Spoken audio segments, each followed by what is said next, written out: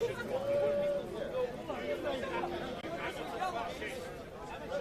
all good, yeah?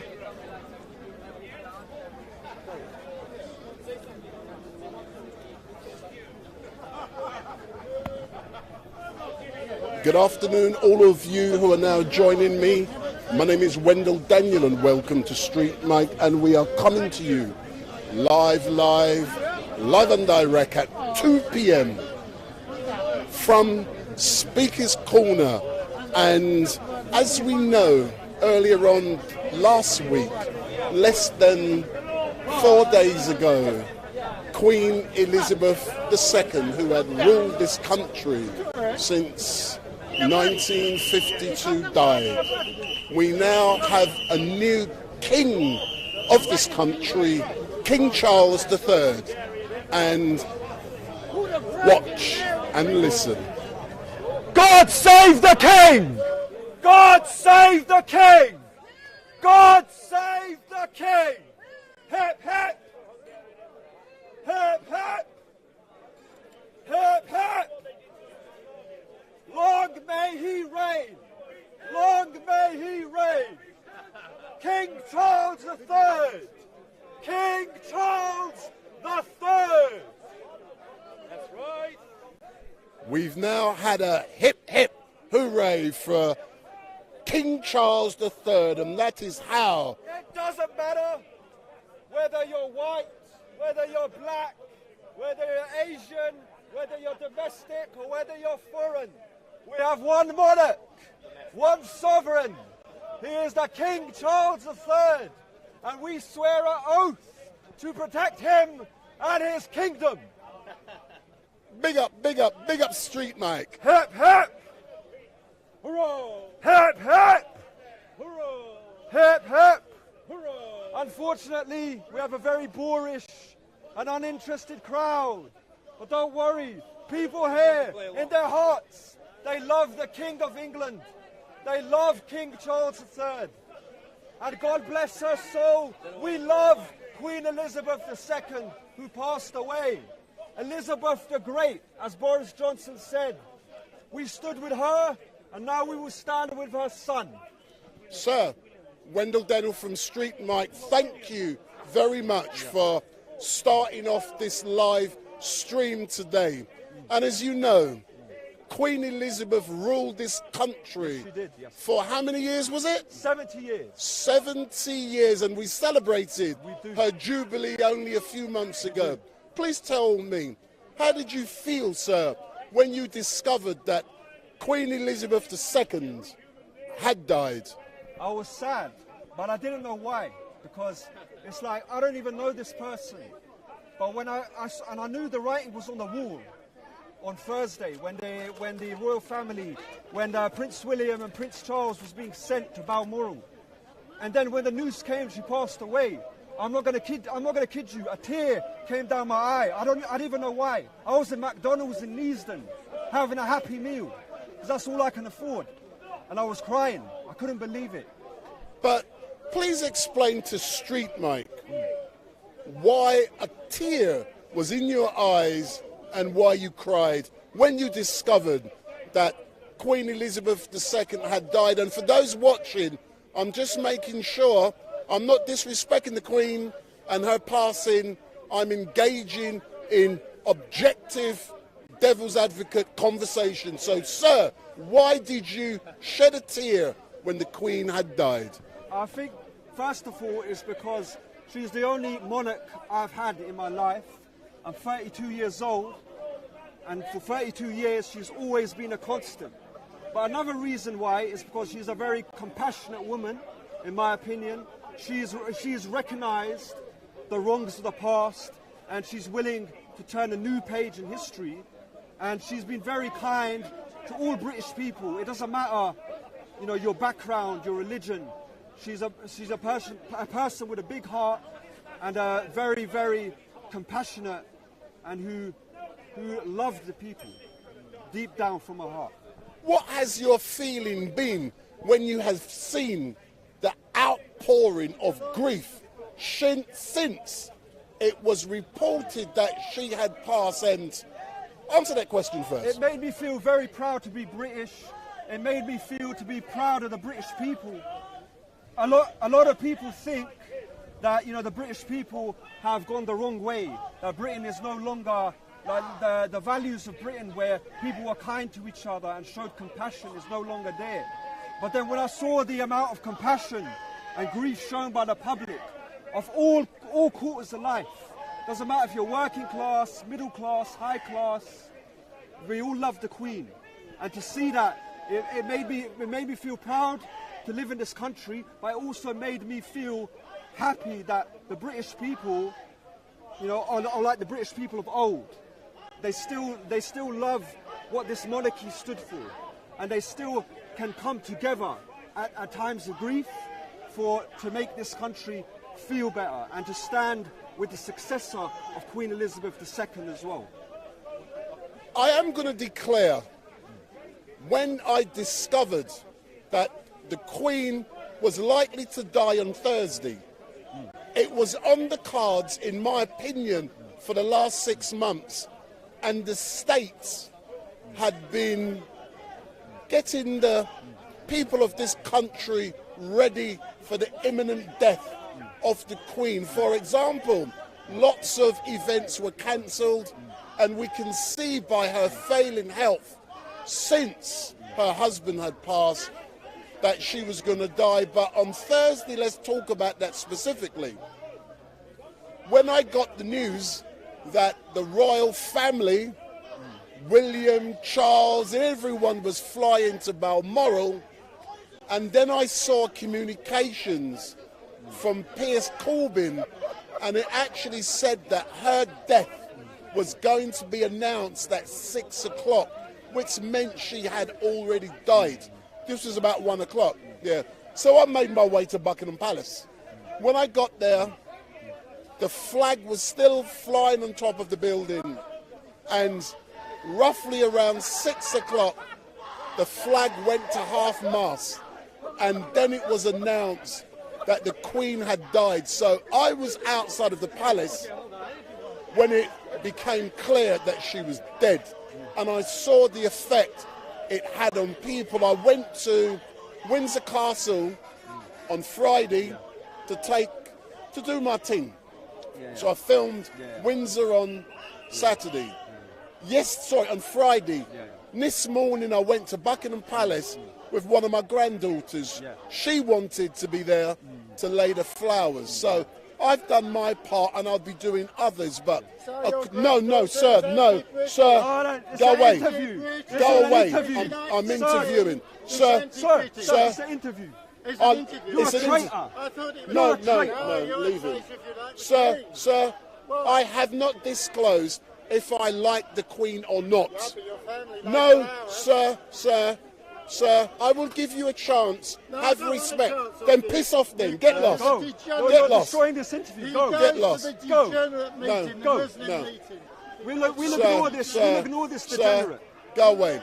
So, he's a degenerate. Sir, he's a get degenerate. Lost. This man is a degenerate. Get lost. Don't worry about him. Let's move on. So I did what I needed to do this morning, and no one knows my views on the royal family. As a journalist, I went there to film. A member of my family wanted to go there to lay flowers, and as a granddad, it was my duty. So the question I want to ask to you now, let's talk about succession. Let's talk about Charles. Do you believe, and I'm asking you an honest question now, do you believe that Charles he's already king, we know that, but do you believe that mantle, that important leadership mantle, the king of this country, do you believe he should have got that crown? Yes, I do, because as we know, the succession of the monarch goes to the eldest son. I think he's been having a very long apprenticeship for 70 years. He's been waiting for this moment. And I think as the years have proven, he is a very educated person. He understands modern Britain. He understands that Britain is made up of different people from different walks of life, and I think most importantly of all, he understands the legacy of the British Empire. And I know a lot of people dislike what the British Empire did, and I myself dislike a lot of the things the British Empire did, and his family was of course the figurehead of that empire, but he's willing to admit the mistakes of the past and to build a common future for all of us. What did you think of the speech he made at St. Paul's? I think it was a very good speech. He showed with that speech that he's capable of being the monarch of this country, and that he really loves the people, and he loves the fact that the people showed a lot of compassion towards his mother. And what did you think also of the comment he made about his estranged son and also his estranged daughter-in-law, so Meghan and Harry? What do you think of the comments he made? He made a comment recently. I'm not aware of it. Yeah, he made comments. He loved them. Yeah. And I wanted you. Did you believe that comment was sincere? I believe, coming from a position now, coming from a person who, my own father in my own life has had problems with me because of the way certain things I've done in the past, my behaviours in the past. I've embarrassed him, a few times. Maybe even worse than how King Charles may have been embarrassed by the antics of Prince Harry. But ultimately, my dad has always loved me. So looking at the fact that Prince Harry is the son of King Charles III, and King Charles is a father, I firmly believe, like any father in the world, that despite the fact that he may feel that his son has wronged him, that ultimately he still does love him. How about the fact that King Charles III cheated on his wife Diana? That's a very good question. Very good question. StreetMic doesn't answer rubbish. Yeah. Ultimately, I think you've got to look at it from a moral point of view. I can't lie here, and you're a very good interviewer, and you'll call me out if you think I'm lying. So I'll say it was wrong. It was wrong. But ultimately, we are all human beings. We do make mistakes, and it's important that how we recover ourselves from those mistakes and how we pick ourselves up. But do you believe that in picking himself up, in divorcing her and then marrying his mistress, was the right thing for the leader, the monarch, the future monarch, to be doing? Because I asked that question, what standard does that set morally to others? Well, I think with every situation, not every situation is the same. So we don't really know everything. The public isn't privy to everything, to what goes on within the royal family, even way back 30 odd years ago. So I could say, for looking at it from an outside perspective, it looks morally wrong, but at the same time, we don't know what was in the head of King Charles III and Princess Diana at the time. All I can say, sir, is thank you very much for starting off StreetMic today. I said to people I would start off at 1 o'clock. I had some connection issues and it was very difficult to log on. And I'm glad it didn't happen, because in trying to log on for about 45 minutes, you came along and I heard you shout out and scream. And I thought, I'm going to start with this guy because it's relevant, because now we're going through 10 days of national mourning. Regardless of my own views, I try to be impartial. But what I can say to you, sir, thank you very much. You're welcome. And all I will do for the last time, before I ask the question, when you did say 3 cheers for King Charles III, people weren't cheering. Why do you think that is, or was? Well, I think ultimately some people, for some reason, they may have like a negative feeling towards the monarchy, perhaps because they don't fully understand what the monarchy represents. But at the same time, we've got to take into account in Speaker's Corner, a lot of people here are tourists. They may not be from this country, so they may not fully feel the same feelings towards the monarch than a British citizen like me and yourself may feel. Despite the fact that we may not fully agree with what the monarchy has done in the past, at the same time, we can celebrate it. I'll give you my own views on the monarchy. I believe it should be abolished. I believe the Commonwealth actually rapes countries around the world. I think you can understand what I believe should happen with a monarchy, but I would not disrespect a lady who has been the head of state, who has served this country for 70 plus years, and she has passed. I would not disrespect that lady.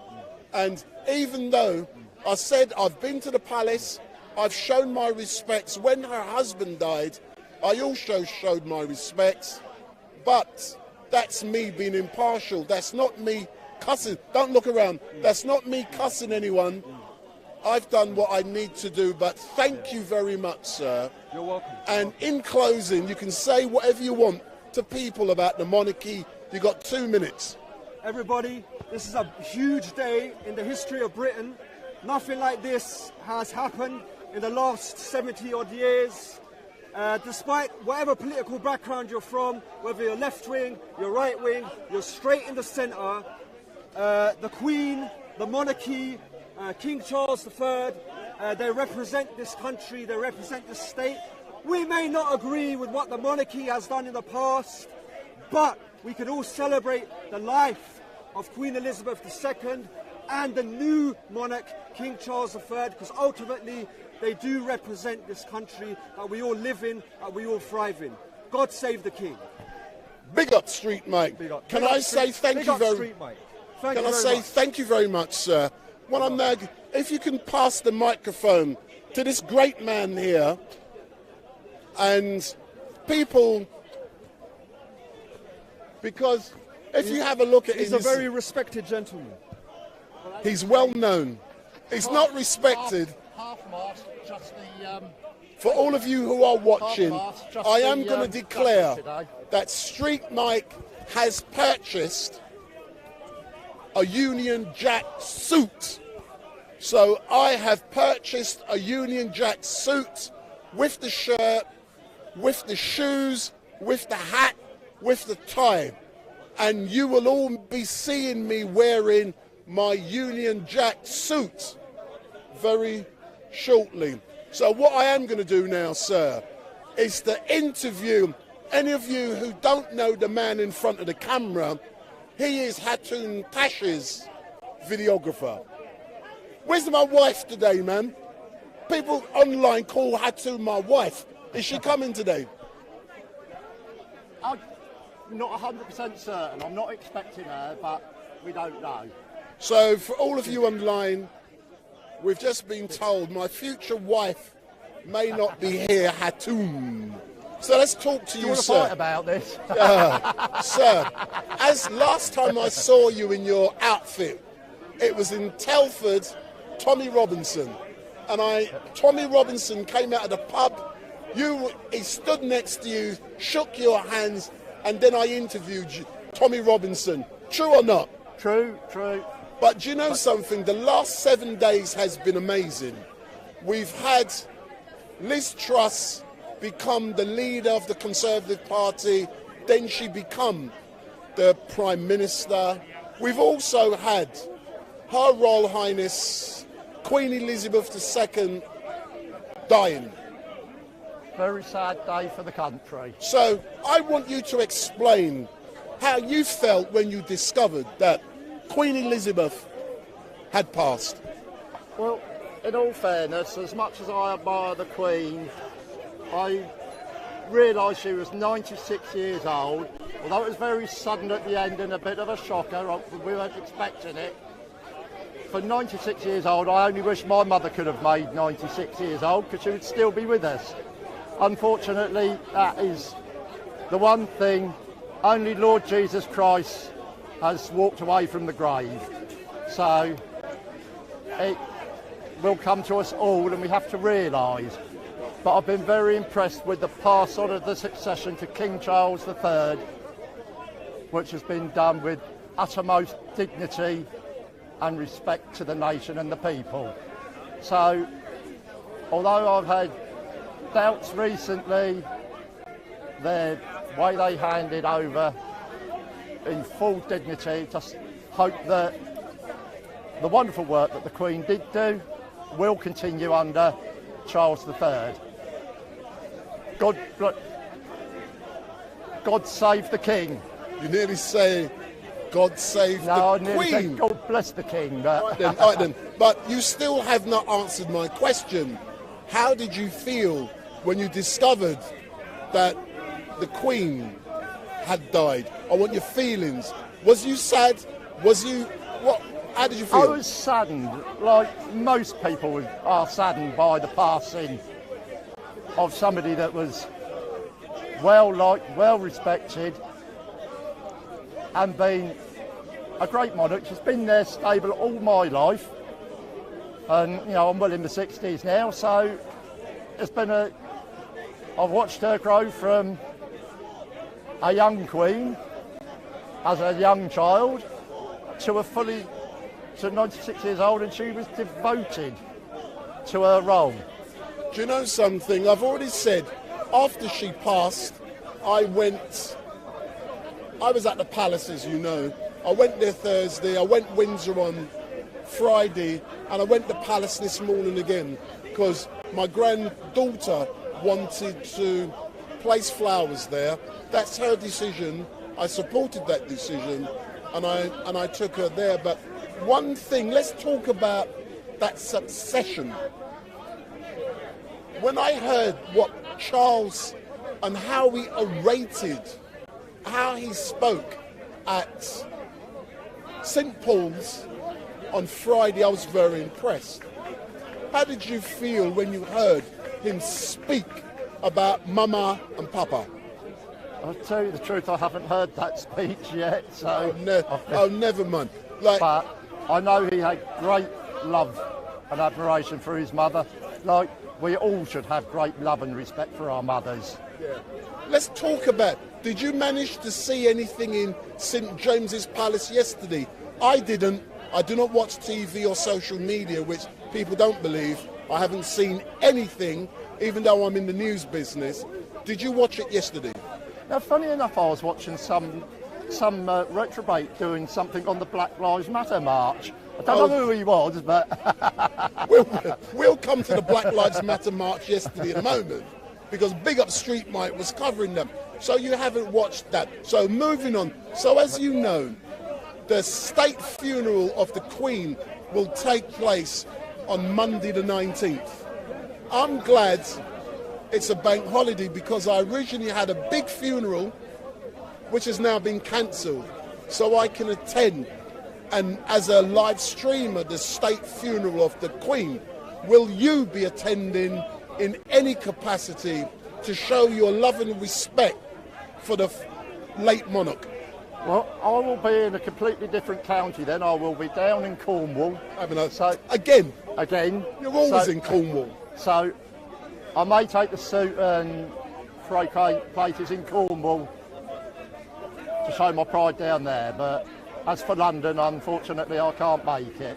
All right then, never mind, but I'm going to ask you one more question about the royal family, but I'm going to chuck in the link with Black Lives Matter.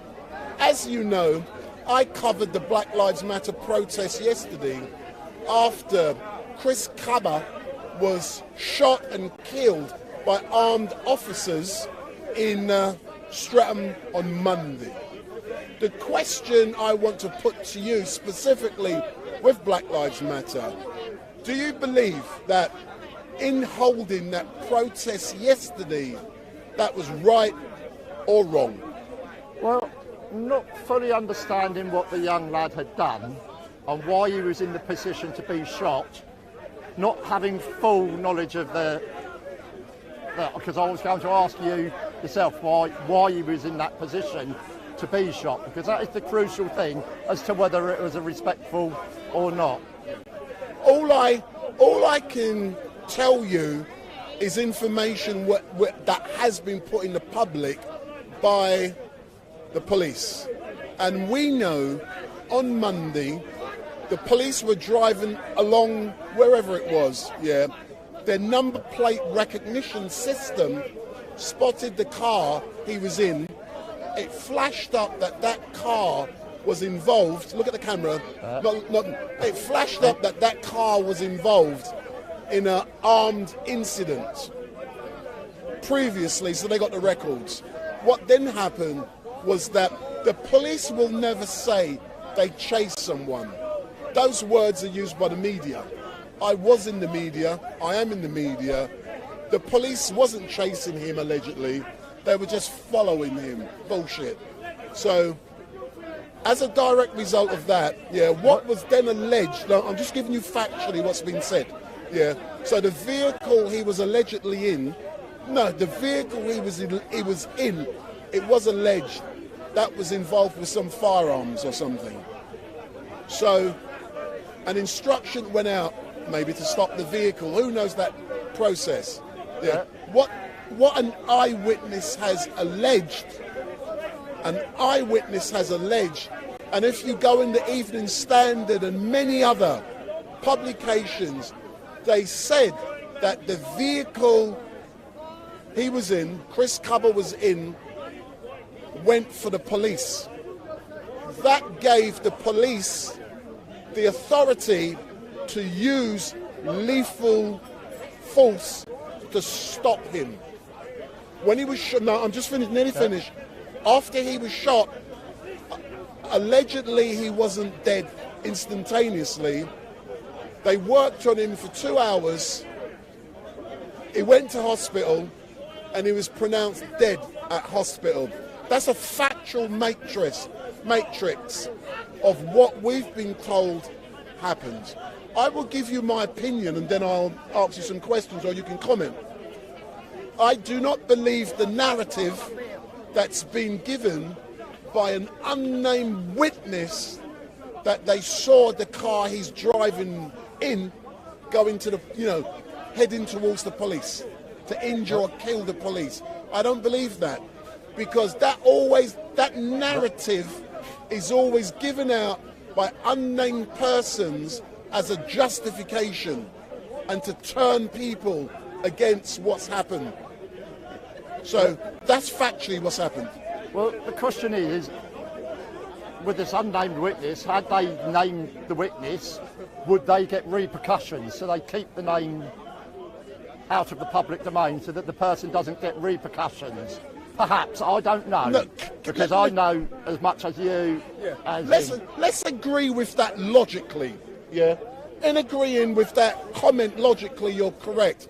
But the opposite to that argument is that any unnamed witness can come forward to do a cover-up by saying this happened, and it happens all the time.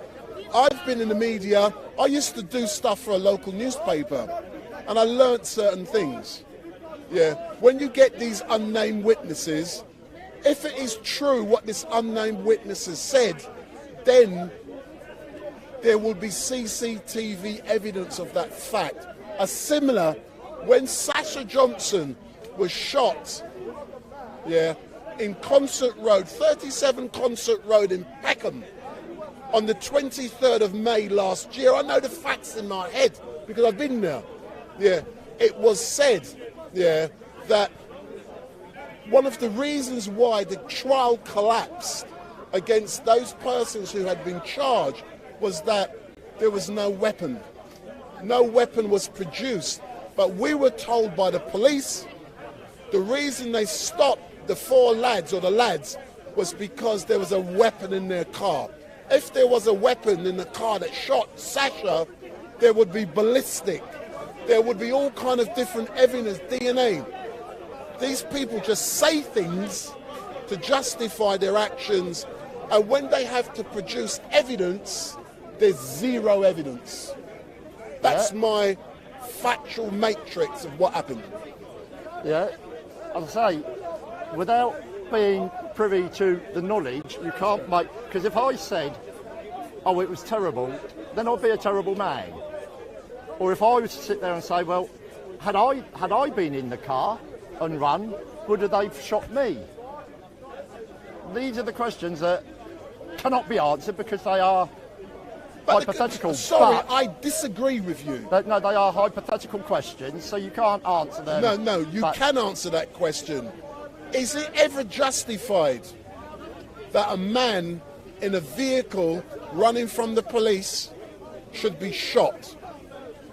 If, as was said by this hypothetical witness, that he was going at the police, well, yes. If it is... Let's agree on that, then. Let's agree on that, yeah. If that really did happen, the police would have had in their minds, they were in fear of their life, so they're justified to pull the trigger. Can we agree on that? Yeah, if that is correct. If it's not, all right then. And then if it's not correct, then the police acted unlawfully, and they are not above acting unlawfully. Big up StreetMic. We see the unlawful things they do down here, and the two-level policing they do in this very corner, when they arrest victims of crime and let the perpetrators go. So we know that the police are two-faced. They are ruled by their bosses, not their conscience, and that's what's happened with the police today. It is all wrong. Let's use another example as evidence. Mark Duggan, that's started off the riots in Tottenham, and I'm just calling the man over. I've no doubt he's going to engage. Let's talk about Mark Duggan as an example of something similar. I'll just do it factually, yeah. On the 4th of August 2011, armed officers stopped Mark Duggan in Ferry Lane in Tottenham and they killed him. It was alleged he had a gun, but he didn't. No, he had a bed stick, wasn't it, all wrapped up, and how can they tell the difference when they've been told he has a gun and they turn up and see him with a... No, yet again what you're saying is if I've got the right one, I may have the wrong one. No. Yeah, but I don't know whether it was no. In the camera, if not, I won't call people over. No, the stick isn't Mark. They allege Mark had a gun, and that was their justification. They said when he come out the vehicle, he fling it. But the thing about it, with the Mark Duggan killing, there was so much evidence, and they put it all together, and they saw that the police had lied. The issue is, there's a pattern. Forget black or white. It's not a black or white issue for me. People being shot and killed by the Metropolitan Firearms Officers. They're then coming up with justifications to pulling the trigger. And they're saying, he was carrying this. I had a belief. Therefore, I was in fear of my life. Therefore, it was justified to pull the trigger. That's the problem. Yeah, and how do you prove which is what? I'm not saying it. You can't. You can't. No.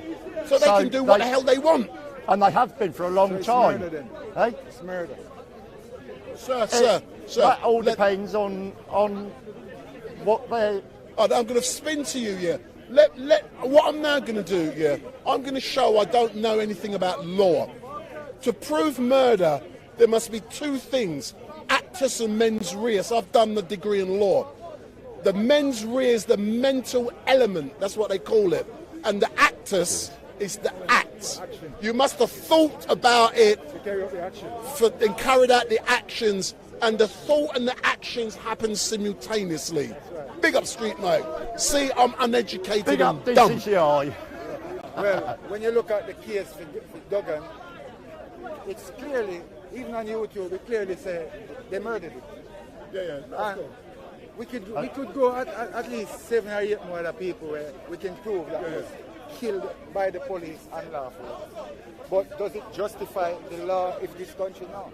Because the law of this country protect criminals that kill people. Yeah. And killing someone is murder. Yeah. And if you murder someone, you should all be accountable for it. You agree? Yeah, yes, I agree. Yes. No, I'm disagreeing with you. Killing someone could be manslaughter, it depends. It could have been an accident.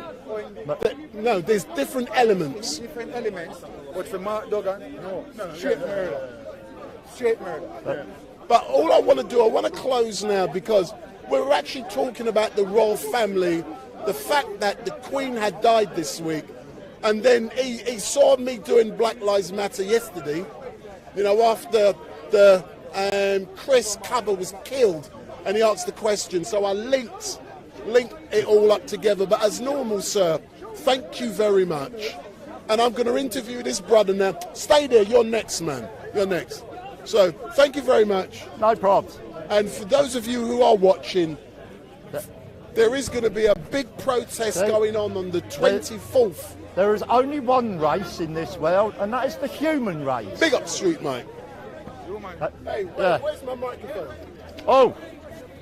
See, I'm now going to ask this man about Her Majesty. If you step back, sir. Sir. Don't worry, but no, come now, you can stay there. Yeah. So, sir, we're talking about the Queen, the late Queen Elizabeth II, and I want your perspective. As you know, the Queen sadly passed away 4 days ago. When you discovered, how did you feel? Well, for sure, remorse like that, we're not really sure them kind of remorse, but you feel away. Because even though we know about the things that happen in the future and the past with gone in slavery and stuff, we still learn to come into this country. And if you come into this country, as a person follow the laws, you learn to follow their laws as things. Now, for the Queen to pass away, it's going to be really strange to us, because now we are going to God save the King. No more save the Queen. So we have to say, finally, England become a man and grow some balls. Big up StreetMic. Thank you very much, sir. Big up StreetMic, see you too. But you know, say I just the truth, you know? Yeah. You know, I feel that way still, you know. Because I like Queen Elizabeth. Yeah. But I love Charles. I love Charles. You love Charles? Yeah, I met him in 1993. He love a woman? Yes. The best way to love them. Big up. Yeah. I'm telling you. Can I get in there? It's very sad. Honestly, it's very sad. It's very sad to claim Jesus. He's a big blasphemy. I love Jesus more than you. No Muslim is a Muslim. No Muslim is a Muslim. No Muslim is a Muslim if he doesn't believe in Jesus. But the Jesus is a messenger like Muhammad, like Moses, peace be upon them, like Jesus, all of them. Muhammad,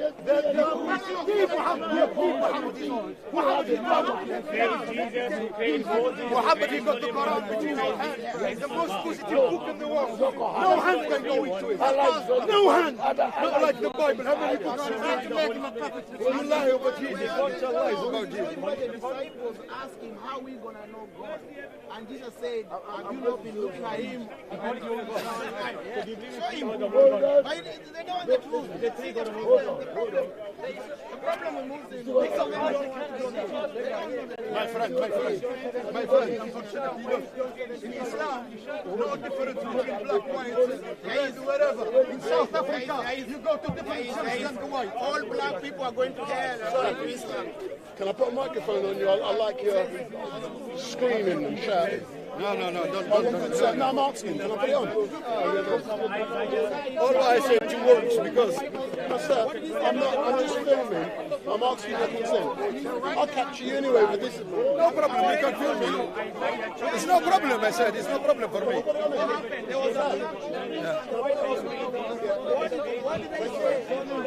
Everyone knows me. I'll just get better sound. Just carry on.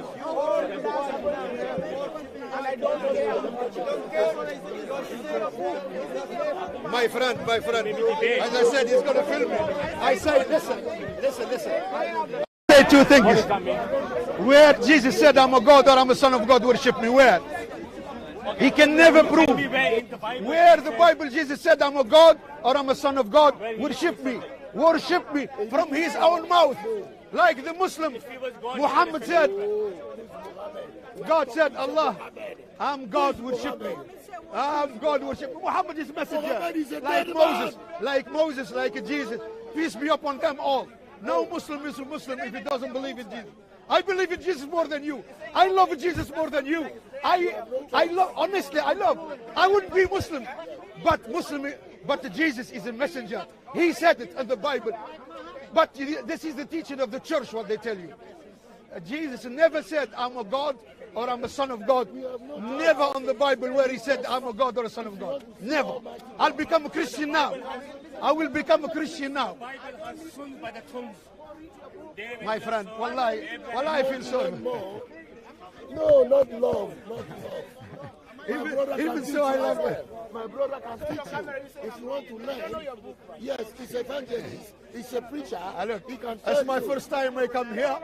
That's my first time I come here, and I really. Don't worry, you can be That's why But Bible I'll tells be us coming. some people came morning, afternoon, evening. You can be saved today. What I'm telling you is that Jesus loves you. I love Jesus more than you, and Muhammad loves you as well. All of you, all of you. We are here to spread the good news. I'm nothing. I love you too. I love any Christian. I love any Jews. I love anybody. I have nothing. Islam. I have nothing against anybody. I have nothing against anybody. I love you all. But it's true. You come in here to deliver it. I said, if it's Jesus, there is nowhere Jesus said, I'm a God, I'm a son of God, worship me. Never. No. When you say, he said to me, I'm a son. No, my friend, believe me. God called him God. God called Jesus God. He himself didn't call himself.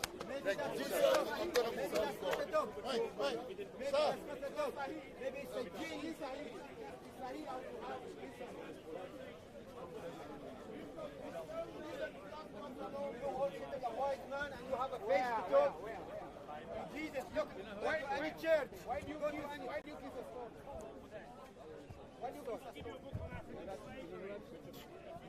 us? Well, you come speaker's corner, you don't want to be filmed for. What kind of foolishness is that? What kind of rascal that?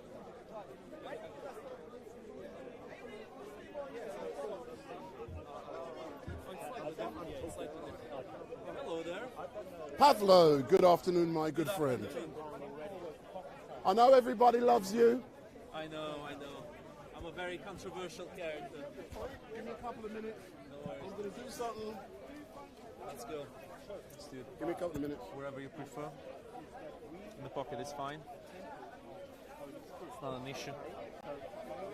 Yeah, this is it. This is the big speech about Ukraine, you know. So for those, let me get some good sound. I don't know. Say something. 1, 2, 3. Hello there. That's How right are there. you? I'm just going to get my one right. So good afternoon to all of you watching. My name is Wendell Daniel and welcome to Street Mic, and we're coming to you live and direct from Speaker's Corner for the regular Sunday Mayhem. And in front of me we've got a young gentleman by the name of Pavlo. But before I interview Pavlo, I'm going to do something. I'm going to let him say what he needs to say. I'm then going to go over to my bag. I'm going to get my laptop. Oh my God. And then I'm going to put, hold on. Let me stop someone. Cry! Come here. Stop. Come here. I'm live streaming. Yeah? Blood fire! What's happening? Hey. Where have you been, my man? I haven't seen you for about a year. I've been everywhere, man. No, you haven't. I'm going to talk to you soon, man. I'm just live streaming you. All right. I've been asking after you with Craig and all of those guys. They say we can chat. Yeah, we can okay. chat. All right. See you later then. Yeah. So he's a photographer. And what I was going to say, I'm going to go and get my laptop. I'm then going to flash up a number on the screen, and I'm going to set a challenge. You can either ask Pavlo questions on the chat, or, I cuss all of you guys in the chat. I believe you're all keyboard warriors. Most of you are keyboard warriors. Yeah, you ain't got the capabilities to be able to have a conversation on a phone with a real person. So what I'm going to be doing, I'm going to be giving a phone number out It's going to be 07442 780 038. You can ring StreetMic and you can chat on the phone and you can have a conversation on the phone with Pavlo, or you can do it online. Big up, because we have said we're doing things differently here at Speaker's Corner. So we can. Big up, big up, big up. So go on the YouTube chat if you want to ask this ugly man. If you want to ask this ugly man some questions, do it on the chat on YouTube. If you want to chat with him, 07442 don't worry about it. 780 038. I'm going to flash it all up on my screen. What are you looking at me for? You fancying me, your son? You like men? Listen, man, I'm joking. Take no notice of me. So I'm going to flash everything up in graphics in a moment. So Pavlo, I trust this man. I'm leaving my camera to him. He can talk anything he likes. Thank you, StreetMic, big up StreetMic. I agree with what he said, and I would add more to that. I would say anybody who wants to ask questions should come to Speaker's Corner, because this is the best place in the world to speak with others, to debate with others, to do anything you want, to do speeches, all of that good stuff. You know, you can come here, you can do it. There's no judgment. I mean, there is judgment. That's a huge amount of judgment here. But it's the kind of judgment that you shouldn't care about, because it's the very often nutcase judgment. It's like, for example, you say an opinion and some nutcases come near you and they say, oh, you know, you're just working for the reptilian Zionists from Hollow Earth. You know, it's that kind of, that kind of people very often. So this is a great opportunity for anybody to speak and defend their cause, to defend the cause that they want to defend. Because, you know, this is the place for speech, for words. That's the important part. Not for fights, guys. Don't come here to fight people. Don't come here picking fights, please. This place already has a bad reputation as it is. But hopefully it improves. Hopefully it improves, you know. But yeah, what I want to talk about today is something very, very important. It's some very good news. Now, before that, just going to mention one thing. I'm most likely going to be asked about the Queen later, so I'll leave the Queen situation, you know, the death of the Queen, for a little bit later. But for now, the important part is Ukraine. Now, what happened in Ukraine? Something that I wasn't expecting. The Ukrainians did a lot better than I was expecting. And I was saying last week that the Ukrainians are going to do a move on Kherson and are going to do well in Kherson because the bridges have been damaged and the Russians have almost no ways of getting supplies to Kherson, and they're all basically surrounded in the city. What happened? What the Ukrainians did those cheeky buggers, they did a full-blown counter-offensive near Kharkiv, south of Kharkiv. They have conquered a huge amount of lands there, and they have practically surrounded 10,000 Russian troops near Izium. Izium, according to the current information we have, has fallen already to the Ukrainian troops. And Izium was a very important spot where the Russians would put their, their ammunition, their weapons, their arms, all of that stuff. It was a very important resupply spot for the Russians. They definitely were not expecting this. Even the Russian media is reeling from this. They are saying, no, this is very bad, this is a disaster, we need to do something about it. Even the Russian media that was saying, mind you, remember what these guys used to say before? They were saying that the Russian full-blown retreat from Kyiv, actually, Russians run away from Kyiv, from the northern front, was all planned. Of course, I mean, 10,000 plus IQ, of course. They lost thousands of troops, hundreds of equipment, unbelievable amount of money. They completely lost initiative in the northern front. But of course, it was all planned. But this time, they can't even bring themselves to say that. It means things are going proper bad for the Russians. And the Ukrainians are advancing with no break. They just keep advancing at this point. They're going as fast as their vehicles are taking them. And they took a huge amount of lands already. And it's going to continue that way. And as soon as Kherson falls, as soon as Kherson is liberated by the Ukrainian troops, that will most likely be the end of this war. It's very likely that the war will end at that point. Is this a call already? No, not yet. That's what people are seeing. Forget them, that's what people are seeing. Okay.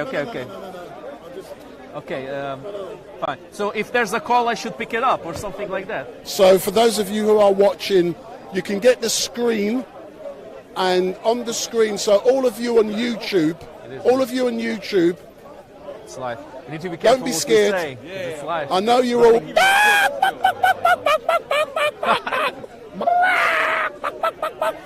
I'm now going to take it off, so write the Keyboard number down. warriors.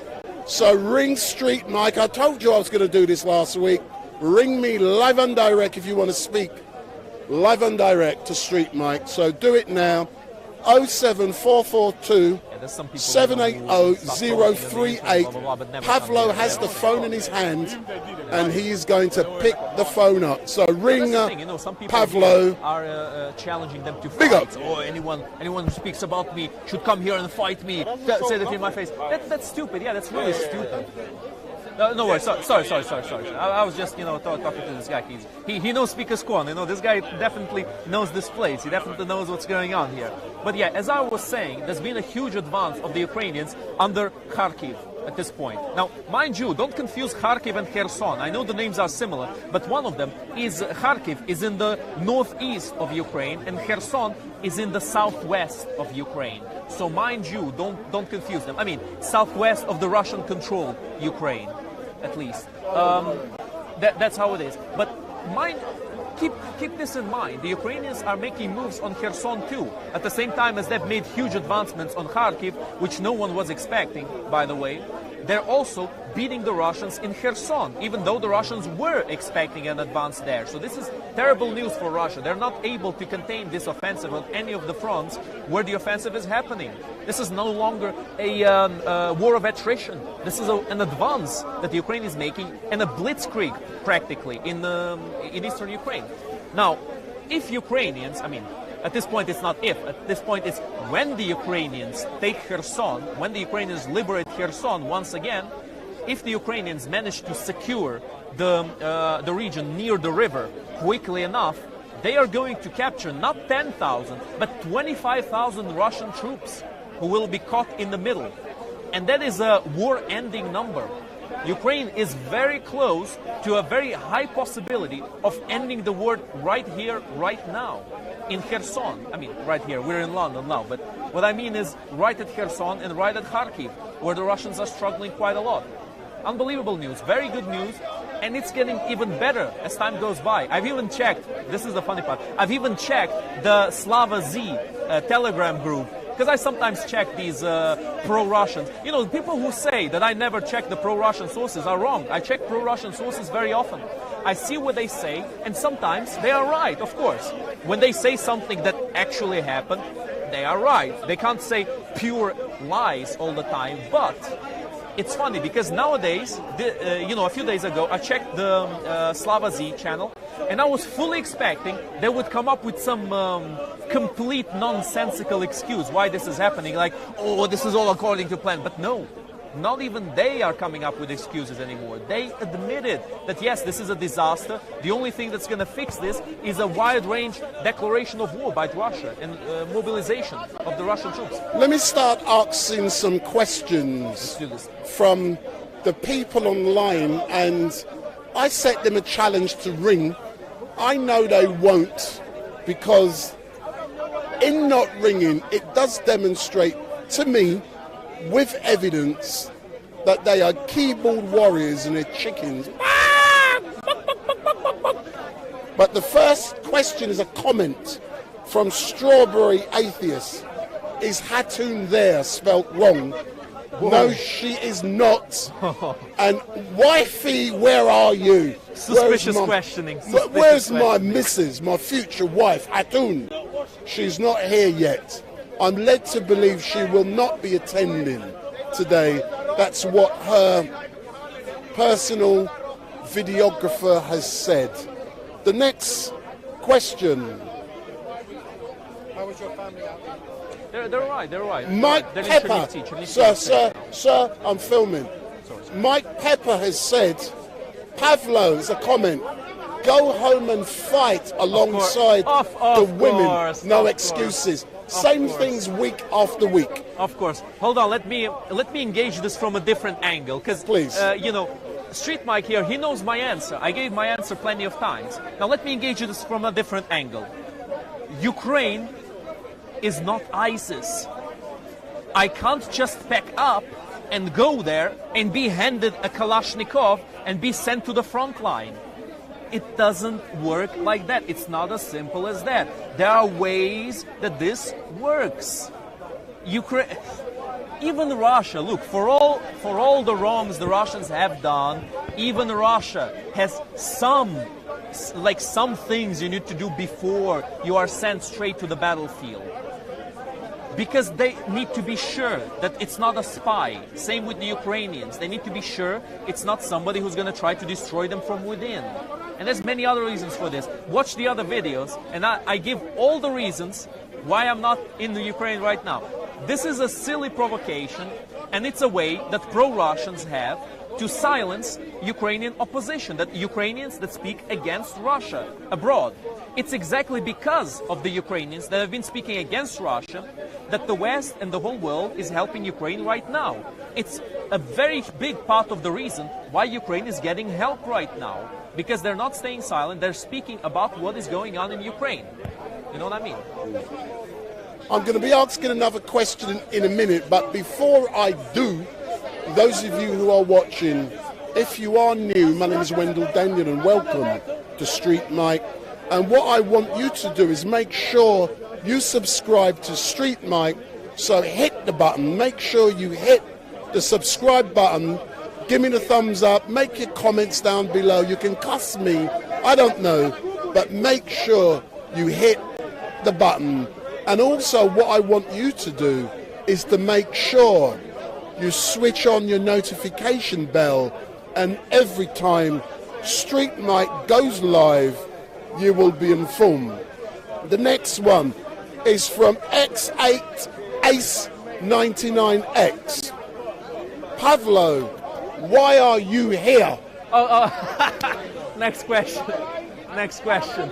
Oh, hold on. Maybe he means in Speaker's Corner. I'm here in Speaker's Corner because it's a very fun place. It's a great place, and it's a place where people can send a message. And I'm here to send a message to people. And you can send a message if you come here yourself, or at least if you call Street Mic on the phone that he provided. But alas, I agree with him. I think that's not going to happen.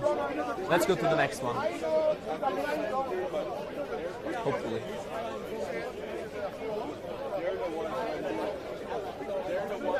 I'm looking for questions, and I'm seeing comments. It's just comments. It's comments but no questions. How are those comments? Nice and spicy as usual, aren't they? No? Oh, that's a pity. I like some spicy comments. You know, it's funny because I kept coming to Speaker's Corner for years, and people think that they're gonna put me off with these kinds of comments. Oh, Pavlov, oh, your mama, oh, Ukraine, oh, Ukraine, fuck Ukraine. It's like, guys, I've been here for years. I've heard millions of times worse than this. I've received death threats. I've received all kinds of things online. You really think this is gonna do something at this point? What even is the point? I mean, does it make you feel big? Does it make you feel like you have some kind of power? Is it some kind of an idea, like a 5-year-old writes a mean comment on somebody else's social media on a fake account, and he's laughing at home? You know, he's, oh yeah, I did it, mommy, I did it. It's just silly, guys. It's just silly. Let's not waste time. Let's go to actual questions. That's right. Actual proper questions. That's what we're here for, right? Well, I can't see any questions, and people are saying they're getting bored with Pavlo. But they're getting bored with me, okay. But I'm going to come back to you later on. No worries, I think no worries, what the issue is, they ain't got any questions.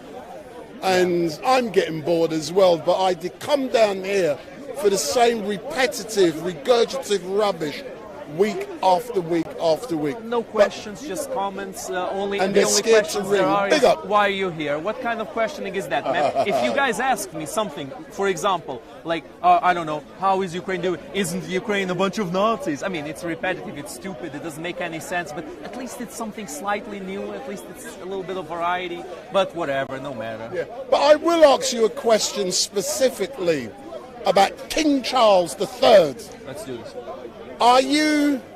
Were you sad when you discovered the Queen had died, and are you happy with Cheetah King Charles III? Cheetah King Charles. Now I'm not gonna go too much over King Charles. I am aware of some of the things that are being said about him, but I don't think it's particularly relevant. I will speak about the Queen though a little bit. I don't have a very strong opinion on the Queen. I don't fully support her, I don't fully oppose her. I'm kind of leaning towards supporting her because the Queen, I don't think she decides much. I don't think the monarchy decides much in the UK. I don't think it has a lot of power in practice. In theory it does have power, but in practice they never do anything. It's mainly a symbol and it like helps tourism a little bit, I guess. But it's mainly a symbol. I was a bit sad when the Queen died. Because these are trying times for the UK, and the people of the United Kingdom need a symbol right now to be held together, to hold strong in the face of the current situation. Because, you know, with the war with Russia, it's going to be a bit of a tough situation right now if Ukraine doesn't win in the next 2-3 months, which is also possible with the current events. So I'm going to come back to you again later on, but what I'm now going to do, I'm now going to pass to someone who they also know, who's a regular down here at Speaker's Corner, and his name is Dust. It's the age of dust. The age of dust. Right, Dust is going to be spreading more dust on, thanks a lot, man, on Speaker's Corner. So, Dust, how are you, my man? And you know something, my people like to see you on your scooter. So, now you've got the microphone on, I'm going to pan around and you can scoot and you can just say a few things as you scoot. No, I'm not going to be all dramatic like that. What's the question? Is there a particular topic? Or? I'm going to ask you, if you look into the camera, Dust. So let's start with the royal family first. Okay. Then we can talk about your channel and how things are expanding. Yeah. But as you know, sir, the Queen died this week. King Charles is now on the throne. What are your views on firstly, the my monarchy? condolences and respect to the family that has suffered a loss, and the sadness that represents to your family is something which is I give my honour and love towards you, and all the best for your future. But just to now talk about a bit bigger sort of perspective, which is that nearly over 500,000 people have died because of a certain virus. Oh, the whoa, move back, Rwaland. Yeah? Now, this is related. No. No COVID. All right. No COVID. All right. You know why? When you do COVID, I get bans. All no right, sorry. COVID. Yeah. Going back to the royal family specifically. Yeah. Yeah. As you know, Charles has now taken the throne. Yeah. Are you happy that Cheetah Charles is now on the throne? We now have a new dictator, and a dictator which will, as proven, dictate to our government in private political agenda across a so-called democracy, which I don't think is, I know is not how democracies function, where you get some rich kids freely and unelected being able to dictate what their agenda is across the UK, and we've suffered centuries of their dictatorship, and it has resulted in crusades, poverty, other horrors, and these have never been discussed, and we never have a national day or a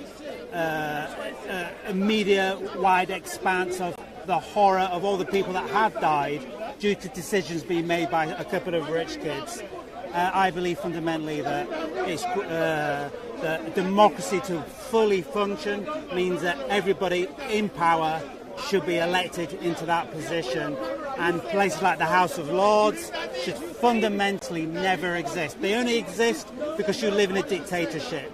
The House of Lords, any entity that exists like that across the world, if you experience it in your political sphere, you live in a dictatorship. Unelected people who get there through who they knew, who their genetic relatives were, is no way to govern a world or a country. And what have we seen from the products that, as I've just said, war, poverty and genocide. and I believe that humanity don't deserve that. You don't deserve a life of that magnitude of horror just so some rich people can get a little bit richer. Our new Prime Minister, her first announcement was literally, I will make sure that rich people get richer. She's literally announced that through her idea of the energy policy, which she says is now capped. Capped means absolutely nothing, by the way, and it's capped way too high. But who is going to, that loss artificially created? Could I interrupt there? Could I possibly come back to you because someone behind you is only just starting? Can I come back to you? Oh, yes. Excellent. Let me just finish on one point. The artificial energy prices are there only to make the rich richer, which the Tory government have now declared will be real. We should nationalise the energy companies. Thank you very much, sir. Let me get in there. Can I get in there, sir? Can I get in there? As long as you don't block all our views. I'll block him. Don't worry about me. Let me get my microphone on.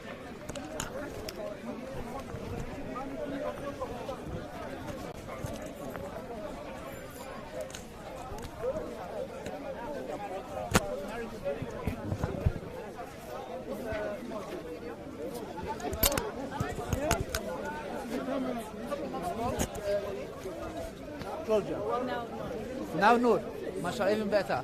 So sister Noor, alhamdulillah, they got married. What's going on? La ilaha illallah. Brother, come on, I can't put this on myself, brothers. No. Enough? Oh my God, it's like medal, you know you go to war. La ilaha illallah. I need to start charging. £50 an hour. No, brother. I don't give it. Okay, can it? Sorry. Well, I can't do it. What is this? Bro, no more, please. Bro, no more, please. I wouldn't be like shaitan. Anyways, sorry guys. Yeah, so basically, what was I saying? Yeah, so marriage, alhamdulillah, marriage is very important in Islam. And alhamdulillah, we're happy that our sister from Romania came to Islam. Andrew Tate is also Romanian. Is he? He lives in Romania? I don't know anyway. I think so. I think so. I don't know. I hope Allah guides him to Islam. You had a question? Yeah. What's your question, sister? I don't really understand how comes that biologically men are propensive to weakness. Okay. So the question is basically why, or you don't understand why men are polygamous by nature. Okay. So do you first you want to know why men are like that? Or do you want to know the benefits of it, or both? No, not really the benefits, because I'm mostly aware of them. Yes. But how comes that men have this thing? Yeah. Okay. So, firstly, I don't know why Allah created us like that. So, women tend to be hypergamous by nature. Do you know what that is? Okay. So, for example, you want a tall man, handsome, strong. Yeah, and he's got everything here, yeah? So that's within your hypergamous nature. You look for that in a partner. You want someone to be a leader, someone to lead you, someone to teach you. Not that you can't teach him, but what I'm saying is, that is within your nature. If you married a man shorter than you, how would you feel about that as a woman? If he was shorter, if he was this short, you won't have a problem. Okay, you're an exception to the rule. So exceptions don't make the rule. So generally, a woman wants to feel protected.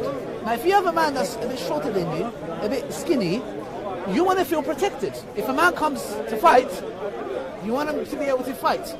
So this is within your nature, because you are delicate, you're a woman, biologically you're weaker than a man. So you need protecting. So he has areas as a man where he's weak, you have areas where you're weak. So physically, you are weaker. He's physically stronger. However, there are studies that show women are psychologically stronger. That's why you look at men who commit suicide more. Women also attempt suicide, but they don't use as much lethal force as men. So men tend to, commit suicide more than women. So, in different areas, for example, since we're talking about this topic, when it comes to intimacy, for a man, our greatest weakness is intimacy. So we're adults here, and I think it's from the deen as well. We talk about this openly. So sex for a man is his weakness. That is where he's, just as if you're walking down the road with your husband and I take a knife out, if he runs away, you'll be upset with them.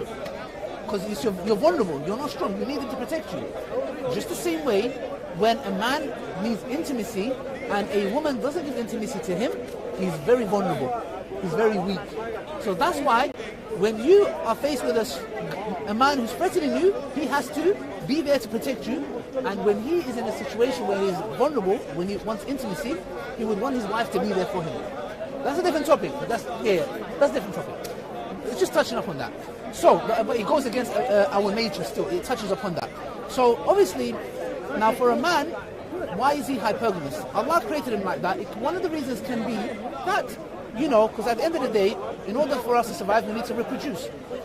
When a man has 4 wives, if he has intimacy with all of them, you know who the mother is, you know who the father is. Number 1. Number 2, imagine if he had 5 kids from all of them. That's 20 children.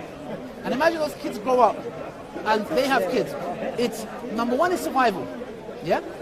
Back in those days as well. And I think polygamy is very important in our time now as well. Because a lot of sisters, I understand, they don't like it. I mean, you wouldn't want to share your husband. You wouldn't. That's your nature. However, what we say is the following. If you have a good man, he prays, he practices, he loves you, he protects you, he cares for you. If he gets married again, I will advise my sisters to not divorce. I personally will say that. Why? Because it's in all of our natures. We are all polygamous. Yeah?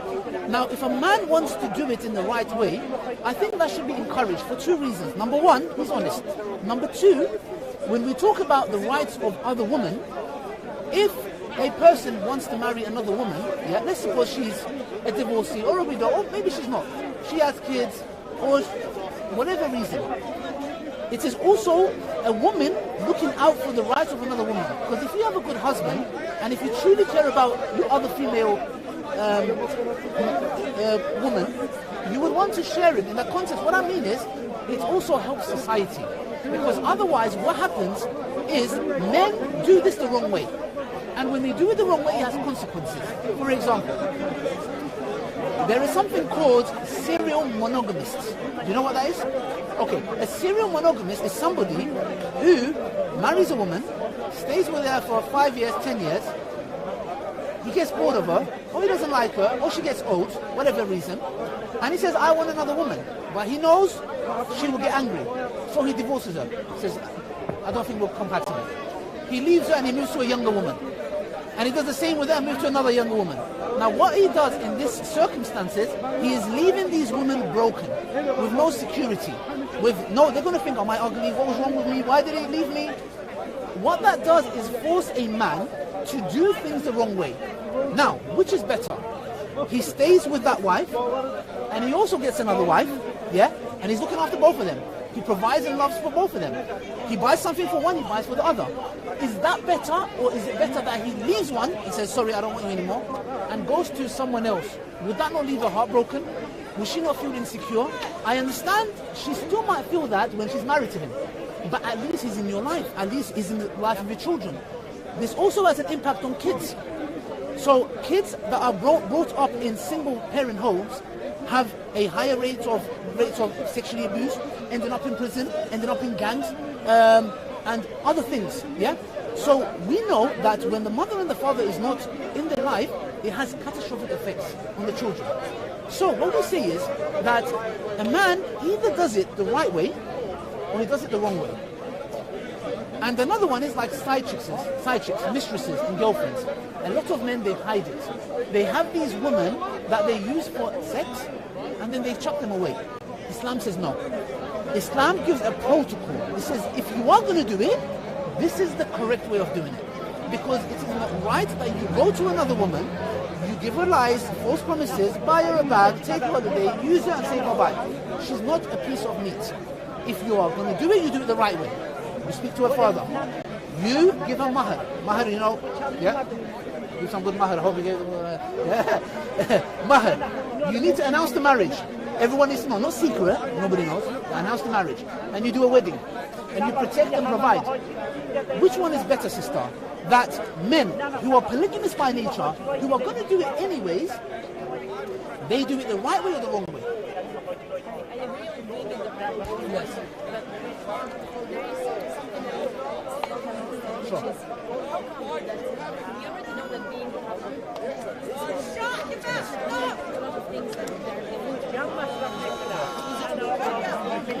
The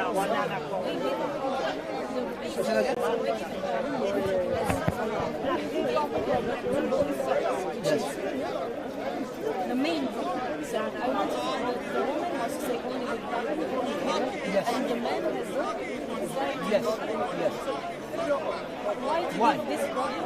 Okay. Which is the main reason is you say, okay, you're Muslim, so your purpose in life is to get married, have children, and inshallah you go to get Yeah, but our practice is worship Allah. Marriage is sunnah. You don't get sinful if you don't marry. Okay, Yeah. that's Half the being, yes. So can we say that? So are you saying why has Allah given us a problem? Because the woman wants one man, the man wants multiple women.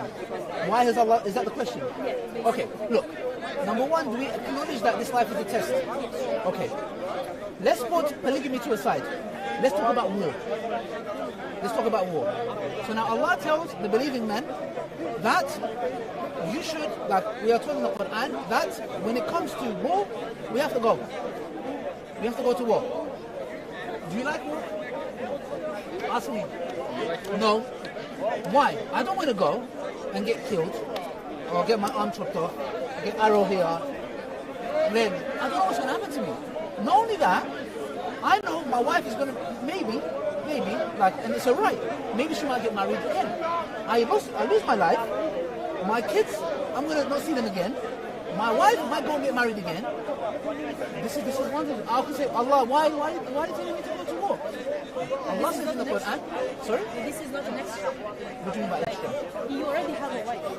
You don't need another one. No. What I'm saying, the reason I'm mentioning war is there are things that Allah tells the men to do that they don't like. And there are things that Allah tells the women they don't like. Now, Allah says in the Quran, you might love something which is bad for you, and you might hate something which is good for you.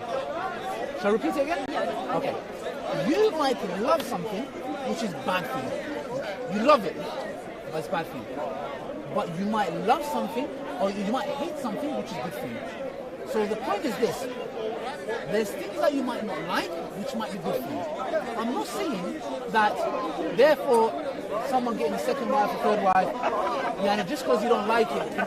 I believe, in the long run, it is better for a woman to stay with a good man. I'm not talking about a bad man. I'm not talking about a man who doesn't love you, protect you, beat you, hit you, and then get another wife. Come on.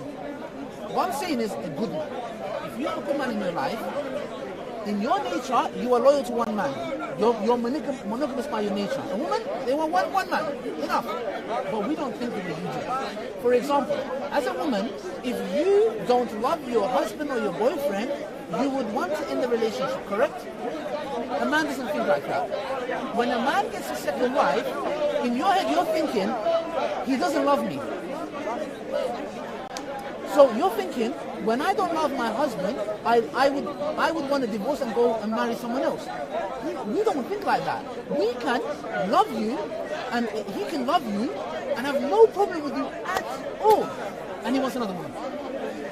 Why? The point is this though, what I'm saying is that because at the end of the day, we are vitalized. My question, I don't know. I don't wake up and go, I'm extra polygamous today. Or, today is Sunday. I don't choose it. I didn't choose to be like this. Just the way, that's how it is. It's a reality. And that's why, what I see is, polygamy is programmed in every man. Now, every man can't do it. How? Sometimes financially they can't, emotionally they can't, whatever reason. But if they had the means, they would do it. Now, I'm not going to ask him that question and get him in trouble. But what I'm trying to say is this. If a man, like I'm honest with my wife, I say to my wife, I'm honest by nature, that's how I am. But obviously, I'm not going to go and hurt her on purpose. You know what I'm trying to say? But you need to understand that we, like we said about the war, there are certain things we have to do as a man. When a thief comes into the house and he breaks in, I have to go downstairs. Maybe he'll kill me. But that's my duty and my responsibility. If I die, I die. I am willing to put my life on the line for my wife. Now, when it comes to our partners, what we're saying is, if your husband happens to do this, to divorce him, I believe, is not correct. It might be hard. The Prophet's wife, Aisha, one day she brought food You know the story. She bought food, but the Prophet, he didn't know she cooked. His other wife made food also. He was eating from that food with his friends. Aisha saw it, she got angry. You know what she did? She smashed the plate. What did the Prophet? Smash. She was jealous. The Prophet didn't slap her. The Prophet didn't shout at her. The Prophet didn't swear at her. You know what the Prophet did? He said to his companions, because the Prophet's wives are our mothers. He said your mother got upset. That's all. If it was another man, he'd probably divorce her. The Prophet said, because why? He understood she's jealous. It's understandable. If a man married again, he might come home, his wife is angry, no food. She throws a sticker at him. Yeah, he's dodging it. Obviously, we're not encouraging violence here, but what I'm saying is, he has to understand, because that's your nature. Just as you have a polygamous nature and you got a second wife, now you got consequences. She's going to get upset sometimes, she's going to get jealous sometimes, she's going to lash out at you sometimes. You have to manage that. If you can't manage it, don't get into it. You get what I'm trying to say? So, what I'm just saying is, sister, Muslim men, non-Muslim men. Every man does it. Non-Muslim men, they have girlfriends, side chicks, mistresses, they cheat. And they abuse this woman.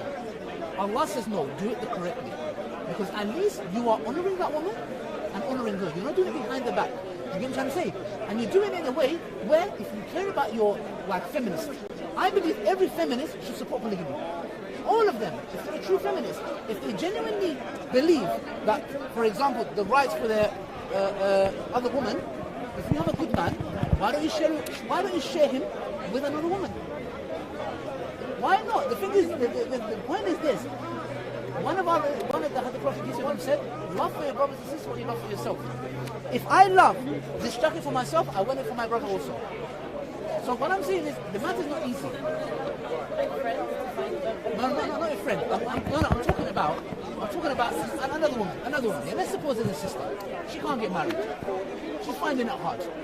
Let's suppose she has, I don't know, 2 kids. Usually when women have kids, single, it's hard. Men don't want them, sadly. It shouldn't be like that. The Sahaba married a divorced woman, yeah? And I personally, when I was looking to get married, there was a sister I was getting to know. She had kids. I had no problem. No problem, wallahi. I'm married, no problem. I said, she's a good woman.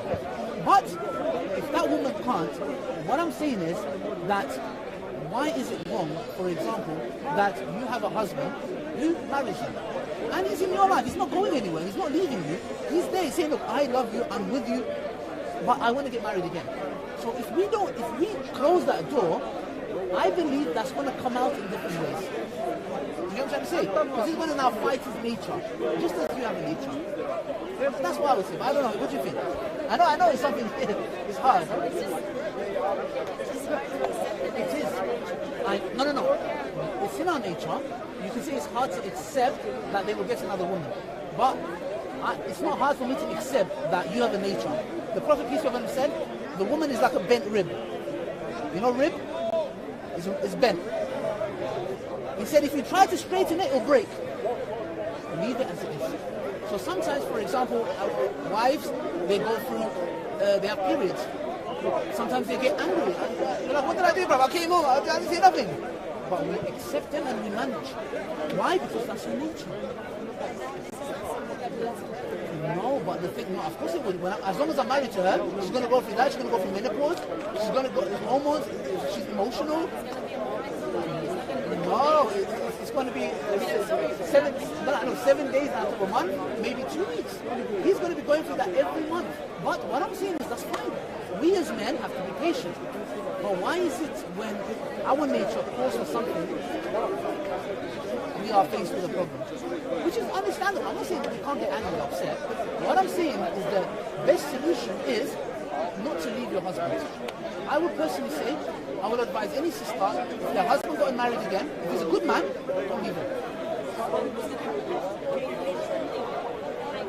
You know what's going to happen? For example, let me tell you. There's going to be jealousy. There's going to be times when you're angry, you're upset, you don't want to see him. However, what you're in is better than if you get a divorce. Because once you get a divorce, for example, and you have kids, you're in a less advantage. Now, I'm not saying if you're married to an abusive man, stay with him. I'm not saying that. If the man is good, he's a good guy. The guy is good, he's there. I'm saying, look, he's saying, I'm not leaving you. I'm here in your life. Okay, I'm going to be with you 4 days and my second wife 3 days, let's say. At least he's in the lives of your kids. He's there for you.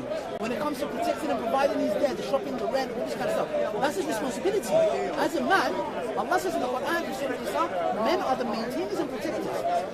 My wife doesn't pay for shopping.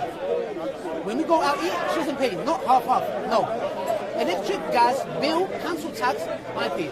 Car, she takes my car sometimes, I pay for the insurance. Yeah? Okay.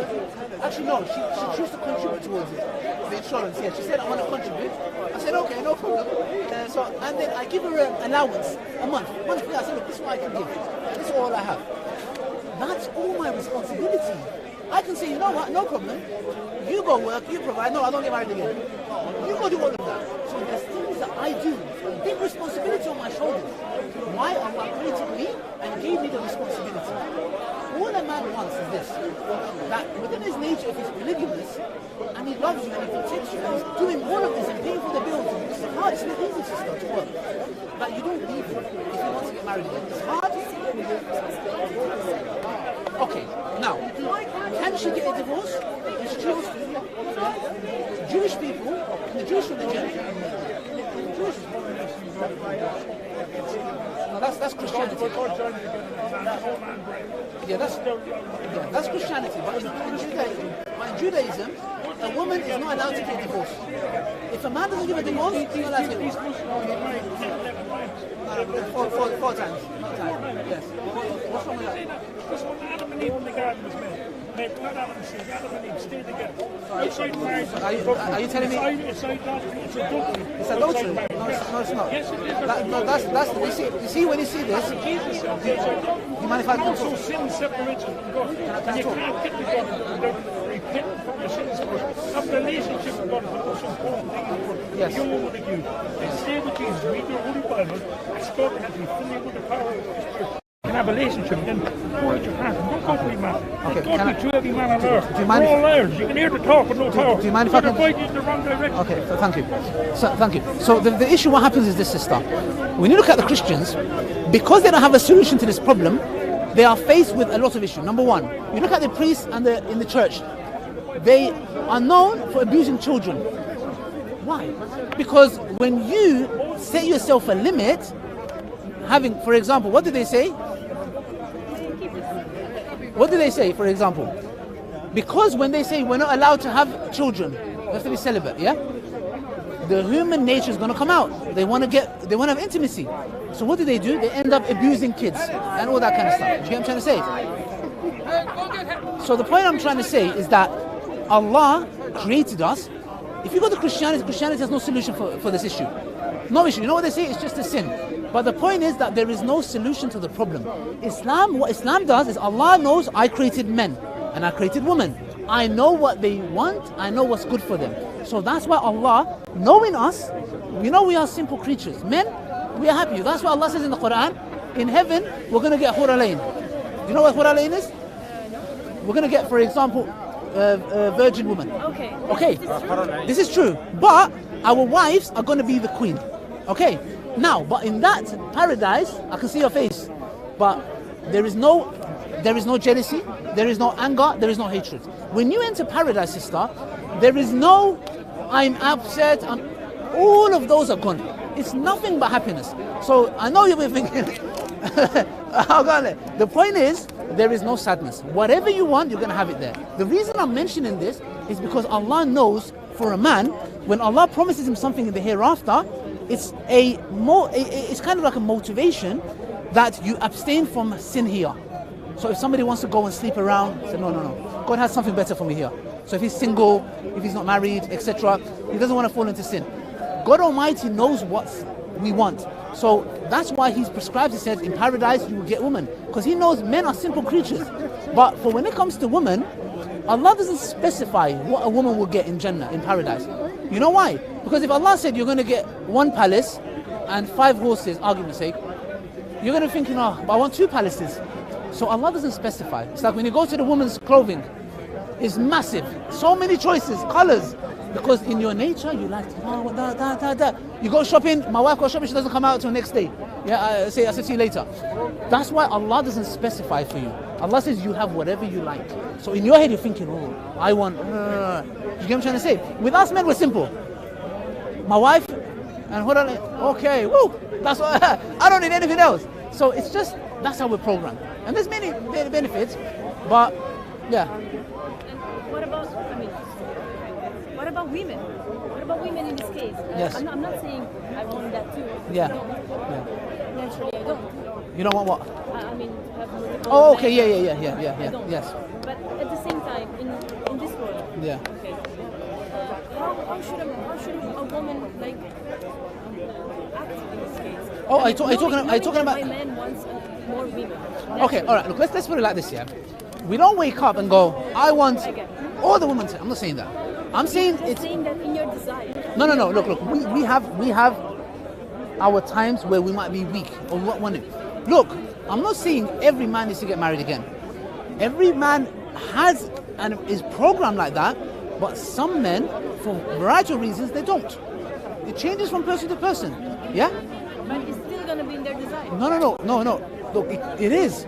You go to any man and say, if you can have 4 wives and none of the wives are the problem, he'll say, this is jackpot. Woo! Amazing. Yes, 100%. No man in his right mind will say no to that. Muslim, Christian, Jew, anyone. They wouldn't. This man who came here, if I said to him, 4, your wife has no problem, he said, oh, okay. This makes me change my mind about men. I mean, is that normal? Okay. Now, the thing is this, sister. It shouldn't change your perception about men. What it should do is make you understand how they're programmed. When I know, for example, a woman is programmed in a certain way, for example, when I talked about women are hypergamous by nature, you look for a man who is stronger, taller, provider, protector. I can say, well, I hate women for that. Because what that means now is I need to go work, go to the gym, look big, look handsome, have money. I have to go through all of that stress because a woman in her nature is hypergamous. Why can't she just be happy with me? Now, what I do is, I don't hate women. I say, that's how Allah created them. I accept it. I do my bit, which is what? I have to work and provide. I'm going to work and provide. If somebody comes with a knife, I'm going to jump and protect my wife. Even if that means I die. So men accept it and do their bit. But why are women not doing the same? Because we're doing our bit. We're saying we are ready to put our life on the line for you. So you're again saying that our responsibility is... No, I wouldn't say accept it. What I would say is to be patient with it. If you can't, you have a right to divorce. Islam, look, you have a right to divorce. You can say, you know what, I don't want it.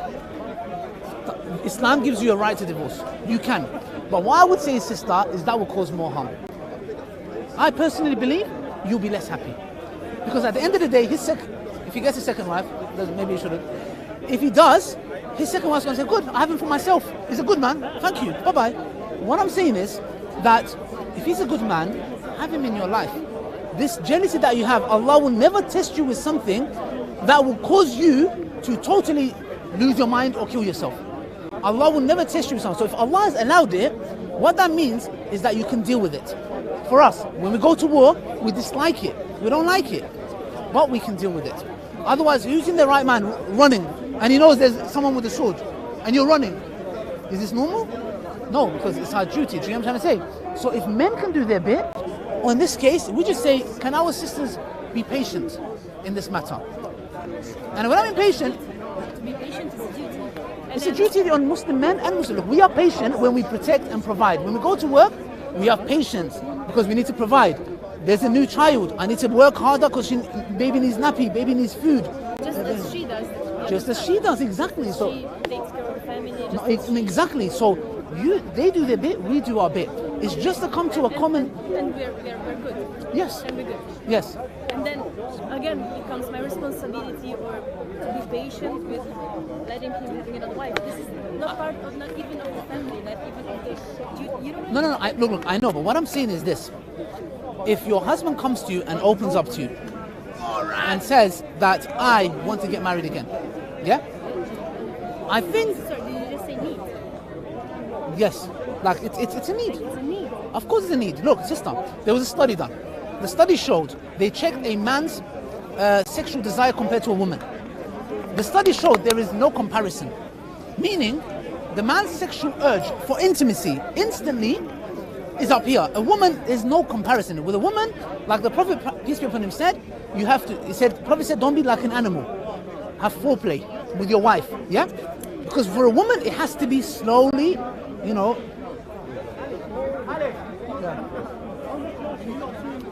Okay.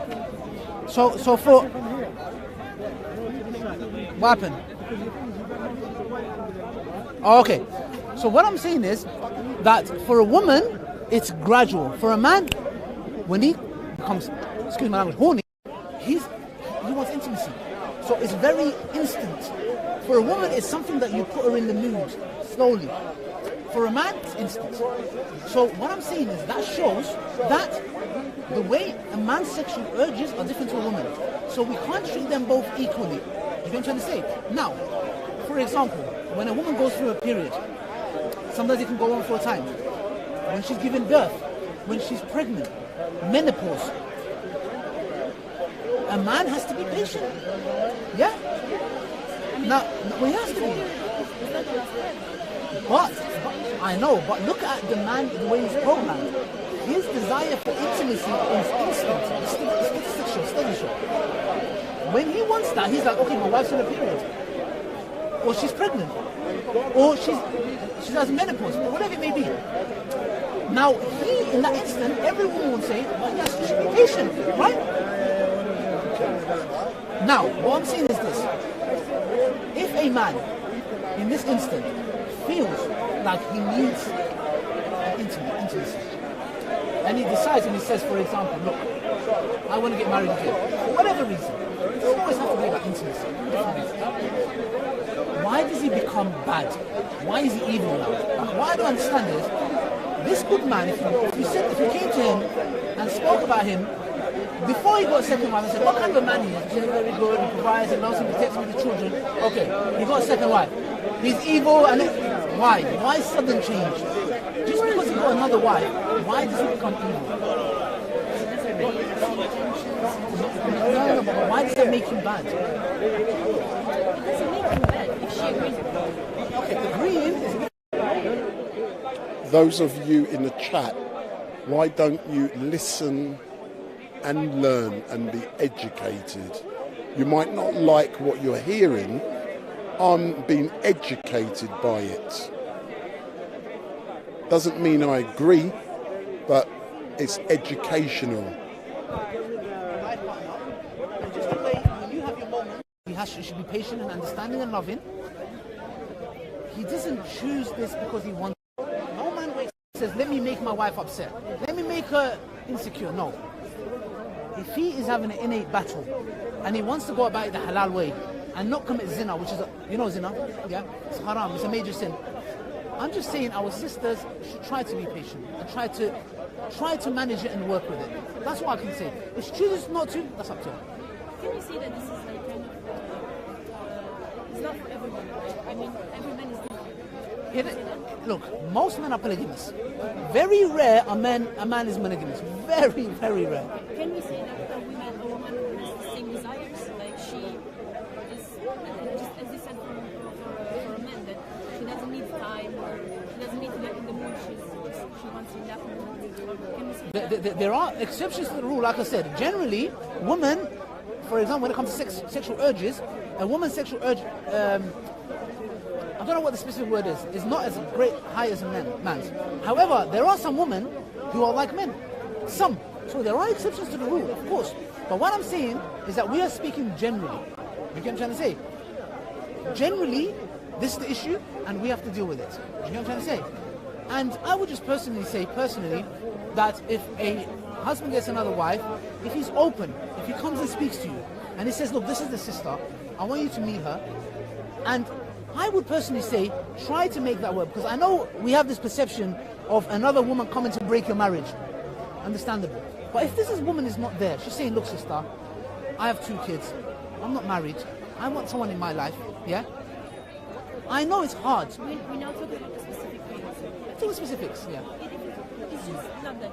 Yeah. Like, it's not an open municipality. Yeah. It's just another woman. Okay, if it's just another woman, now you need to understand, sister, personally, it works. For example, if with this kind of stuff, it's mainly if a man can manage it. If it's another woman, for example, and if he wants to, he can.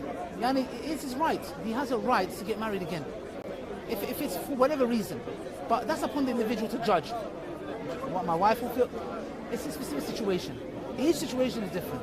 But all I'm saying is, it's not worth ruining your marriage. Because don't think you're going to come across another man who's not polygamous. It's just going to come in a different form. He's probably going to be behind your back. Oh, you found out he's talking to a girlfriend. If you have a husband that's good, he's honest with you, I would say stay. It's not worth ruining your marriage, etc. But if you want to, it's up to you. I hope I try my best. But it's not easy. But it's a test. Why are we here? It's a test. Some people lose lives. Some people lose their children. Some people have bad health. It's a test. If everything bad happens to us was that Allah doesn't love us, then that means Allah loved, Pharaoh? Allah talks about Pharaoh in the Quran. He was wealthy, he had everything. Does that mean Allah loves him? No, Allah hated him. Because he said, I am God. But he had everything. Just because Allah gives everything to you doesn't mean He loves you. And just because Allah tests you and He gives you something which you don't like doesn't mean He hates you. It might be that you are His servant and He wants to increase you in patience. You know what I'm trying to say? So my advice is, I don't know if he's going to do it. Let me look at him. I mean, he's a handsome guy, but if he does do it, I would say, sister, be patient. But at the end of the day, look, I don't encourage anyone. I'm not going to say, go do it. You know what I'm trying to say? It's a big thing. There's a hadith of the Prophet Muhammad. He said a man will come on the day of judgment leaning on one side. We don't know how. But leaning is because he had two wives. He treated one better than the other. And as a punishment, his body will be leaned on one side. So it's not a matter where it's easy for a man. No. Because on the day of judgment, he will be punished if he treated one wife better than the other one. Allah is the just. But what I would say, sister, all men do it. It's just we are taught to do it in the halal way and not to abuse another woman. That's it. All emotional background, because this came from her background, from her past, because it happens a lot of things that make basically my mother died because of? My mother died How? In what way? Sorry, I'm so sorry. I'm sorry. my father went with her. Yeah. She saw that. She choked herself. Really? Okay, all right. Now, okay. Now, okay. That I'm very sorry to hear that. Huh? Oh yeah. No, it's a pleasure. The less the better. Educational. Always. Very. Thanks. I don't know.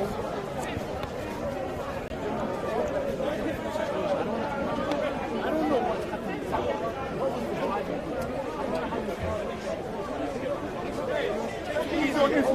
You're baking all the time.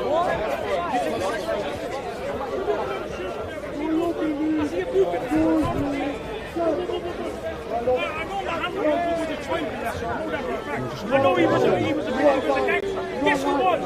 Yes, he was. You're a liar. He was a trouble. He could be brothers. He was a bandit, robbing the people. Yes, he was. I'm going to read the Muhammad. My Savior Jesus Christ was on sinless. He walked there for 33 years and walked sinless and went to the cross for you and me, my brother. Did Jesus create everything? Yes, He did. There was nothing created without Jesus. He was God in the first place. Yes, and He died for your sins as well. And you're going to meet Him one day. You're a liar. Brother. I'm a liar. Why is that then? You are a gossip liar. Brother. Why is that then? Go away. Look, let me do it. Okay. Compulsive liar.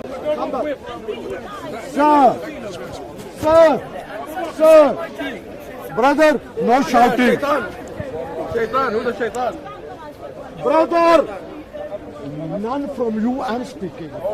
No insults. Well, one sheep, one dog, one bone. Yeah, one. One dog, one bone. One. Okay, hold on. Sir. We say Allah created everything. Is God Almighty.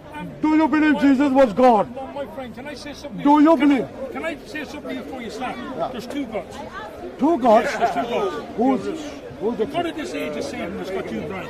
And the God that you're I'll following stay in your place. Don't have to come forward. okay. The God that you're following, the God is the God of Jesus talked about. Yeah. He said he's the Prince of Darkness. Okay. He's a wise old serpent. Yeah. He's a rural lion. Yeah. He's the father and master of lies. And there's 40,000 leaders out there and he owns every one of them. And a man that goes out, the rape a little child, let me explain it. And a man that goes out and rapes a little child at 4 or 8 years of age, taking him as a wife. Let me speak now first.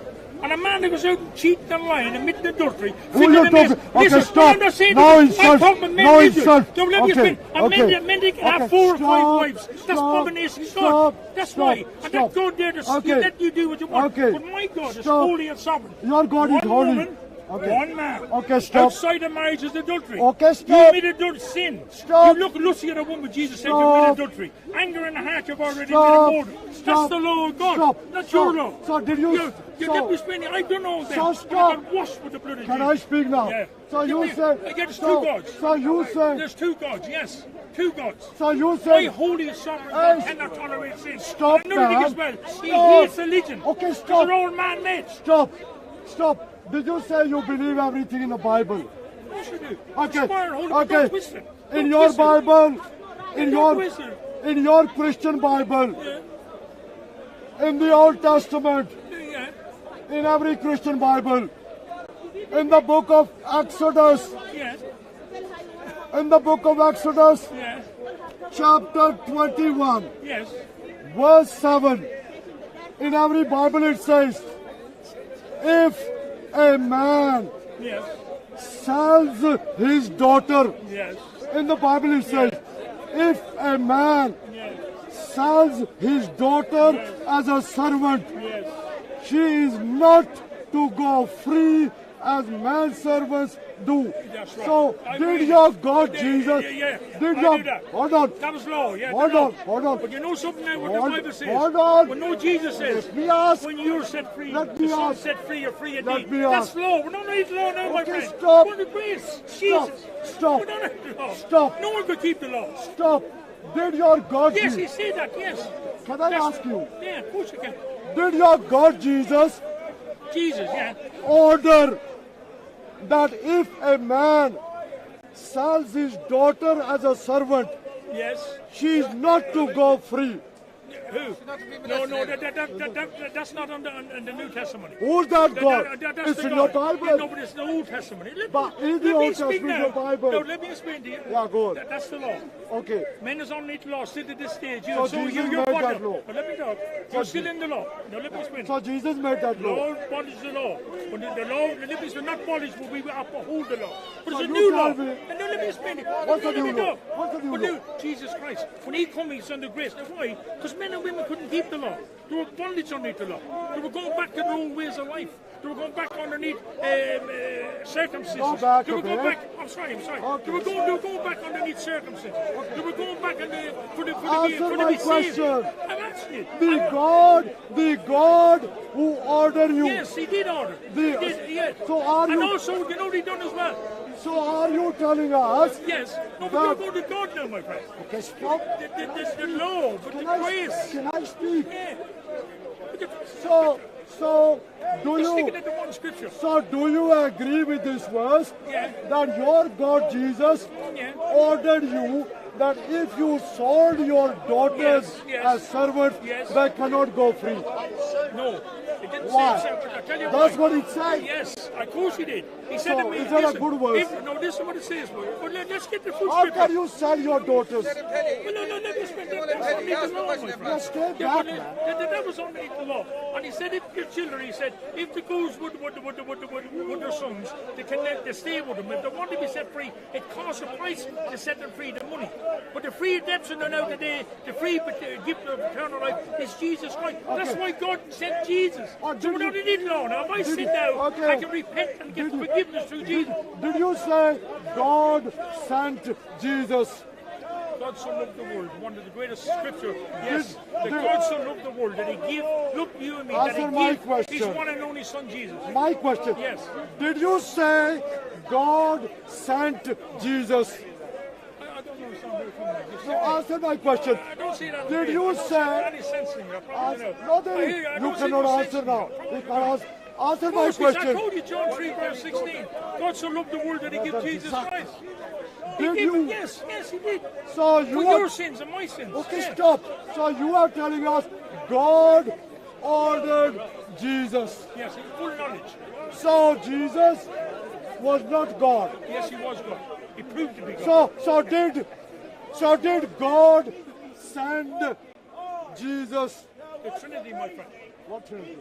Father, God the Son, God the Holy Spirit, and God the Father. Yeah. Three of them in one. Three One in God. one. Okay. Three one, but one God. Three divine persons, one Okay. God. Okay. And they proved it in the Bible. Okay. The Let me way give you to a- seize everything you made them.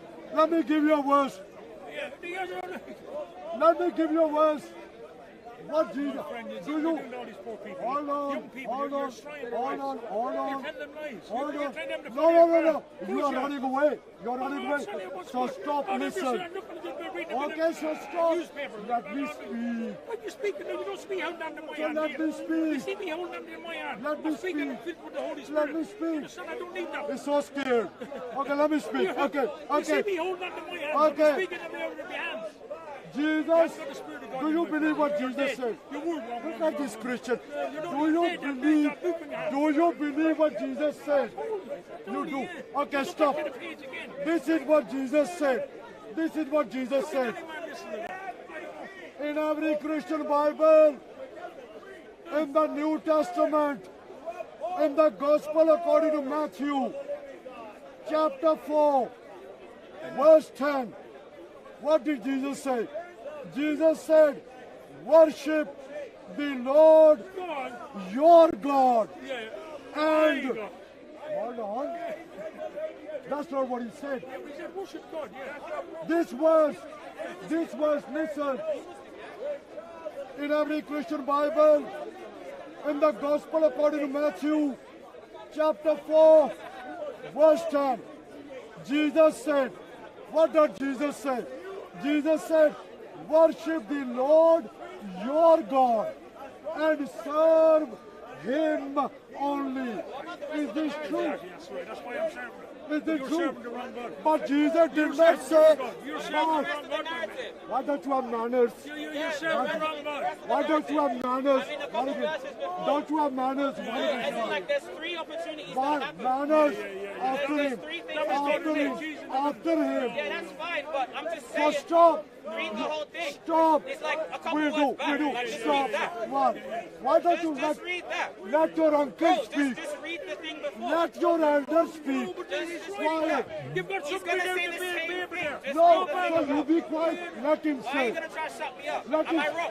Because Am you I are wrong? yeah, no manners. I'm wrong. Am I wrong? No manners. No, am I wrong though? We are speaking. So I'm not wrong. We are speaking. Read the verses before. Come back later. Bro, read the verses before. Hold on. I don't like The Christians know manners. Okay, excuse me, come back.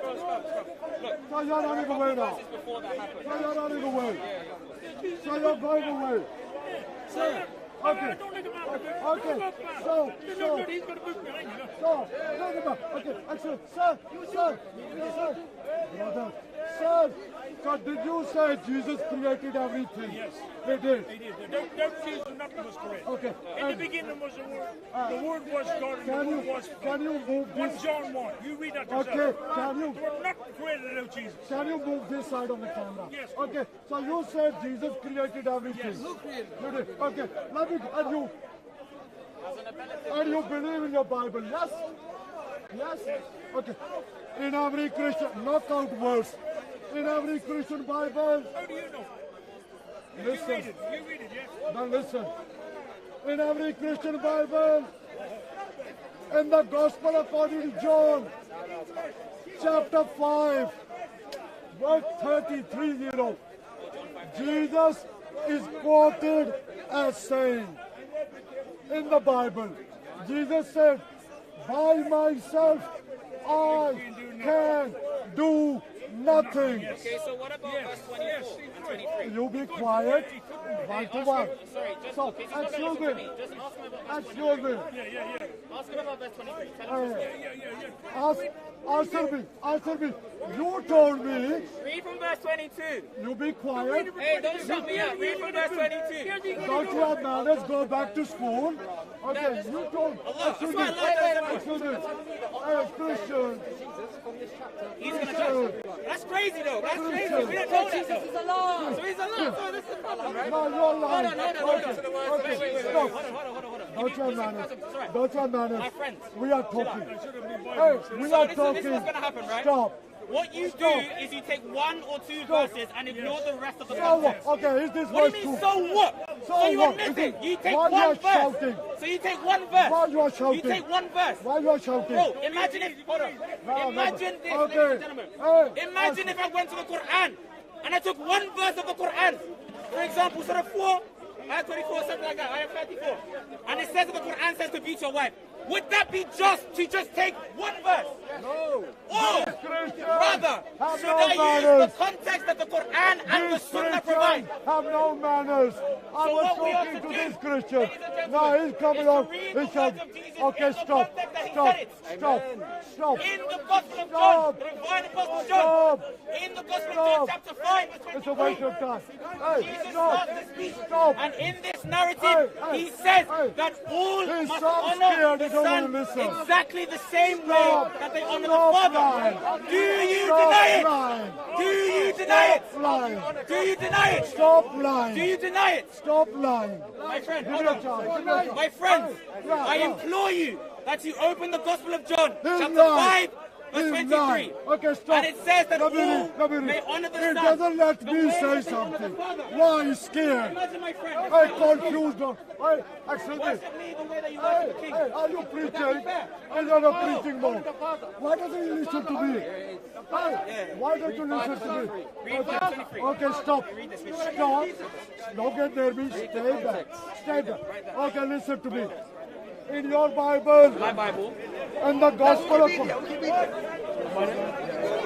So, for example, guys, right? Okay, stop. What we're not going to do is take verses out of the context that they were set in. Okay, stop. I do not open any book and just read one sentence and say, He's scared. He's scared of me what I giving do a verse. is that I take an entire book. Okay, stop. I look at the context that it was set in it. Why And you then scared? interpret it according to the context that it was set Why in. are you scared to listen to Why are a you trying to verse claim from your fear? Bible? I gave So be you a quiet. verse. So You be did not quiet. read the verse. Be quiet. If anything, you're Be afraid. quiet. Be quiet. Read the verse. You're a hypocrite. Read the verse. You're a You're hypocrite. the only one Listen. insulting. Okay, stop. It is an insecure way of debate. Stop. Answer the point that has been said towards you. Jesus said, by John chapter myself I can 5, do nothing. verse 23 starts the Jesus context said, off. by myself I can do Meaning nothing. that he is not a separate essence from No the Father. manners, but He is I'm simply a going. distinct No prophet. manners. Amen. No haya. No manners. I'm not running away. I'm going. All right. And that's the third person. They don't have manners. So as you can see, he kind of just went away.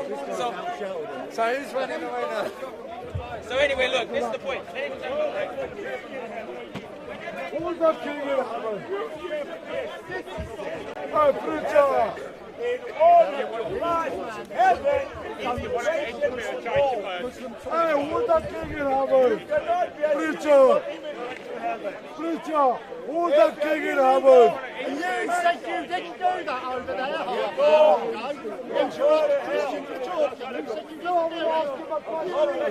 You were telling us that was rude. Told you you was rude.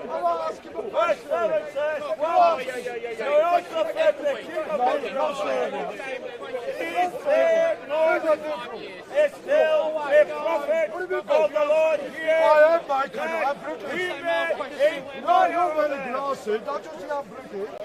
There's a real prophet of God. Preacher, can I ask you? When King Jehoshaphat asked that question, there had been 3 years.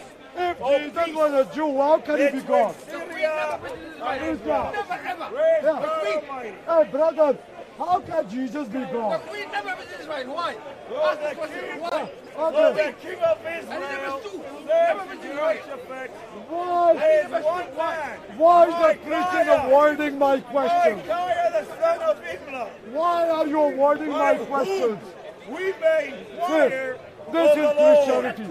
They cannot answer simple questions. And yet, they come here to preach Christianity. Stop you and look at you trying to stop the man from preaching. How rude can you be? Why are you shouting at me? You said people were rude when they interrupted you. And look at you interrupting this gentleman. How rude can you be? I am at home. No, I'm a Muslim.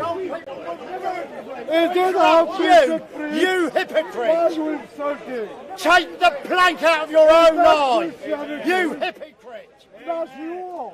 You're acting You're like a hypocrite! You're acting like a thug! Excuse me! Okay. How can God die? Hey, preacher! How can God die? How can God die? No answer. No answer. No answer. Not allowed by law. Answer. 18 feet next to somebody. Jesus was a Jew. Jesus was not Christian. They say they follow Jesus. Jesus was a Jew. They are Christian. How? Ladies and gentlemen, the Lord Jesus, he was How? He was born among the rabbis. Hey, was Jesus a prophet? Yes, the Bible says. How can a prophet be God? Rubbish. His name is Messiah. But I hate him. Oh my goodness. These Christians, no wonder the Christian churches are closing down. Why? Because these Christians cannot answer simple questions. So now, this preacher who's preaching Christianity, I'm going away because the preacher refuses to answer my questions. And the other Christians are insulting me. I leave it to you, brother. Lord God's word. Why did Caliph Uthman? Why are you scared? Why did Caliph Uthman burn the Quran? Why don't you believe in the Catholic Bible? In 1924, in Egypt, the Islamic government of Egypt, they dumped. What are you called? I'm from Egypt, you lying. You are a liar, that's never happened. So you're saying that Quran liar. You become Muslim liar. Okay, but the Bible is. Yes. So a million books of which one? Which one? Does Allah pray? Yeah. Okay. Allah will not help you. Allah will not help you. Allah will not help you. Prince Harry or Prince Really? Why does Allah pray? Yes. Why does Allah pray? Allah doesn't pray. Yes, He does. That Quran says Allah prays. How can God pray? Allah prayed on Muhammad and the angels. Here's the text in the Quran. Allah prays for Muhammad. The Quran. No, it's not. Here is Salat. Salat. You don't know. So stop smoking. Stop smoking then. You're a smoker. You're unholy. You're unholy. You don't know anything. Why does Allah pray? Forget about Allah. Oh, forget about Allah. Really? Did I hear that? Forget about Allah. Rubbish. You don't know Arabic. Arabic. Ya Salud. Ya Salud. Ya Salud. Ya Salud. Prayer, prayer, prayer, prayer. Oh, God is understood in every language. Why is Allah stuck to one language? No God that understands no God that understands everything. Hallelujah. Hallelujah. I am puzzled. Why does Allah pray? Does Allah get answers from the God that hears Allah praying? Tell me. Tell me. Okay, who answers Allah's prayers? Allah. Allah answers Allah's prayers. Blessing. You fool. Blessing, not prayers. The word blessing in Arabic, for those who don't know, is Barak. Al-Barak, yeah. Barak means blessing. When you pray, you use the word salat. He's not Arabic. Salat. He's Persian. You don't know anything. I do. You're ignorant. What's the name of Jesus in Arabic? What's the name of Jesus in the Quran in Arabic? What? Isa is garbage. It's not the name of Jesus in Arabic. So who tricked you? Oh, you don't know Arabic, you see. When I talk to Arab Christians, they don't say Isa, they say Yeshua. Yeshua. Why? Because Jesus' name in Hebrew is Yeshua. Arabic, Yeshua. Who is Isa? Who is Isa? He's the son of Mary. Hey, that's an insult, by the way. Do you know when you say, shut up, I'm trying to tell you something. When you say, quote, Isa, the son of Mary, right, that is a racist insult against the Jews. You know, I'll tell you why.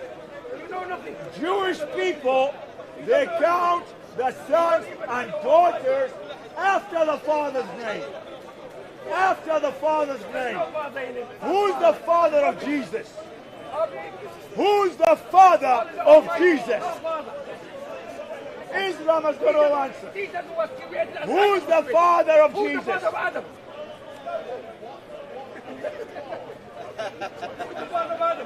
Adam, you are. You look old enough. Where did Adam come from? Where did Adam come from? The earth or from paradise? Where did Adam come from? Where did he come from? You are. Are you happy now? Well, you're old enough. You must be about 969 years old. Give or take 1 or 2 years.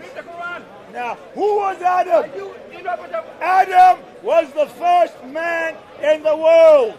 So why do the Muslims say Adam came from paradise? Rubbish! What does the word Adam mean? What does the word Adam actually mean? You clever dicky. What does the word Adam mean? No answer. The word Adam means man from the earth. Shut up. So why do you say it came from paradise? You're a liar. Jesus came from paradise. Not Adam. Big liar. Also, Jesus is a liar now, huh? Oh. Jesus said, I am the bread that came down from heaven. Well, give him a slip. What is this? Oh, so you're Mohammedan smokers. That's what you guys are. Where is it? Here, man. The Lord Jesus said, I am the bread that came down from heaven. I'm from above. You're from below. That's where you're from the dirt. Jesus came from heaven. But Jesus came from heaven. Jesus came from heaven. Well, by the way, where is Muhammad? Where's Muhammad? Muhammad is dead. Where's Jesus? Alive, hallelujah. Who knows Abdul Rahim Green? Do you know Abdul Rahim Green? He's a great guy. He used to come to Speaker's Corner. Yeah, and he trained. He set up an organization called OneReason.org. Yeah, false reasoning. But it's called One Reason. No. So either it's true or it's false. Oh, you're copying Isaiah in the Old Testament. Oh my goodness. Get your own materials, all right? Isaiah. Rosetta Stone No. proved when the Quran was mocked, it said, how can it be the king of Joseph and the Pharaoh of Moses? This is what the Quran said, like no other. And they mocked it. The Rosetta Stone proved the Quran was actually correct in that matter. So therefore we had to humble ourselves. What is the Rosetta Stone? Abdurrahim Green. What is the Rosetta Stone? There's a great book called The Man in the Red Underpants, and you can download it for free. You don't know that. Abdurrahim Green. Right. Abdul Green is a terrorist. He's a Unreasonable. terrorist. Abdul Green is a terrorist. 25 years ago, Abdul Green told us his little boy, 4 years old, I'm going to train him to kill people. What's the point? Hello, ma'am. You're throwing accusations against somebody who's never been accused or never been anything like that. So is your mother. I don't understand your question, ma'am. Would you like to speak rhetoric? Now, Jesus is Yeshua. So where do you get Isa from? Where do you get Isa from? Isa is a garbage name. It's not Jesus in Arabic. What? Okay. What does Isa actually mean? What does the name Isa mean?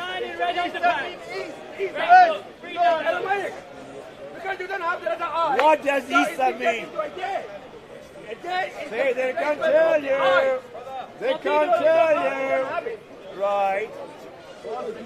Now why is it that the Quran has got the wrong name for Jesus in Arabic? Isa is not Arabic for Jesus.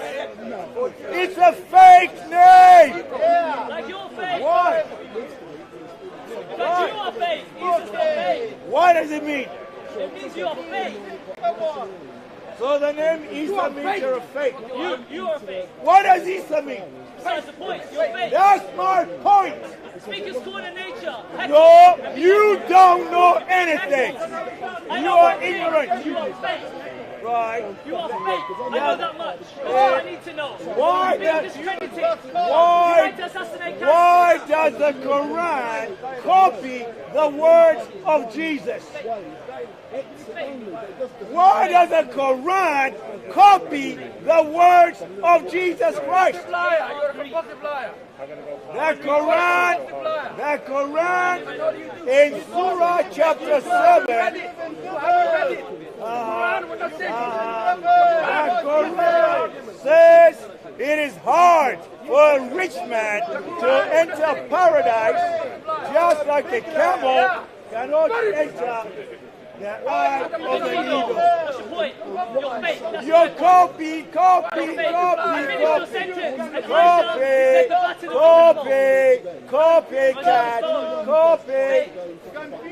Now, if the Quran is from heaven, then why does it steal the words of Jesus? If Jesus was white or black? Answer! He doesn't know who Jesus is. Yeah, thank you, Uncle. Satan doesn't know. I do. You said you don't know. You're such a now then. You're Satan, the devil. Hallelujah. Jesus is Lord. Hallelujah. And Jesus is King. Muhammad is dead. Muhammad is dead. Jesus is alive. Jesus is alive. Muhammad is dead. You believe in devil? Muhammad is dead. Jesus said, I am the resurrection. My never said he's God. Yes, he is. Where? Only God has power over resurrection. Where? Jesus said, I am the life. Show me a word. In him was life, and the life was the light of all men. And the light shines in the darkness, and the darkness did not understand it. But as many as received him, to them gave you the right to be called sons of God, who believe in his name. Amen. pray? Why does Allah pray? Why does Allah pray? Allah is a prayer. Allah prays. Why does Allah pray? Why does Allah pray? The Quran. Allah prays to Muhammad. How can God die? How can Allah pray? Allah doesn't pray. Where? Read. Good afternoon to all of you watching. I'm Wendell Daniel and welcome to Street Mic.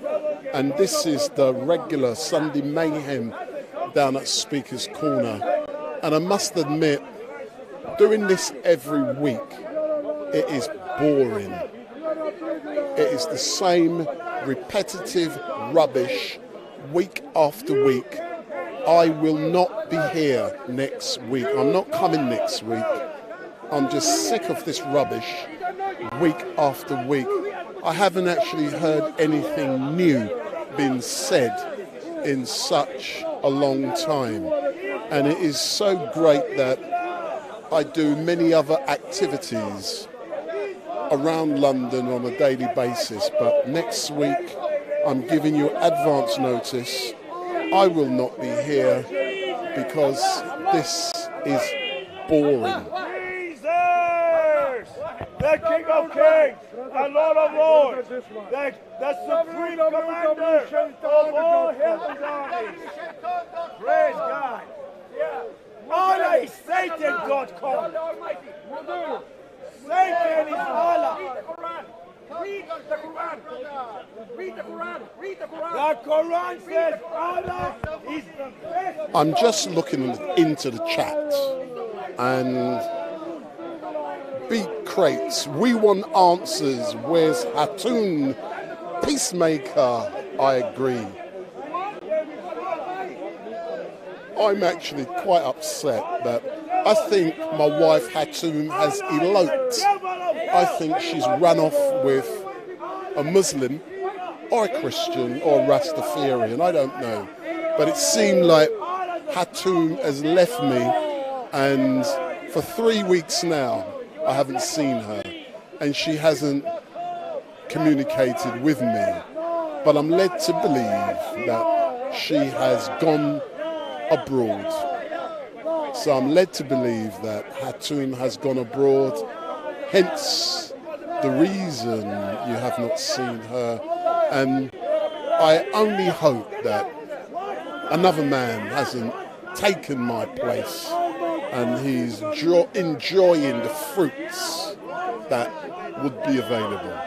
So to answer your question, where's Hatun? I don't know. She's not available. The lunatics have taken over the asylum. I agree.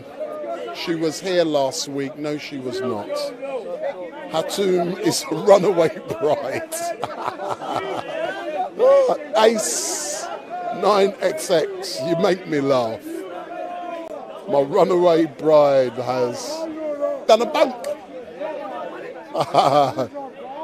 She's trying to get back with Daniel. You better investigate. See, all of the heavyweights, there's no Bob the Builder, no Hatun, no Victor. Everyone, all of the people who I deem to bring life into this place, none of them are here.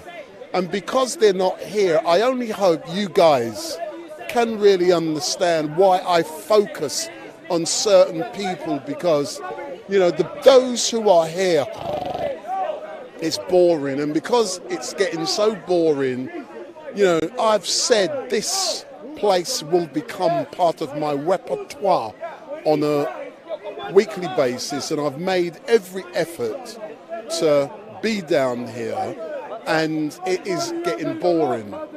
Hence the reason you will not get your Street Mic fix next week. I might go and look for Hatun and see if she's wearing some of that provocative stuff for someone else. So Just imagine that provocative stuff she wears down here. Those who are privileged may get the opportunity to see that provocative stuff up close. Allah cannot tell you. Jesus tells me. He's my boss. And one thing I will say about yesterday, I'm getting bored with this, so I'm pulling away. Just going to have a quick chat. I came to doing all of this stuff as a direct result of Black Lives Matter. When George Floyd was killed, Black Lives Matter started here, their protest in London, and I started coming along to all of their protests, and I learned quick. And I followed them. I covered nearly every single Black Lives Matter protest here in London. And it started with something like 20 or 30,000 people. And within weeks, it had whittled down to about 100. And that happens to most of these emotional organisations and protests which take place around the world. They start on a high with the emotions, and then within weeks or months, they're nothing. But yesterday, for me, it was good to see BLM on the streets. It's not for me to say the rights or wrong of choosing the day, but if you watch my live stream yesterday, you would have seen how emotional that day was for the family. Aber Gott ist kein Mann.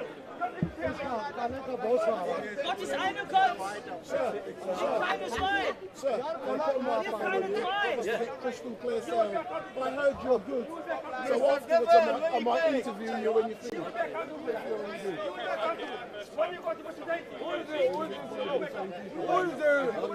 Lamb.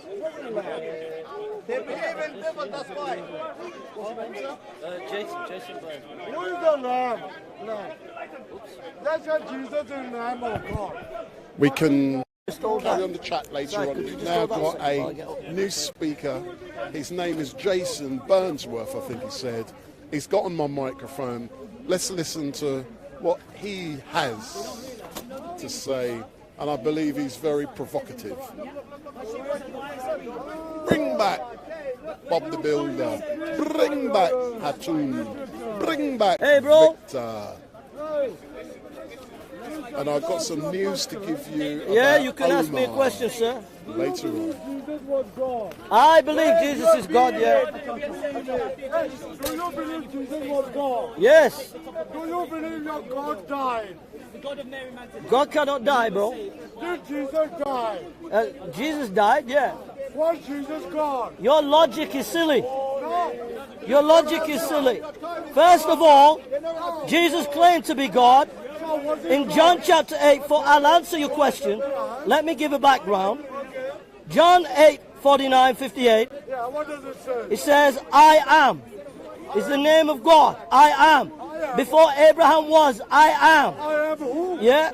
I am who? In John 14, 6, 9, he talks about being equal with God. And in John 10, 25, 29, he said he is one with God. How can Jesus be equal with God? Right, now do you believe the Quran came down from Gabriel to Muhammad? Do you believe that? Do you believe that? Do you believe that? Yeah, do you believe that? Yeah, so you believe the word came from Angel Gabriel, and you believe the word came, listen, yeah, it came down from Angel Gabriel. From Allah. All right, from Allah, yeah. Through the Angel, yeah. To the Prophet. Yeah, and then when it came to Muhammad, what do you believe then? It became paper.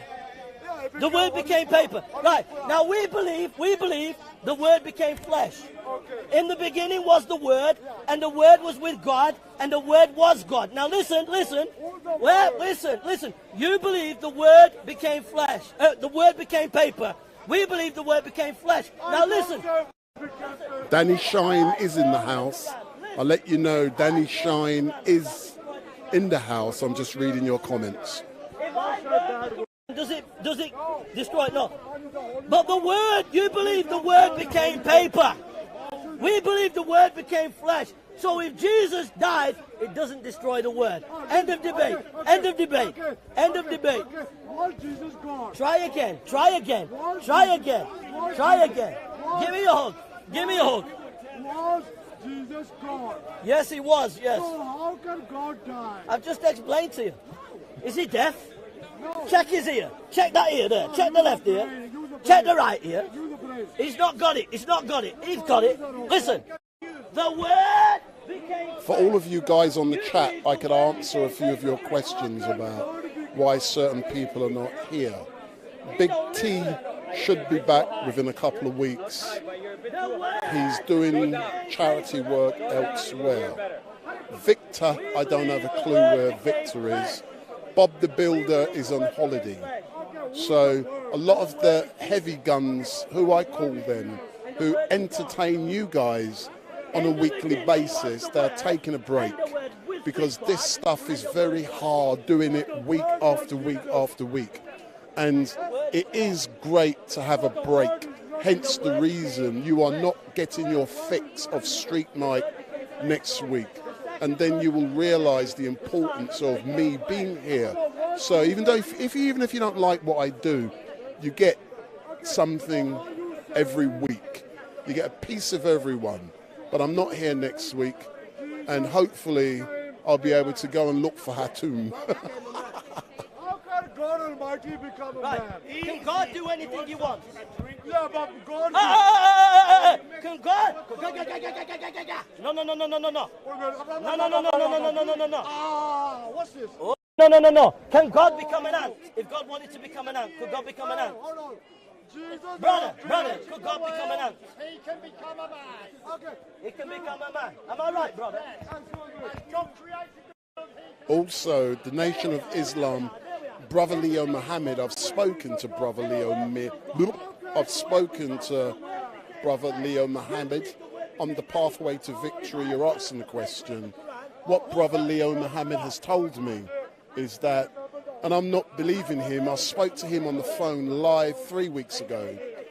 Brother Leo Muhammad has said that he only comes down here about 3-4 times a year, and what he did say metaphorically, during his absence, a lot of weeds have grown.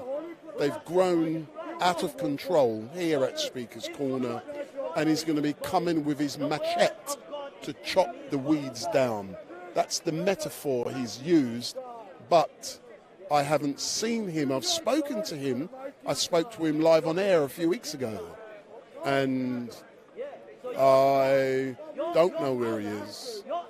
So that's to answer your question. Deceived him. No.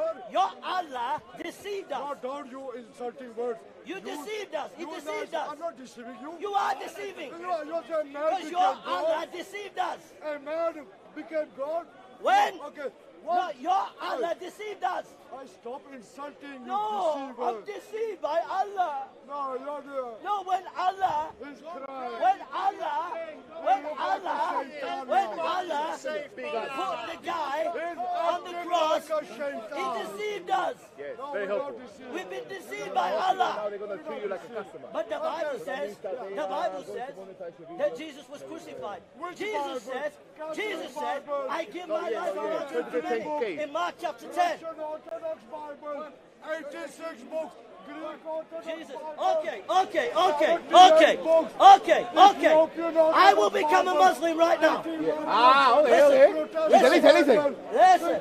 Who's right? He's going to become a Muslim. I will become a Muslim right now. Okay. And I will take all my clothes off. Alright. I will strip all my clothes off right now. I will take all my clothes off right now. And I will do my shahada right now. Yeah, if you can answer this question, I will become a Muslim right now. But just don't take off your clothes. No Muslim can answer this question. If you answered it, I will become a Muslim right now and I will strip off naked. No! I will strip off naked. If you want to strip off, I'll take my shahada. Are you ready? Watch this. He's going to take shahada. Are you ready? Wait. Are you ready? Are you ready? He's gonna take a shahada. Hey. Laman's coming as well. Are you ready? Are you ready? Everybody stay here. JC is gonna debate with me who is the creator. Everybody is very important. So get ready. Running away from me. He's going to debate. A very good debate. Get ready. Who is the creator? Okay. We said Allah is the creator. They said Jesus. Let him answer the very question. good debate. So we all knew. Lam, Come back later. Right, Okay. here's my question. If you answer it, I'll become a Muslim right now. Yeah, what's your question? If you can answer it correctly. Are you ready? In Surah 1. Yeah? What is the manuscript, the Arabic manuscript behind Surah 1? You got 10 seconds. Alhamdulillah. No. 10. 9. 8.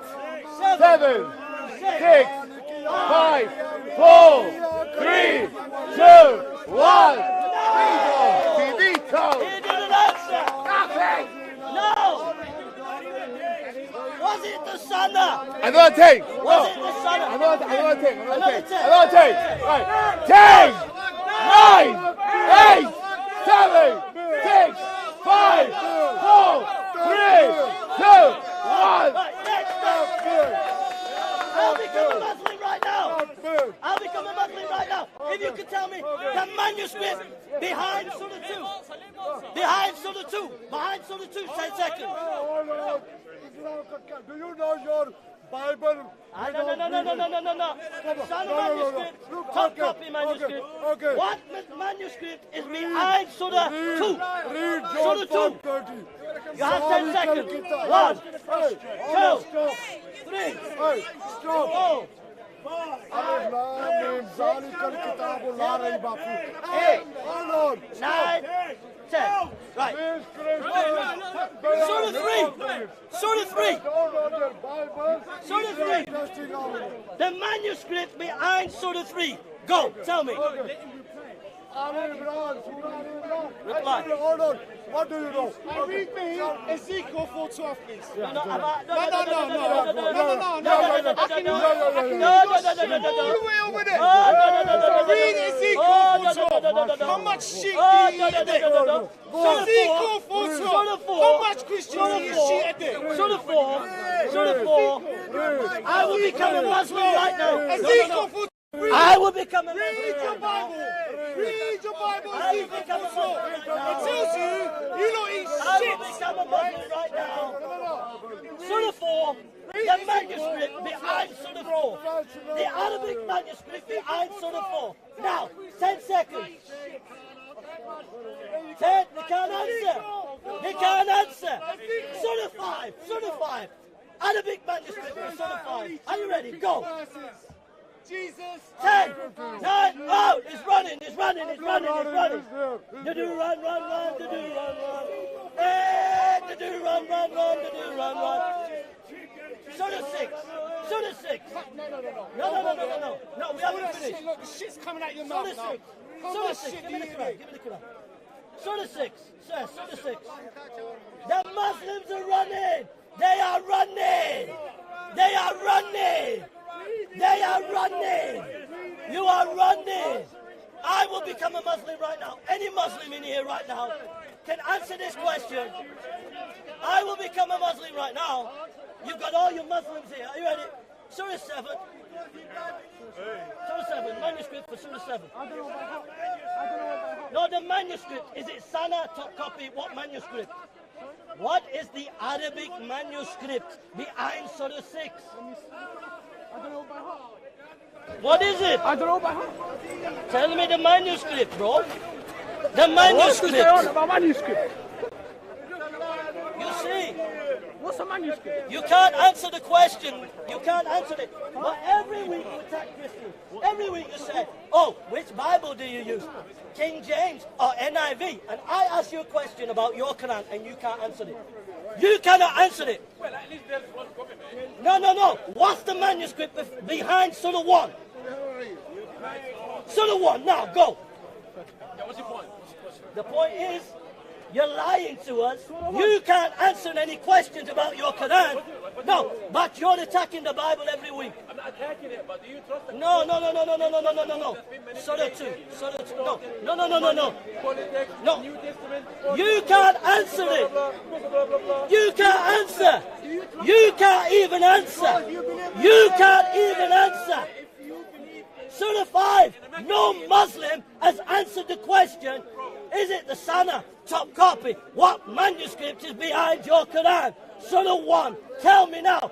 And I'll strip off naked and run round the park naked. Come on. Forget about Quran. You can't answer it. Forget about the Quran, he said. Not one Muslim can answer the question. You're done. Islam is over. Islam is finished. Yeah, you're finished. You're done. You're end of. It's over. You're over, man. It's over. It's done. We're done. We're done. We're done. We're done. There's no more. You need Jesus. Can you just hold that for us? 5 billion people have left it. It's a fastest The blood of Jesus Christ was shed for you on that cross. One day you're going to die. And when you die, you need to know where you're going. The blood was shed for you at Calvary. The Son of God died for you. We have eyewitnesses. We have evidence. We have the evidence of the eyewitness. There was no eyewitness in the cave with Muhammad. Muhammad said that you are a false prophet if you are poisoned. He was poisoned, so he is a false prophet by his own words. Yeah. You mustn't follow Muhammad. You need Jesus Christ. Christ shed his blood and Christ gave his life. And atheism has no answers. 1 minute you're here and 1 minute you die, there's no meaning. So you think smoking wacky backy is not the meaning of life. You need Jesus Christ. Amen. He is the answer to your problem. He is the Son of God, the King of Kings and Lord of Lords. That's who you need. Listen. So you mean God has a wife and shagged her and then they get Hey. We're not in a circus, mate. Stupid man. No, we're not in a circus. Would you say that in the mosque? I'm asking you. Would you say that in a mosque? No. We're not in a circus here, sir. No. We're not in a circus here, sir. Be respectful. Be respectful. Be respectful. And do it with niceness. Do it with grace. Do it with grace. No, do it with grace. Do it with niceness. Always be respectful. Always be kind and respectful. Don't be disrespectful, sir. It's coming from someone who doesn't even know. Don't be respectful. You've either had 3 shredded wheat and you're a bit excited, or you're not nice. Shall I trust the Bible? You can trust the Bible. Which one? The Bible. Which one? The Bible. Which one? Give me one. Which one of the New Testament, Old Testament, Harry Frank's Bible, King Louis' Bible, my mom's Bible. Have you read Surah 5:48? In your own Quran. In your own Quran, it says the Bible's been preserved. Don't forget about Quran. In your own Quran, you don't even believe your own Quran. Okay? Jesus said, heaven and earth will pass away, but my word will not pass away. Have you noticed the Muslims can't stand the heat? The Muslims can't stand the heat. They've all gone, because they can't take the heat. They can't take the heat that Jesus is the way, the truth, and the life. And that's what you need today. No, he's not. You need Jesus. You need Jesus, sir. Yes, you need him. All right, go on. Oh, I'm getting a bit old here, man. The Trinity. Yeah, how many fingers have I got there? Is that one hand? Yeah. Show me anywhere around here pure oneness. Anywhere, show me anything around here that's pure one. God transcends the metaphysical. No, show me anything around here first that's one. It's pretty difficult. It's pretty difficult, isn't it? Because you have one and the many. Reality is one and the many. And guess what? Reality is made in the image of God. Father, Son, and Holy Spirit, 3 in 1. So you can't wait. Why is the one reality but many parts? So the Trinity answers it, but monotheism, one God, does not answer it. Do you get that? Absolutely. How Just another question. How could Jesus on earth pray to the Father and refer to him as his own God? Okay, because in Philippians chapter 2, it's a good question. It says he thought it not robbery to be equal with God, but made himself of no reputation. He humbled himself and to the obedience of the cross. So he came as a servant for us, to serve us in human flesh. So when he's saying Father, it's the human side. Yeah? Is that so? You've got to understand the Christian perspective that Christ became God-man, right? And became a servant and humbled himself. The prophets prophesied it. Isaiah 53 prophesied that he would die. And Jesus said that he would die. So Jesus' own life, he saw it as to die for us. He was perfect, he never sinned. In the Old Testament, they had animal sacrifices. Why? So that the sins of Israel were put on the animals. But now the sin is put on Jesus. Jesus took the whipping for your lies. Every lie that you did, everything you did wrong, he took the whipping for you. Now you have a choice to stand on your own righteousness and say, right, I come before God on my own righteousness. But you're going to be guilty. But you can stand in the righteousness of God in Christ. You stand in him. He's your Savior. So you're perfect in him. You're not perfect, but if you believe him, you're covered in Jesus' blood and righteousness. And that's the only way to be saved, bro. It's the only way, mate. One final question. Yeah. In the Old Testament, Sasha Blue, Yeah. you've just made me laugh. I was hoping Hatun would take the role of People's Princess and StreetMic would be her concert. Big up, big up. To Jesus, right? So, for example, in Psalm 23, it says this about God. The Lord is my shepherd, I shall not want. In John 10, Jesus says, I am the good shepherd. In the Old Testament, it was the light that guided the people of Israel in the darkness, through the desert, the light, yeah? God's light. Jesus said, I am the light of the world. The Old Testament in Isaiah, it says, God says, I am the beginning and the last, the Alpha and the Omega. Jesus says, I am the Alpha and the Omega. So the Old For those Testament of you who are titles of God interested, are also Shamsi is in the house. Shamsi is in the house. just have a different name. You know what I'm saying? Like in the language, in Aramaic, Jesus and Emmanuel, they're two different names. So why? Well, Emmanuel means God with us. So he was God. He was God incarnate. If you've got a Bible, read John chapter 1, verse 14. And it talks about, and the Word became flesh. The Word of God, Jesus, became flesh and dwelt among us. So the Word became Flying flesh. fish and cuckoo. So God was Flying with fish us and in Christ. cuckoo. Yeah? What chapter is that? That's in John chapter 1, verse 14 and 15, I think. John 1:14. Okay. Yeah. I'll read up on that. All right. God bless you, bro. Thank you very much. Can you demonstrate it? I'm tired now, mate. Are you getting down now? Had enough now? The question's a bit hard now. Next. Who's next? Are you ready for an interview with StreetMic, sir? Big up. Whoa. Jesus is Saviour. Let me get my interview with this. How about an interview, sir? All right. I'm just going to have an interview, yeah. So, Can I go? Yeah. so good afternoon, sir. My name is Wendell Daniel from StreetMic, and I would like to thank you for giving me this opportunity to interview you. I'm relatively new down here. I engage with most people. I've never seen you before. Have you been hiding from me? I've been here many. I'm a veteran. I've been here many years, but I'm a missionary in Ghana now, and I'm on furlough. I'm on furlough, so I'm here for 8 weeks, and then I go back to Ghana. So tell me, sir, you say you are a legend down here. How did you become that legend? I won't say a legend. I'm just a street preacher at the end of the day, bro. But I was converted I committed attempted armed robbery when I was 19 in Manchester. And I went to prison, I came out, and I got saved by reading Lloyd Jones and Spurgeon, two great preachers. I read them and I got saved.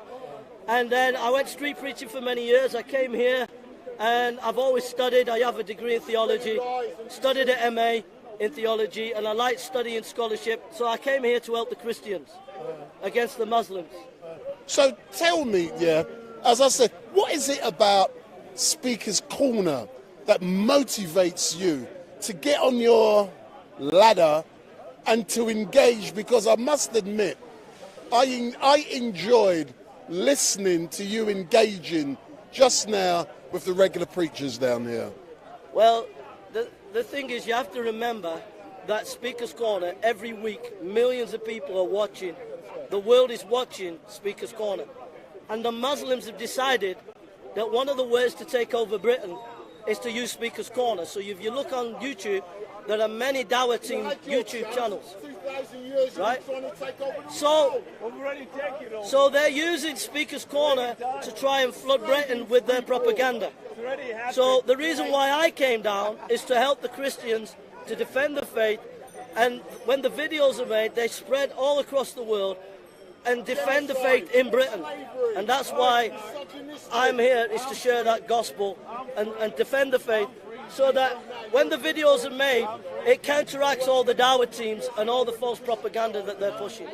You know, I was just, would you have any objections if I asked the people online if they can ask you questions, and then I'll put those questions to you? Would you mind if those online watching?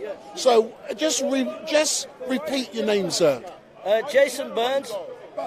Burns, yeah. And my website is africawithoutborders.co.uk. africawithoutborders.co.uk. In a moment, I'm going to ask you about Hatun, yeah. So all of you online on the YouTube chat, please pose your questions to Jason Burns via Wendell Daniel from StreetMic in the chat. So you can ask him questions and I will put them to him. So let's talk about Hatun, sir.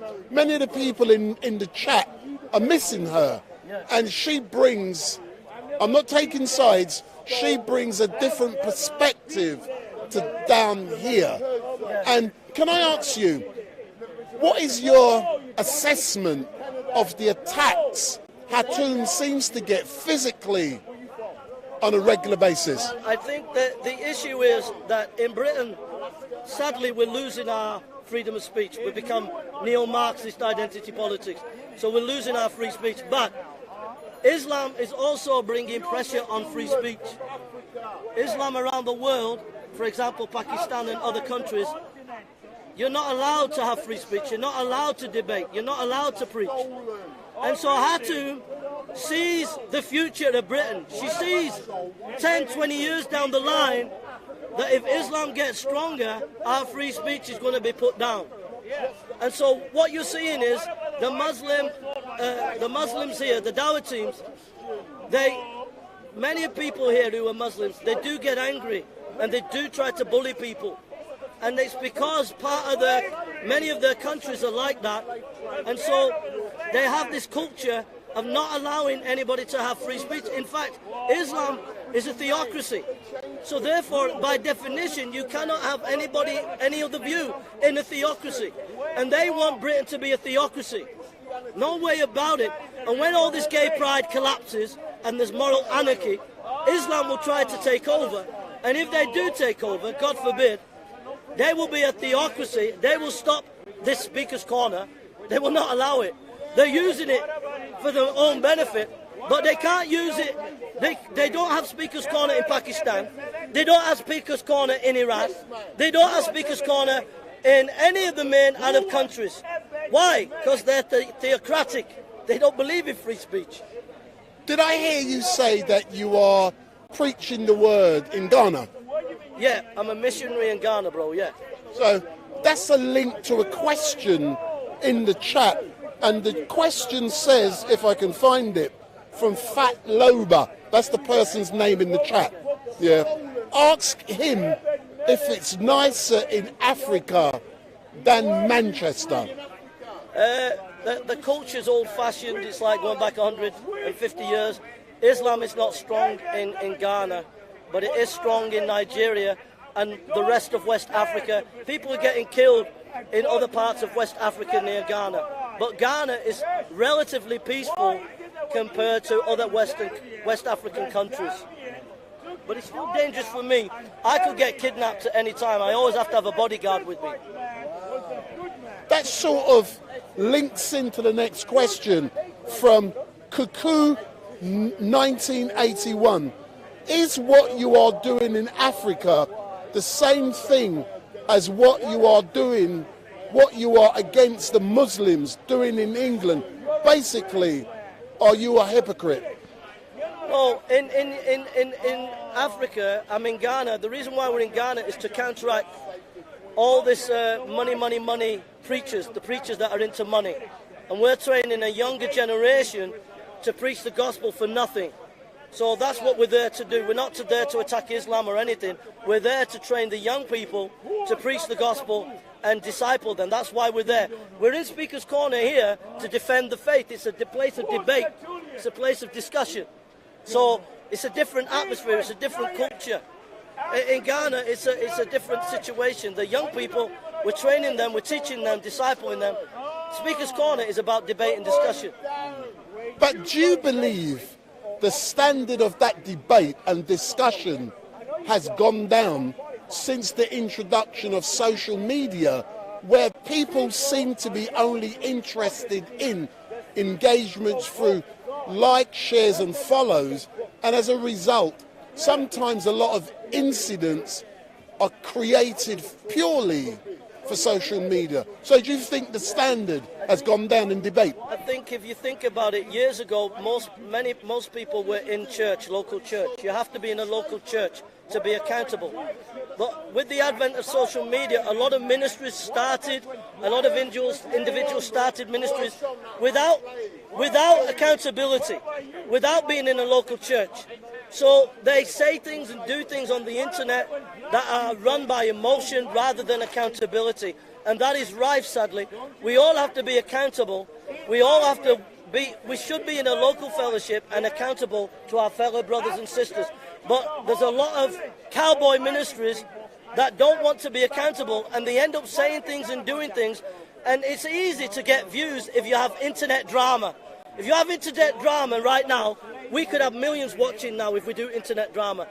So we're not to do that. We're there to bring glory to God. We're there to preach the gospel. We're there to get saved, people saved. We're not there to smash people and destroy people. And we have to remember that. We have no right to live in an ungodly way. We have to walk in a humble, loving way. Humble, loving way. Foxing Band has asked him what makes he thinks he is British if Britain is Northern Ireland, Scotland, Welsh and English.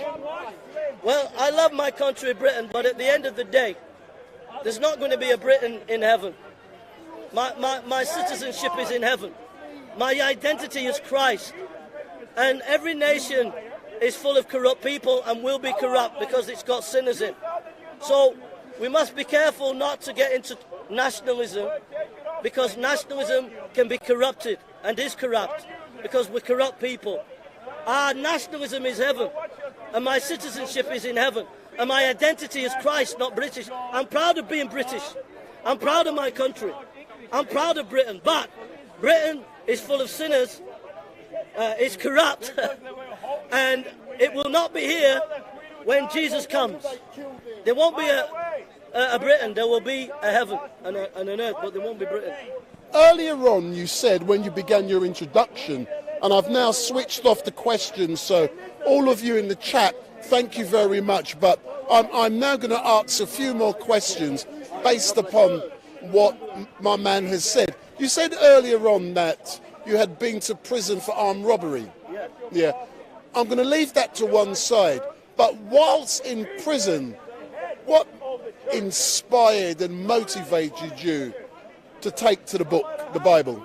Well, I always thought religion was for idiots. And there was a chaplain in prison called Noel Proctor. And I was asked to go to chapel service, and I went there, and I saw his eyes. I saw this chaplain's eyes. And I thought, that guy's got something. I don't know what it is, but I want it. He's got a piece. I came out of prison, and my mum was a Jehovah's Witness. Coming out of the witness, and becoming evangelical. And she said, go to the church that Eddie Cooney says go to, because Eddie was an evangelical. I went there, and as I went there, some old ladies invited me to their house, banking ladies, very rich ladies, old ladies. And there were some books on the table, Lloyd Jones and Spurgeon. And they said I could have them, and I took them to my flat, and I had a little King James of the tank regiment from my uncle's tank regiment in the Second World War. And as I read that little King James, and as I read Spurgeon and Lloyd Jones, I began to feel that I was a sinner, and I was going to hell. And I began to see that Jesus, I was doing a degree in philosophy before I went to prison. And I thought, I understand Kant, I understand Hume, I don't understand this Jesus, I don't get him. I'm going to hell, weeping and gnashing of teeth. I couldn't get my head around it, and I realized he was the Son of God, and I had to believe in him and trust in him. And eventually I began to rest in him and trust in him as my Lord and Savior. Thank you very much, sir. And I'm now going to go on to a controversial subject matter that's important. As you know, this week, Her Majesty Queen Elizabeth II died, and God rest her soul. How did you feel, sir, when you discovered that Her Majesty had passed? I was sad that she died, because she's been our Queen for 70 years. But I also believe that we have to be realistic. Our nation, since she was coronated to the day she died, has apostatized. Let's not beat about the bush. We instituted gay marriage, we instituted abortion, and we cannot be blessed as a nation when we've apostatized from the faith. So it's sad that she's died, but the reality is our nation is in a very, very sad state right now. Free speech is gone, even though we're here today. You can be arrested now as a street preacher all across the land if you mention anything about gay or transgender. So free speech is gone. It's gone in this country. You are taught as children now you can be a girl and say you're a boy, you can be a boy and say you're a girl. We have drag queens who are telling stories in libraries. We've apostatized. And though Prince Charles, and we pray for him, says that he is the defender of the faith, he has been on record before that to say he's a defender of the faith. So he is not all for Christianity. He is not all for Christianity. He's happy to dance with the Muslims and whatever. So we are in a sad state as a nation. We pray that this funeral of the Queen will bring the nation to repentance. But we are in a mess as a nation. We have apostatized. If you don't believe me, read 2 Timothy chapter 4. And it says in the last days, many will be lovers of themselves. The greatest need of the hour is in Romans chapter 1, 16, 17. Paul says, I'm not ashamed of the gospel of Christ. The greatest need of this nation is that we come back to the gospel of salvation, that the only way to be saved is Jesus. That is the greatest need of this nation, that we come back to the gospel. The gospel of John Newton, who wrote Amazing Grace. The gospel of William Wilberforce, who stopped slavery. The gospel of a J.C. Ryle and a Spurgeon. The gospel of the Fox's Book of Martyrs of John Bunyan. The gospel that you can only be saved by the blood of Jesus. Until we come back to that gospel and have true repentance, our politics is corrupt, our universities are corrupt, our schools are corrupt, and we as a nation are on we're heading fast to oblivion, and we need to change tack and tack fast, and we need to reflect about the Queen and her reign and how Britain's changed, and we need to come back to the faith of our fathers. Final question about King Charles III. Do you believe that King Charles III will be a great monarch when we consider the fact that he cheated on his wife with the person who's now his consort? I don't want to judge him, but the thing is this. He has a chance to be a defender of the faith. He has a chance to do things right. His record shows that he did not do things right, that he doesn't believe the Bible, he doesn't believe Jesus is the Son of God, he doesn't believe that Jesus is the only way. That's his record. So right now, he has a chance to reflect on the privilege that he has as a king and lead the nation back to God. His father, his great-granddad in the Second World War led the nation to a national day of prayer. That's what he did. It's an open question whether King Charles will do that. It's a sad time at the moment for the nation.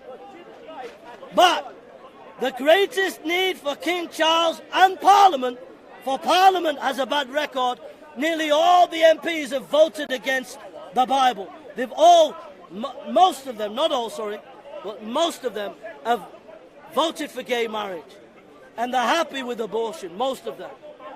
Parliament and the King, they solemnly have to stand on Holy Scripture and stand on the Son of God and preach the Son of God as King of Kings and Lord of Lords. And if they refuse to do it, but say he is because they will change it when he gets coronated. If they say he's the defender of the faiths, and if Parliament ratify that, then this nation has 100% apostatized. And there will be no future for Britain. As normal, sir, we haven't finished yet. I thank you very much for giving Wendell Daniel from StreetMic this opportunity. I engage with everyone. I don't care what your religion is. I believe in freedom of speech. In closing, sir, I believe I've given you the opportunity to answer my questions. If there's anything you want to add that you would like to, you've got 3 minutes to say what you want to say. Was Jesus a liar? Was he mad, or was he the Son of God? Was Jesus a liar? Was he mad, or the Son of God? How can he be a liar when he washed the disciples' feet? How can he be mad when he showed love to his enemies? He was the Son of God. What are you going to do with him?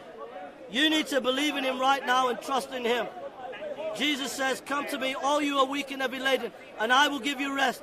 Peace is in Jesus, so come and find peace for your soul today and rest. God bless you. Read Psalm 23 tonight. Thank you very much. And I restate, it was a pleasure to engage with you. You are new to me down here, but I've no doubt we will engage over the coming months, over the coming years.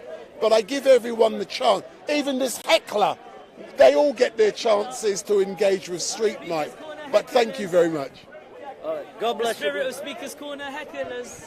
There are hecklers. Hecklers. Come, let me interview you, sir. You did ask me once upon a time. I haven't seen you for a long time. Come, I'm kind of like resigned, cabinet minister, that's me. Popeye, a little bit of spinach for we.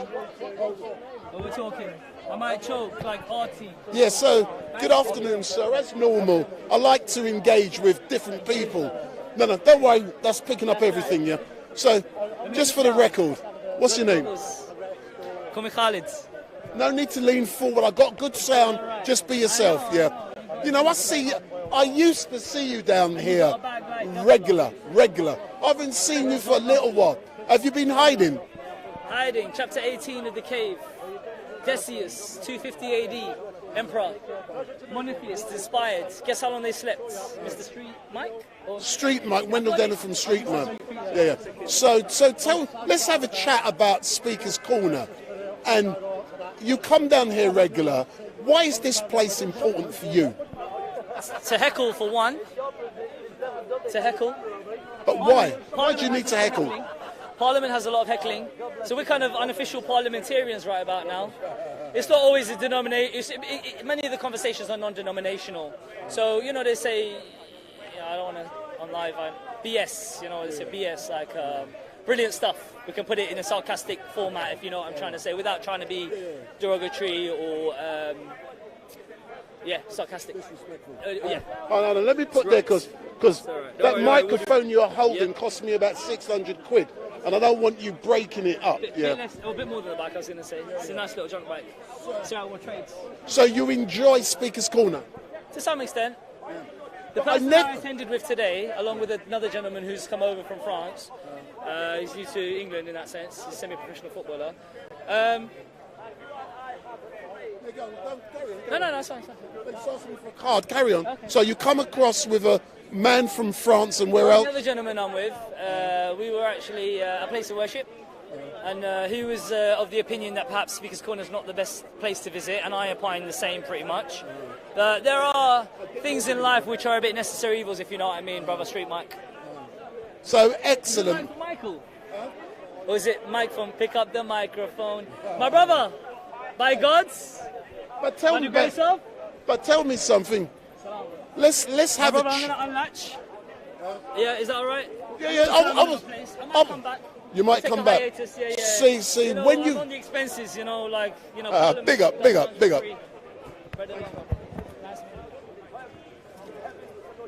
I'm just going to get the gentleman I just interviewed a business card.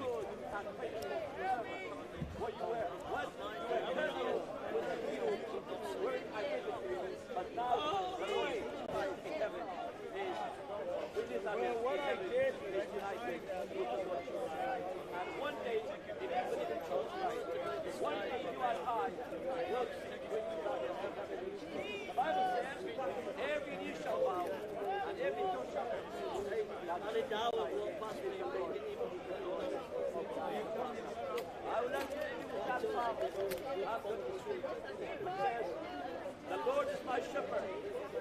I shall not want.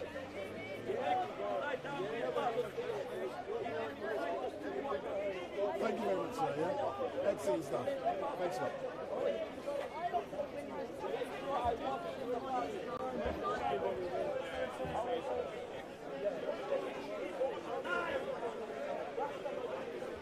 Let me put my headphones on. You can see my ugly face. So, let me turn it up a bit. Turn it up, you can hear me a lot better. Turn it up. So, good afternoon all. Let me get a drink. I'm thirsty.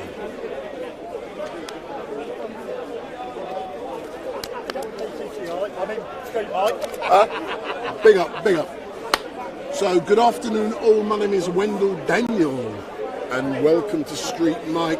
And as normal, we're coming to you live and direct from the regular Sunday mayhem down here at Speaker's Corner. And I must admit, just like a lot of the people in the chat have said, I don't normally agree with you, today hasn't been the same. You know, the regular provocateurs like Hatun, like Bob the Builder, like Victor, the regular people, no one is down here, and I must admit, it's getting a bit boring. And the gentleman to whom I spoke with just now, he's brought a bit of life back to Speaker's Corner, and he says he's currently in Ghana.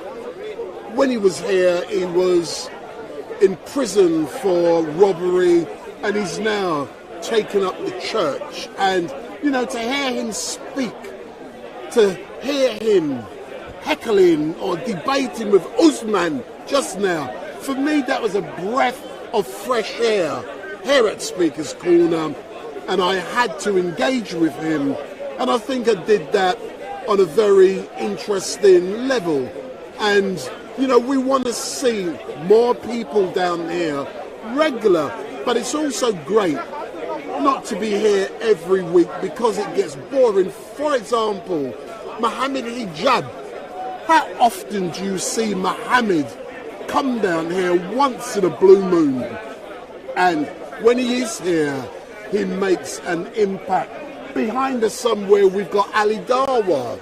Regardless, a lot of you said earlier on in the chat that you felt it was boring and sleepy, and you've heard it all before what Ali Dawa was saying. I actually found his discussion about being a polygamist, that word, polygamist, yeah, I found it very interesting because it educated me. But you need to think in what way I was being educated by what Ali Dawa was saying. I was educated, but I'm going to disclose I disagreed with everything he was saying.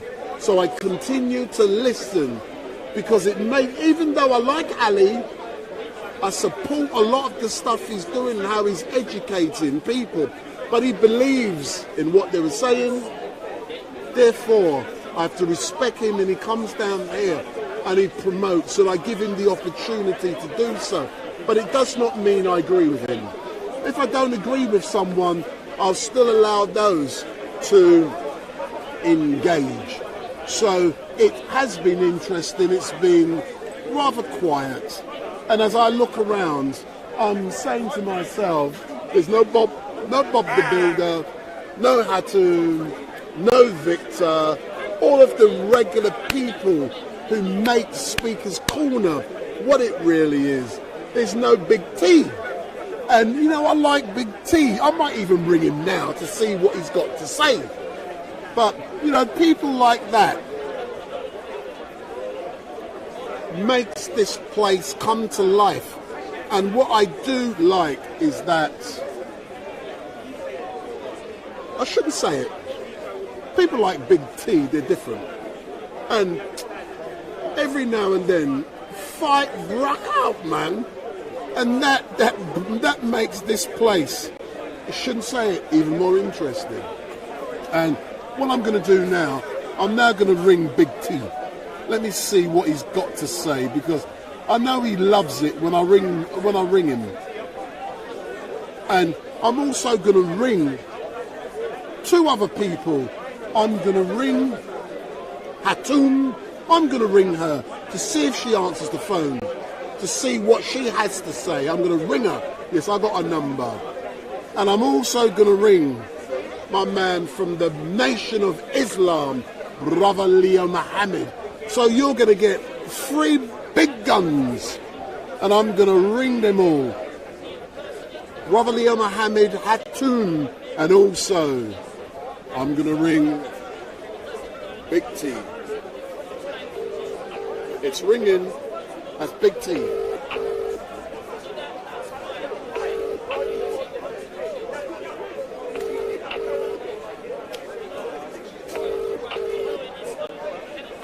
I'm sorry, calls are not currently being connected to this number. So that was no answer from Big T. Sir, big up. Sir, here's a provocative man. Come forward. Come, man. I don't want you behind no camera. I want you talking to StreetMic. And my microphone has just switched off in my hands because I hit the mute button. Sir, come chat, man. We are going. I'm live streaming, man. Those of you who knows this brother next to me, every time I see this brother, come forward, sir. Yes, man. What is your name? My name is Sheikh Abkar. Who? I'm eating something. You know, my name is Sheikh Abkar. I was under the impression, because I nicknamed you as Muscle Man down at Speaker's Corner, true or not? I like that, yes. Yeah, you like that one, Muscle Man? I like that. So why is it, yeah, Muscle Man? Every time I see you down here at Speaker's Corner, you're naked, you're showing off your muscles like the Incredible Hulk, and you're having fights, because I know people like fighting. What's it with you, man, that you're always having troubles down here at Speaker's Corner? Because they know the truth is coming. When the truth is coming, all they come, all devil, shaitan, all of them, they come in. I bring them there, all of them, with my proof on my video. Everything I say is the proof. I'm not lying. Look to my previous video. Yeah. So are you going to be preaching the word today, of God today? Inshallah, with the word of Allah. Because no, not the word of God, no. Yeah, what's that? Because tell me, because my English is not that good, you know? Yeah, go on. What do you mean? So no, I'm there winding you up. I know you're Islam, so I'm saying, are you going to be preaching the word of God just to provoke you? Yes, that's all about.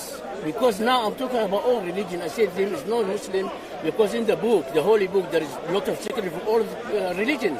I tried last week, alhamdulillah, I take what I take from this place. So now they start coming from other religion. We start help each other now. This is what I'm talking about. This is what I want. Thanks God. But when you speak later on, what you must do is speak English at all stages. because quite often I won't engage with someone because they're speaking Arabic or a language which my followers or those watching on YouTube don't understand, and then I'll go away. Yeah, and that happens down here quite often. Shamsi does it quite a lot. He will speak his language. So therefore I can't engage. I don't know what's being saying. So are you going to be speaking very soon? I start very soon, inshallah. I speak in English, leave them, because I try before I do English and Arabic, they attack me. So now I say to them bye-bye, now in English. Go bring translation to you to tell you. Yes. Excellent. Big up, big up, big up. But before you go away to start speaking, tell me about the Incredible Hulk and your training routine you go through in the gym or wherever on a daily, weekly basis. Oh, this is other things. In the gym I have TikTok just for the gym. You put my name SHUYAB ABKER, you find me in TikTok, just gym. I try to show people how they training without they injure themselves when they start slowly, because everything needs experience. I have experience more than 25 years about the gym. So now I have to bring everything out to people with the peace I give them from my heart to anyone. Thank you a lot. Yeah, and pull that flower back up. Yeah, man. What is it that you now have a sunflower in your hand? Are you who's that for? This is what they want. There were people they thinking no. I smell it. It's a nice perfume. Hold on. Please describe what it smells like. Hold on. Let me set the scene. You know when you put it there. Oh, yeah, come on. Come on. You see this guy? I know them. Look at this guy. No. Later on. Yeah. Listen, Hatun won't like that. No. So describe why you've got a sunflower in your hand. This sunflower, I bought perfume from Arabian Oud down the road in Oxford Street, the place I used to sell perfume. This is a nice perfume, Oud in Sultan. This is my favorite. When I put this one in, people, they ask me, they say, Prof, they ask me, they say, why you smell what the smell is nice? That's mine. Sultan and Oud, Arabian Oud. But hold on. When a man walks around the streets with a flower in his hand, smelling it, I'm going to move away from you, man. Listen.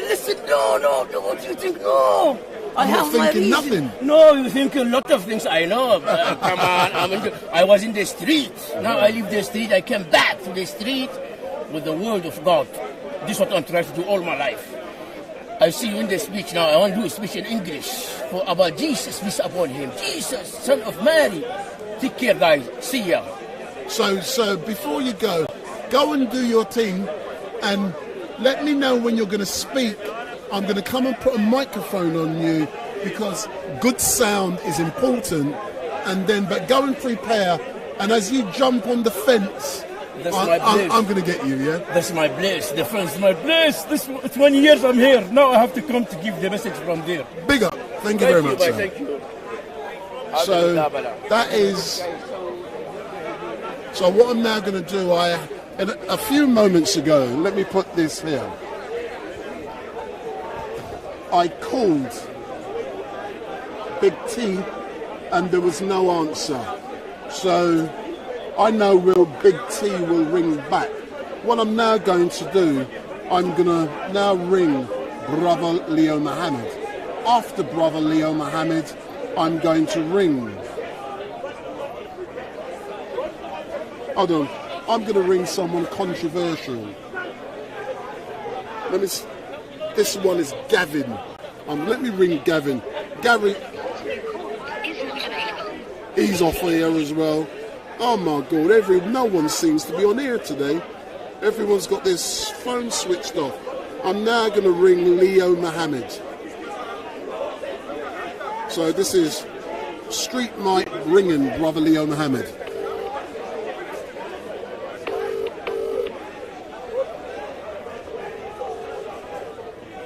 There's his name. Brother Leo Muhammad, Wendell Daniel from StreetMic. talk to me. I'm live on air. Are you there? Leo, I can hear you in the background. I'm down Speaker's Corner and people are asking for you, sir.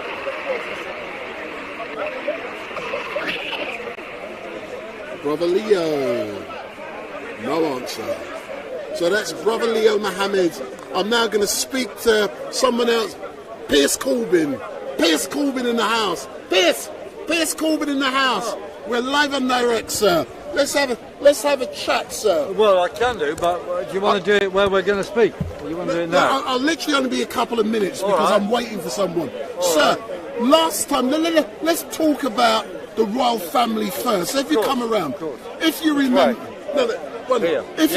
if you remember Pierce, after the Queen's husband died last year in April, you and I both rushed down outside of Buckingham Palace. Oh, we did, didn't we? Yes. Yeah, we did, and we met there, and I interviewed you live and direct on StreetMic. We both passed on our condolences to the Queen. Yes. How are you feeling on discovery this week that Her Majesty had died? Well, I wasn't surprised, but I was very interested in when and what she was caused by or the death. You see, first of all, well, question must be, was she administered nil by mouth like Eric Levy? You know, if so, I think a lot of people would be upset if the Queen was starved of food and water just before she died. So I think there's a message there. We've got to stop these protocols in the NHS which allow the killing of old people. But you know something, Pierce, what I found really interesting, sorry for coming in there, No, of course. and I've congratulated you guys. You know I'm in a group with yourself, a chat group, and I saw someone posted a message in the Stop New Normal chat group which said an announcement was going to be made at 6 p.m. that the Queen has passed. You remember? When I saw that, I rushed down to Buckingham Palace and I got there at 5 o'clock. Just after 6 o'clock, it was announced. It's true. Completely. Well, I don't know how we knew, but somebody, you know, close to us is in touch with these things. But the question must be, well, what was the cause of her death? Was she seriously ill, or had she just had the booster? And if she was seriously ill, why did she meet Louise Truss and Boris Johnson just on Tuesday and then dies on the Thursday? So that is very strange. Or it was 2 or 3 days, right? And well, we have to have an answer. Is there going to be an autopsy? Why did she die? And then we've got to ask the question, what are the royal family doing now? They're running all over the place, meeting hundreds of people. Now, officially, 1 in 50 people has got COVID.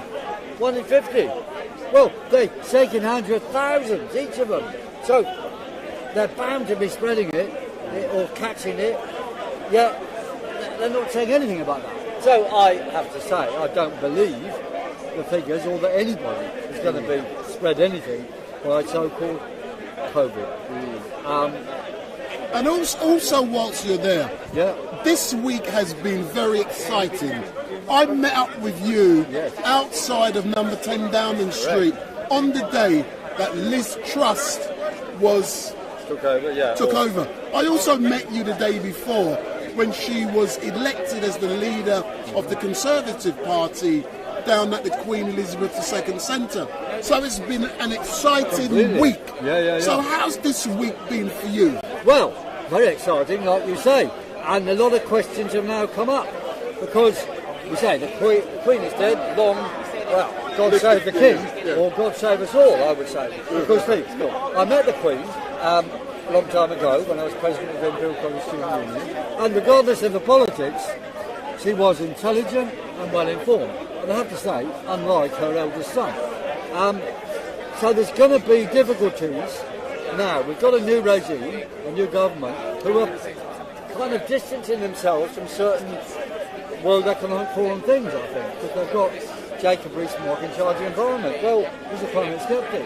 Yet King Charles is an absolutely over-the-top World Economic Forum tool.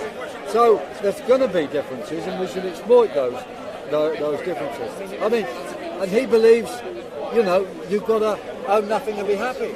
And how are they going to get this, and how are they going to impose this onto the world when they want to have 99% of the population just as the fourth caste? But you see, they're doing this outside Buckingham Palace. They're getting people bowing, praying, just being completely servile to these leaders, you know. And who knows? King Charles might be in charge of administering trillions of pounds around the world, which he wants to hand out more than the total GP of the whole world. So they want to take over the economies of all countries and run them essentially. And his role in that, well, I find it scary. But we do have to, you know, be serious. We've got to break the whole program. And if he goes along with the World Economic Forum, we need to destroy the World Economic Forum and him. But that's normal. Thank you, Piers. I'm going to catch up with a guy who's waiting for me so he can do his thing. But I'm brilliant. Well, what time are you leaving, sir? Oh, we won't be here very long because we've got to go to Swansea in the morning. Yes. And then, but I've no doubt I'll be Derry on Tuesday morning. Yeah. All right then, but Piers, that's normal. Thank you very much. You. And I'll catch up with you. I'm looking at what you're doing, and I've no doubt I'll catch up with you this week sometime. Brilliant. Thank you very much. Thanks a lot, Piers. So that's Piers. My man is now beginning over there.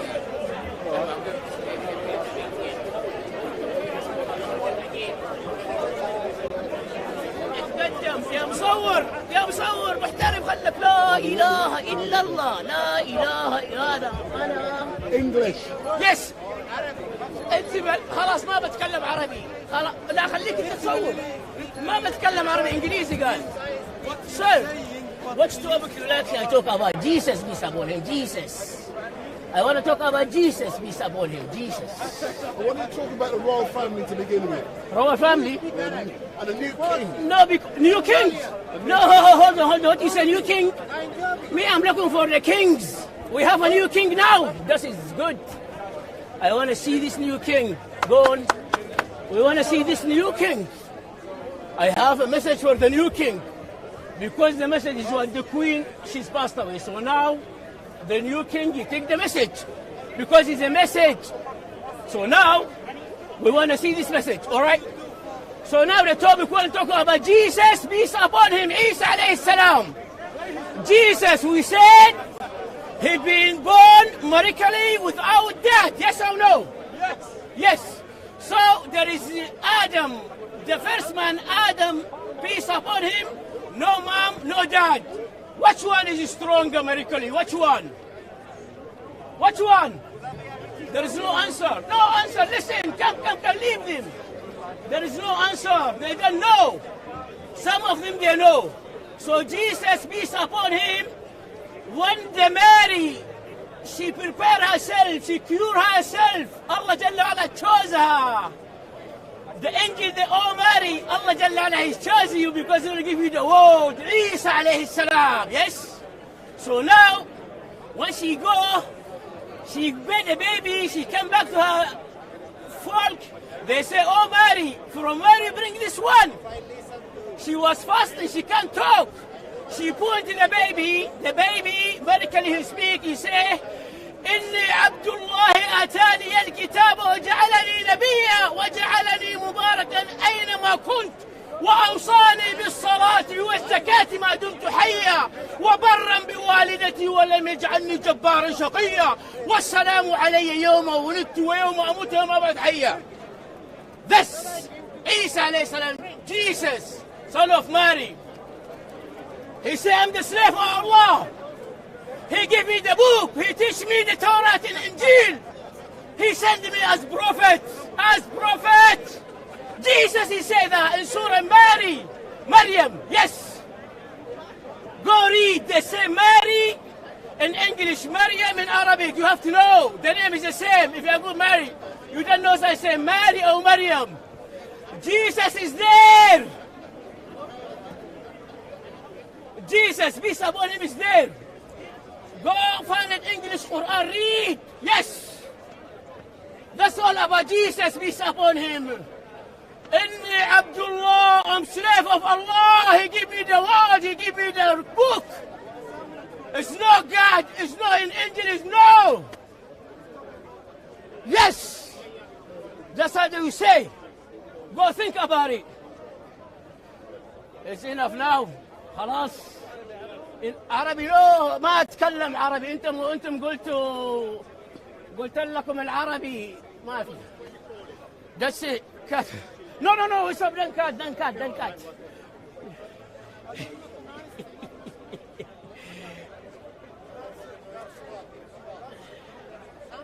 That's how we do. Oh, come on. Okay, now. Come down. Don't stop it. Did you stop it? So now, this is the interview happened with this gentleman, you see. So now they say to me in Arabic, I said to them, no in Arabic. No in Arabic. I want to go take a relax, man. Bye. Thank you, sir. Now, what else, sir? I want to go to prepare myself. I want to take a relax, you know. Because they give me headache last week. Oh, my God. Listen, we talk later, man. Come on. Listen. We talk later. What's that? Give me my microphone, you thief. Oh, my days. Okay. You robber. Can you record me, please? Oh, take the microphone. We finished. Done. Yeah, we're done now. Okay. I don't want to listen to you chatting to your boyfriend. I don't like it, me too. Now they say to me in Arabic, I say no. Thanks, sir.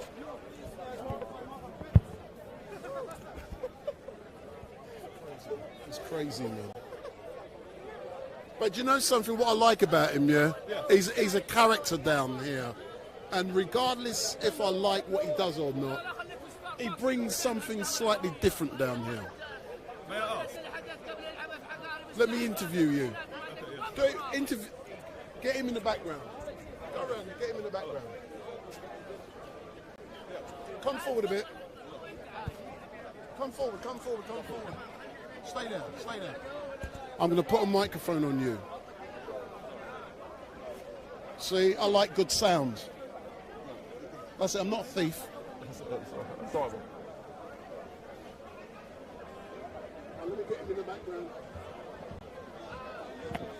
Now he's feeding the pigeons. So, good afternoon, sir. Can you just introduce yourself? What's your name? Hello, my name's Lee.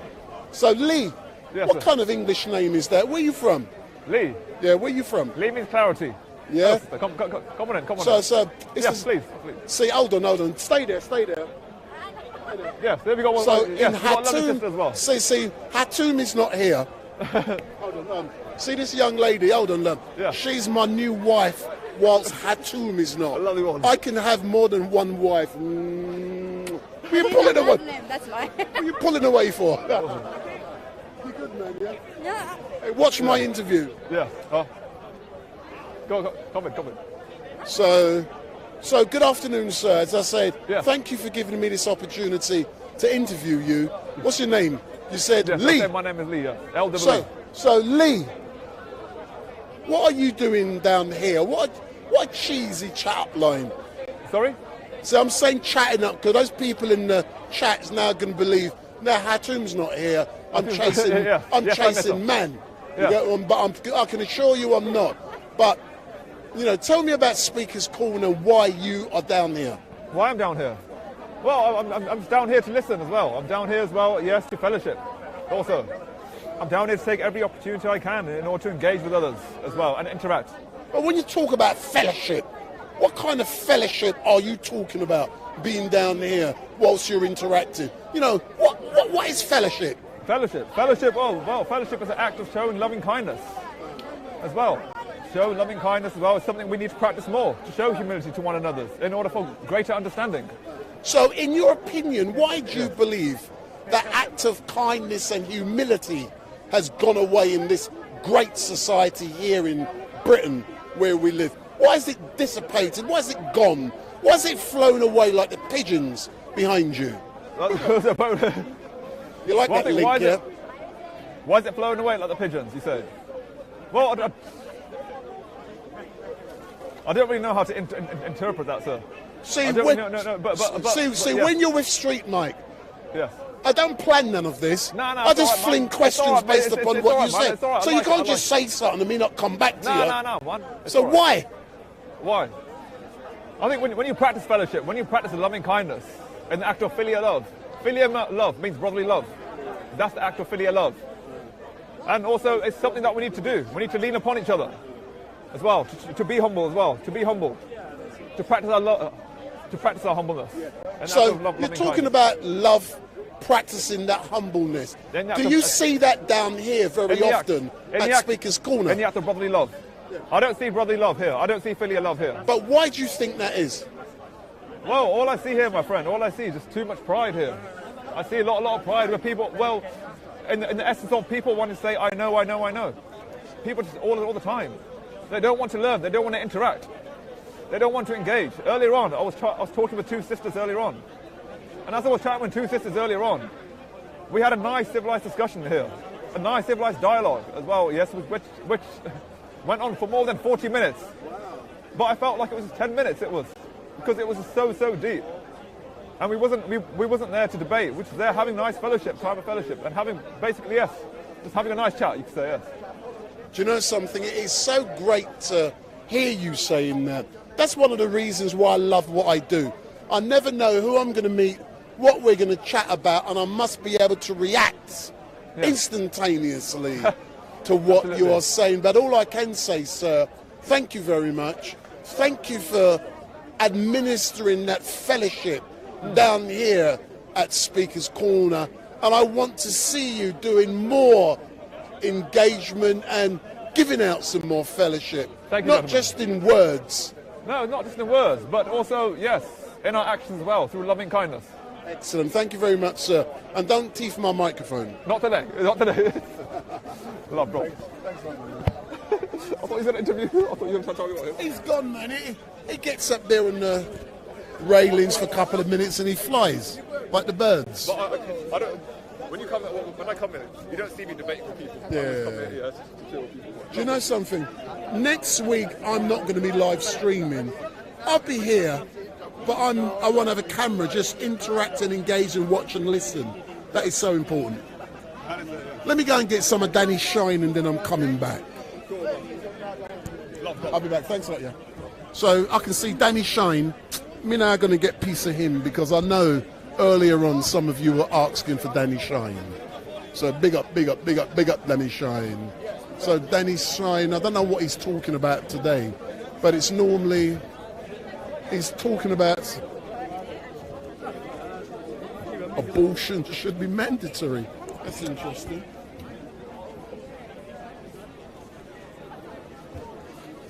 Excuse me, sir.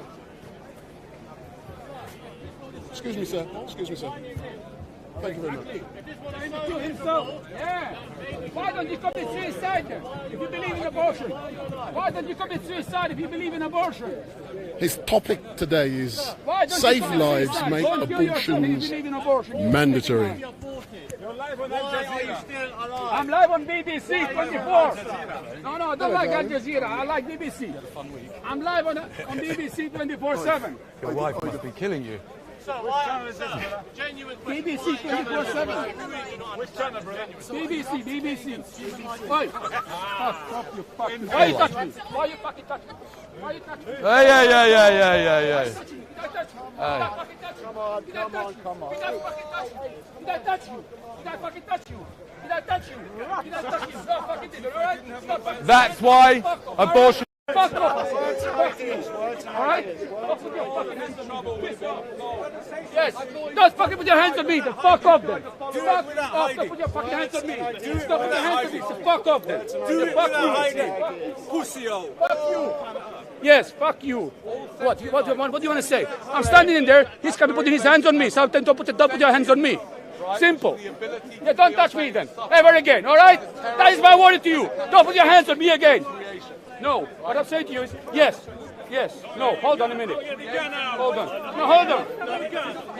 Yes, wait. No, wait. Yes. No. I don't touch him. He touched me. Don't put your hands on me then. Don't touch. Don't touch people. Don't touch people, all right? Don't touch me. Don't touch me. I didn't touch you, did I? Did I touch you? No, I didn't, all right? Come on, your business and fuck off in your fucking way then. That's not the only reason. Logic can often not overrun. You ask him why he touched me. Him, the black guy. Don't touch me. Simple. Talk, but don't touch people. I'm standing there. He's coming, putting his hands on me. Say again. I was standing in front of this man saying what this guy is saying is wrong. To commit an abortion. I'm standing there speaking passionately. He comes, puts his hands on me, and walks away. No, he took your jacket. Exactly, yeah. This is still putting his hands on me because, no, what I'm saying to you is, well, I will put my jacket where I want to because I'm within my right to put my jacket where I want to. What he's not right to do is put his hands on me like he did so. He don't touch people. Talk, but don't touch me. He's a lucky man, actually. Come and touch me again. Come on. Yes, please, I beg you. Come back. Touch me. Come and touch me. Then there I am. Come. Touch me. Then come and touch me again. Come and touch me again, sir. There I am. Come and touch me again. Come and touch me again if you want to. Please, I beg you. Come and touch me, my friend. Come and touch me. Yes. Come and touch me then. Then I'll show you. I'll show you then. Come and touch me. Come and touch me again. No, you talk, but you don't touch me. But I didn't touch you, did I? So why don't you piss off where you want to go then? Alright? Don't touch me. The point is, don't touch me ever again. You know what? You hit up me when I just said to you. Don't put your hands on me ever again. Ever again. You hear me? Don't put your hands on me ever again. Don't need to get out of your face. Brother, call it a day. Listen. Alright? Don't put your hands on me. You have no right. You have no right. You're right. Don't put your hands on me. You have no right. Don't put your hands on me ever again. Ever again. Don't put your hands on me. Don't put your hands on me. Sorry. No, you're not well in your head. You're not well in your head. You're stupid. That's what it is. Yes. No, you talk, but you don't touch people. You think it's okay to touch someone, but I don't. Okay? So you don't touch me either. All right? Mind your own space.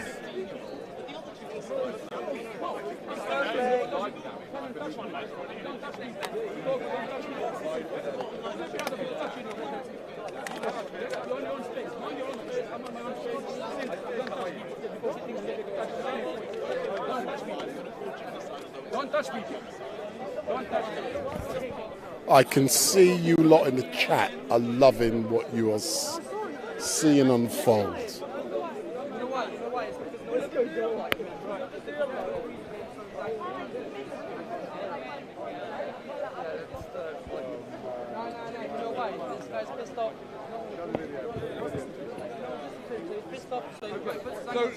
So this guy here asked an interesting question. He said that what I'm saying is that basically the idea of sentient life, whoever created that must have been a sadistic crackpot, right? Whoever created the beings that can feel pain and suffer must be mad, right? Because to me, this is a game we're in. It might even be a virtual reality game. Possible. Really, it's not difficult to imagine that. But it's a game that has absolutely no purpose, and the people and the avatars in the game can experience pain and suffering. So what the hell was the creator of this game thinking? And therefore, I cannot understand. I mean, I can understand, but right now, having understood the arguments against procreation, I cannot find anyone to explain to me why we should be bringing more people into existence when we've already got billions of people that are struggling with all sorts of suffering. We've got animals that are being tortured and murdered. We've got so much stuff going on. Why would you bring someone into suffering? And what he said is, okay, you've got suffering and you've got harm, but you've also got love. What about love? What about the good things? Yeah?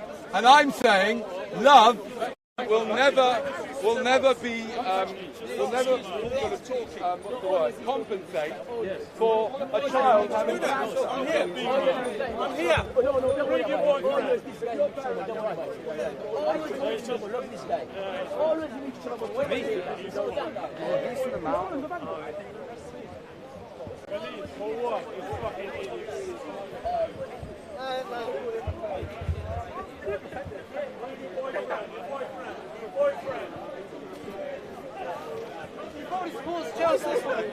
Bit of a big baby, isn't he? Bit of a big baby. So what's now going to happen is that the police are going to turn up probably because a call is being made to the police. And I know you guys in the chat love this kind of stuff.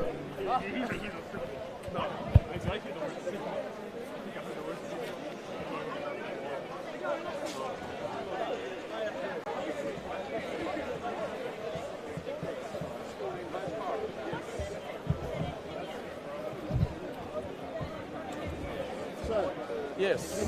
Stay there, let me... I will, yes. I'll interview you. I just want to know what happened. Say again? Well, I was standing in there with my jacket on my head, and he just comes and takes the jacket off my head for no reason at all, because I wasn't talking to him in the first place. And I want to make sure that he gets done with it, because that is common assault under the law of this country, and I'll make sure he gets done with it.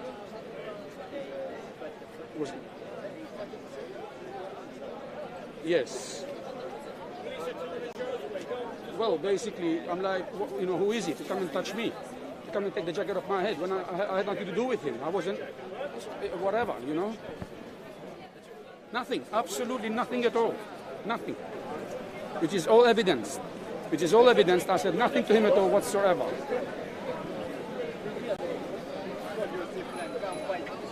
He's still here, yes, on his bicycle. Yep. Ethan, come here. Say again? Well, I don't see why you need my name, because I haven't committed an offense. It's the other guy who has committed an offense. I haven't committed an offense. It's the other part who has committed an offense. Well, I don't want to give you my name. Well, I'm telling you where I am, my location, and everything else.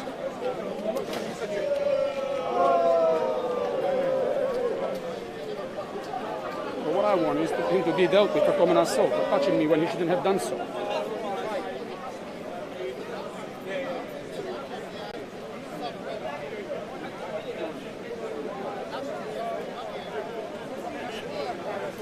No, he just pulled my jacket, my head. Yes. He touched me, that's for sure.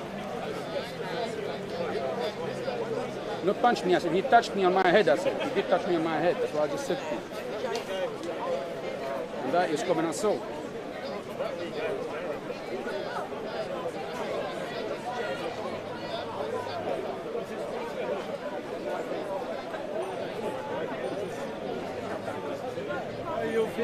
So the gentleman is just talking to, I assume, the police. Yes, absolutely. I'll happily do so, yes. Yes, I will. What happened? Stop film?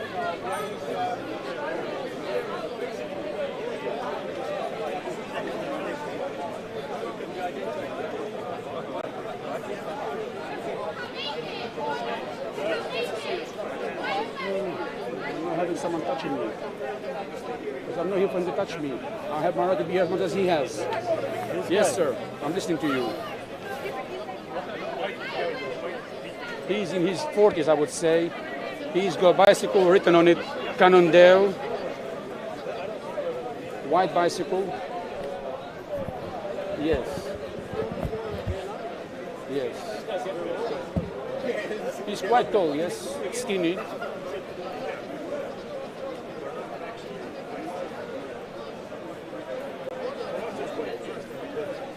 Yes. Yes, he has. But he seems to think that he doesn't care, basically. He's saying call them and do whatever, you know. He doesn't seem to care what's happening, you know. Yes. No, you stay here. Don't worry. I don't need to go there. I'll call them when I want to call the police. I don't need to go and run after police. That's fine.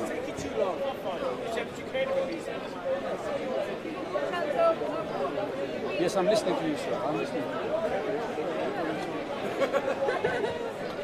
I'm talking to people here. That's who I'm talking to. Why are you pretending that someone's smoking weed here? Your business, darling. I'm not talking to you, sir.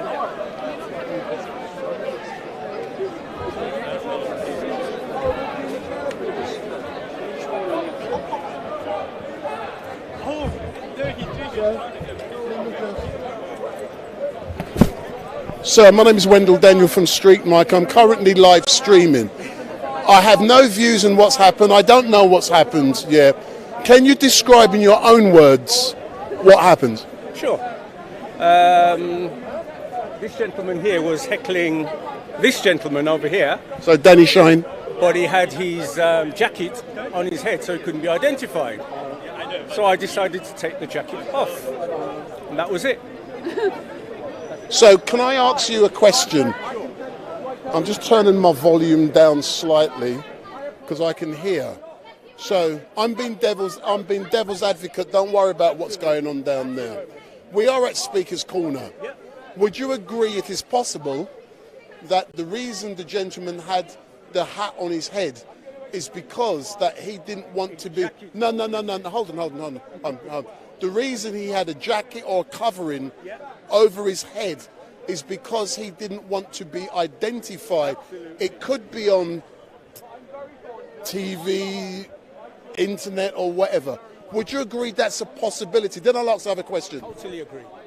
So if that is a fact, why do you believe it was right for you to remove that hat, that covering? To see who was under that jacket.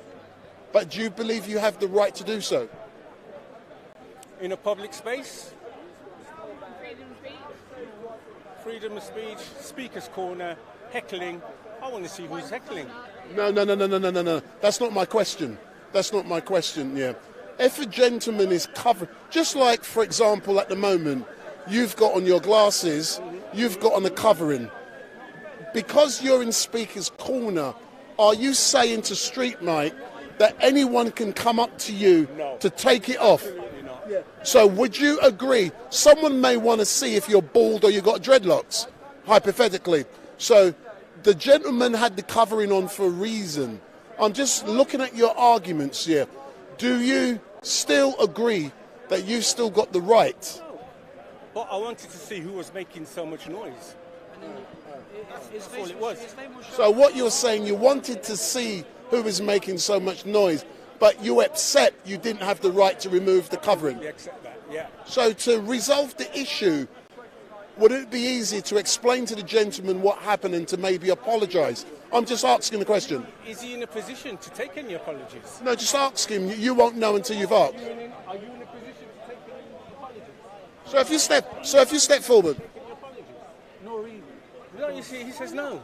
He says no. I accept apology when someone comes and attacks me for no reason I didn't attack you. Sir, can I come forward? Let him. That is attacking, right? I can touch you, then I'm not attacking you. Apparently I attacked him. Answer my question, madam. If I touch you, I'm not attacking you, am I? Yes or no? Thank you. If you step. Yeah, the lady over here, I said to her, she said to me, he didn't attack you. I said, yes, he did. So I said to her, if I touch you, is that attacking? Yes or no? Yes, it is. Under the law of this country, if you touch someone unwilling, you're okay, it's different when you touch someone, there and then walking on what you call it, subway or whatever. But if I'm standing in there and you come and take my jacket off, to me, that is an assault. Because you could have come and taken my hat off, you could have come and taken anything off, and that is assault under the law of this country. Under the law of this country, that is an assault. No, under the law of this country, I know of, that to me is an assault. Would you like it if I took your skirt, whatever you got in your head off, then would you like me to do that to you? The reason Is that an assault, yes or no? If I did that to you? Yes, but is that an assault, yes or no? Where are you standing? Without aggravation. Where are you standing now? Where are you standing now? Without no aggravation, if I just come here, heaven forbid, I would never do that to you. But if I did exactly what you did to me, come to you, with no aggravation at all, I'm standing next to you like now, and I'm like, you know what? Let me take this one off. Would you like that? No. What would you Exactly. do to other people though? Please, I'm not talking to you, madam. I urge you, please, I beg you, please mind your own business. Please mind your own business. I'm not talking to you. Thank you. But why? Please, I beg you. Why were you heckling so Would you like loudly it, sir? with your jacket on your head? Explain that to me. Yes, exactly. Why? Because, Why? I explained to you why I'm having my jacket on my head. If you want me to answer you that, I will answer you that. Yeah. Because I'm like, you know what? I'm standing in there peacefully. I've got nothing to worry about anyone at all. Because when I got here, if I had something to hide, I would have whatever, not been anything. But I just out of, whatever, I said, I'll put my jacket on my head. That's it. But not because I had anything to hide, because when I got here this afternoon, I was dressed like you can see me now dressed. Yeah? But then I said, you know what? I can do what I want. Nobody can tell me how I dress or what I do with my clothes. If I want to put my clothes in my head, I'll put them on my head. Absolutely. If I want to put them on my belly, I'll put them on my belly. If I want to take them off and put them in my bag, I will put them in my bag and do as I wish, because it's my own body. I do whatever I want with my own body. If I want to go here in my underwear, I can do so because it's my own body still, again, which I wouldn't do that because I don't consider that moral, to do so. But what I'm saying to you is, nobody can tell me how I dress, what I do with my own clothes. Yeah? Simple. As I said to you, I don't tell you what to do with your clothes. I don't tell you what to do with your body. Right. Neither do I expect you to tell me what to do with my own clothes and what to do with my own body. Yeah? Simple. But what I'm saying to you is, I certainly don't expect you, when I've never met you, if you were my friend, I would say, you know what, well, go and respect, bro, because you are my friend, yeah? But if I've never met you, and you come and touch me, I don't find that reasonable at all. I don't find that reasonable, because I do not know you. If you were my friend, as I said, and I've known you for ages, or I've just known you for whatever, month, 2 weeks, or whatever, or even if we worked one day before, I'm still like, you know what, he's my friend. Come on, man. If I reacted towards him like that, or her towards like that is a different matter. But for someone who I've never met to come and react towards me the way you reacted, to me, that is an assault. To me, that is assaulting me. Okay, so to me, that is an assault. Okay, so yeah? Because I don't know you. So now you've called the police. I have, yes. Where are they? That's a good question. Where are they? But that tells you how everything is, probably mixed up in this country. Where are they? Because you could have done anything else to me right now, and they still have yet to turn up. But I can't tell them when to turn up or when not to turn up. But what that tells you is, as you said, where are they? Exactly. Where are they? Where are they? Yeah. Am I free to go? No, excuse me. No, it's not misunderstanding, because, as I said, if you're walking up the road, yeah, and I come in, heaven forbid, if I come, you know what? No, it's not. No, it's not. No, it's not by mistake. Can I add in there, sir? Can I add in? I've spoken to you. Can I give you my opinion? Please do. I don't know. I don't like to give my opinion. You're wiser than me, because you're older than me for a start. So thank you very much. You're welcome. Oh, thank you very much. I've heard what you've had to say. Yes. I'm going to give my opinion. Please do. When I saw what happened, sir, let me just finish. When I saw what happened, I did not agree with what I saw. I'm being honest. I did not agree. I did see. But what I did do, I've had the opportunity to interview the gentleman. Yes. He's given me the reasons why he... No, let me finish. Sorry, he's given me his reason why he done it. Please. I do not agree with his reason, but I do accept something he said. Please do. After giving him reasons why you may have been wearing the covering, you was wearing your jacket. Yes. Yeah. And I can understand here. See, the police have now arriving. The police on the left, they're there about 100 yards, and they were just flashing their lights. Yeah. So I'm going to wrap this up, but from what I'm gathering from the gentleman, he believes he may have done wrong. It wasn't right, and he said that. So I said to you about an apology, and he was willing to offer an apology. Yes, no, I accept that. But can you also, because heaven forbid, in all fairness, I didn't even see you doing that to me, I'll be honest with you, I didn't, honest to God.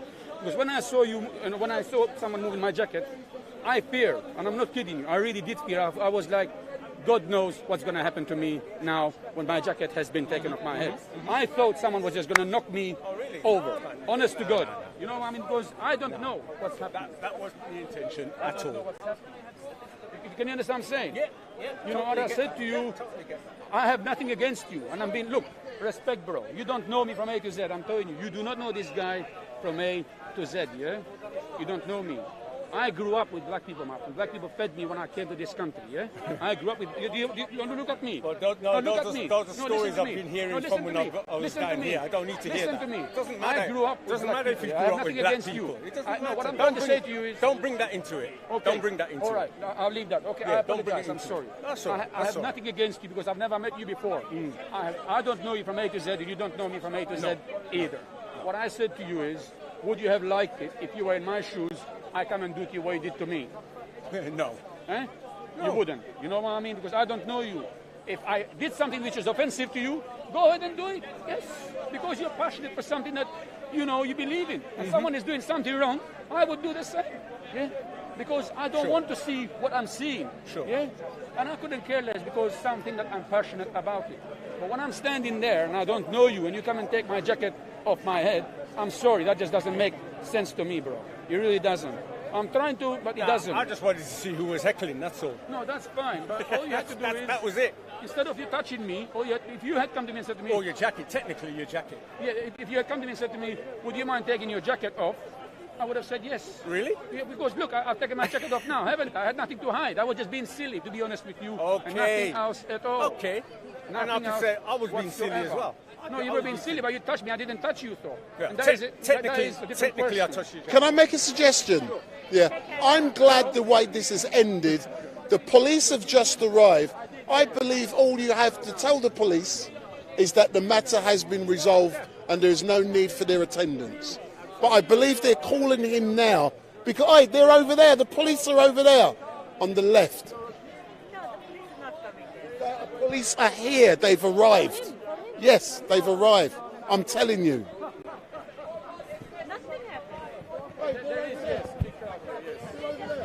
They've been over there for the longest time. But they don't know who they're looking for. Where are they? Let me follow you, hold on. Walk forward. Walk forward. Walk forward. Yeah. So, no. He's very excited. No. Where is the police car? Oh, that's it. Which side now? They say... They're over there.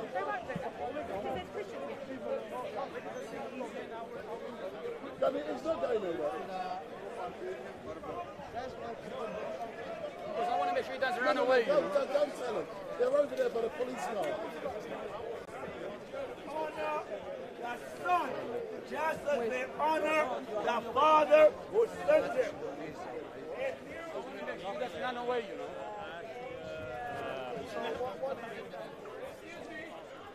Could you come this way, please? He's over there, yeah? Could you come? No, I'm not having shit. I'm telling you. Right? No. No, listen. He rang the police. For what reason?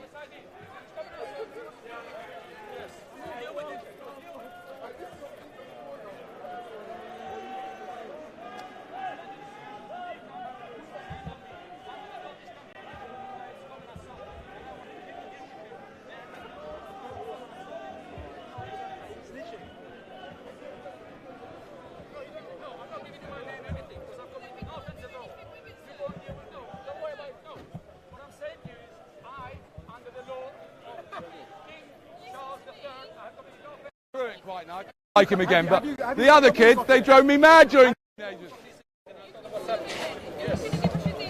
No, I don't need to go under the... No, I'll record it.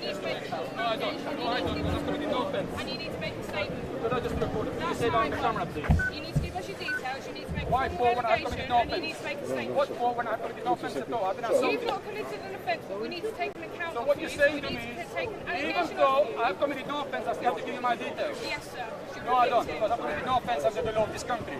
I've been assaulted, and I'm telling you, I've been assaulted. So what you're saying to me is, you're not going to deal with the man. I will deal with the man, but I need to take your Go on, details. no. Deal with him first, then I'll give you my details. Okay, that's fine. Could I just have your name, please? Yeah, it's 3494 Alpha Whiskey. Could you confirm that you're not going to deal with him? You're saying you won't deal with him. I will deal with him, but I need Go to and deal take with the him first, and I'll give you my allegations details. from you. That's how it works. No, I'm telling you, go and get the details. I'll give You're you my not here to tell me what to do. No, I'm going to tell you what to do. I'm telling you I've been assaulted, so go and deal with him.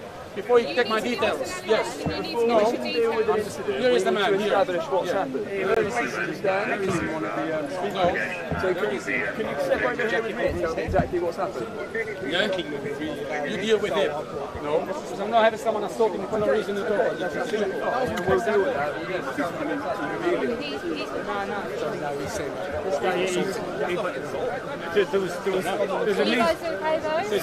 There's at least 50 witnesses to what happened.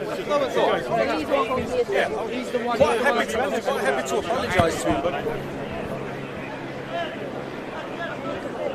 So the police have now arrived on site, and I've counted 2, 4, 6, 7 officers. So the police on site, I've now counted 7 officers. God help us.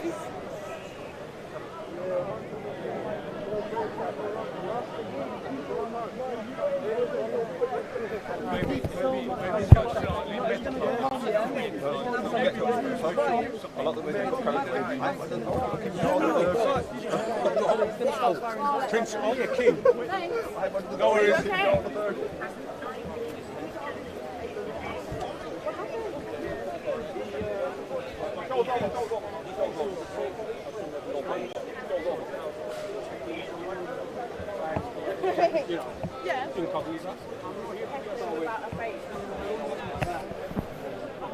This is Speaker's Corner, back to normality. So we've now got 7 police officers on site as a direct result. Let's listen.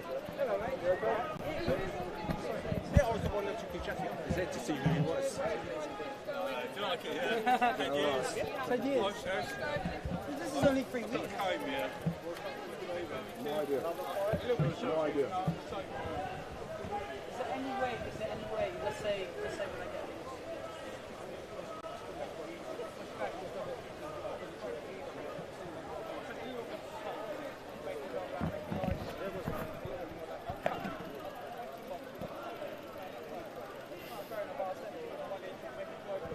So we've currently got 3 police cars, and I'm counting 7 officers on site after what you witnessed occurred live and direct on StreetMic LiveStream. And those of you who like this sort of thing, this is your daily fix. It's your coke. It's your heroin. Big up.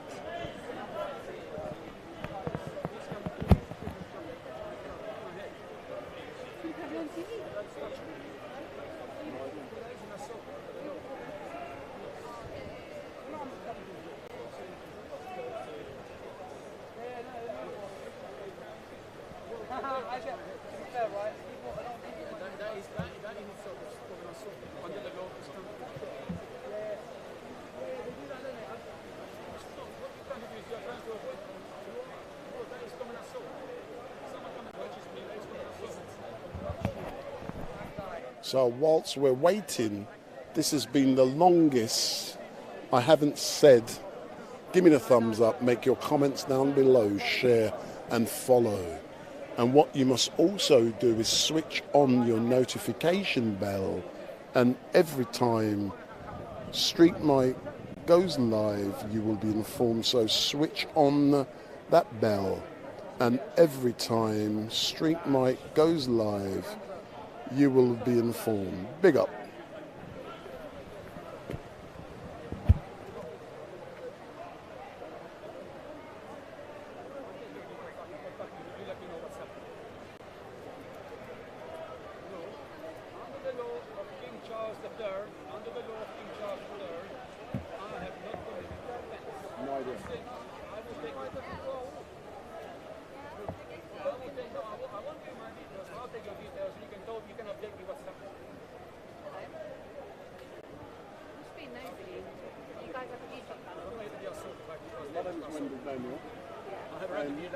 You guys, I don't know him. Someone thinks Yeah. they can come and put I their was engaged in back down there earlier on when an incident occurred, and I interviewed him what happened. I also interviewed the gentleman. He described what happened. This gentleman here had rung the police, but after ringing the police, I engaged with both of them, and he was in the process of apologising. He accepted the apology, and then you guys turned up. I want to be here and happy with someone. I will happy with someone. I don't believe what he's saying is right. No, he did because he rang the police. He rang and I filmed it when he was ringing it. Yeah. But I've managed to mediate between both of them. That's why I'm just capturing what the end outcome is. And this guy here admitted, he explained why he did what he did. Yeah, it wasn't malicious. It wasn't malicious, but then I said to him, would you like someone to come up to you and call? I said the man could have been wearing I'm not the hat thing overhead. Yeah. Could be, no, it wasn't a hat, it was a coat. Although it's quite often here, every week. Sometimes, for personal reasons, they don't want to be filmed, for hence the reason they're hiding themselves. So I said to him, we could be hiding because there's a reason we didn't want to be identified. So what gives you the right to take it off? Just because you wanted to see who's behind the company.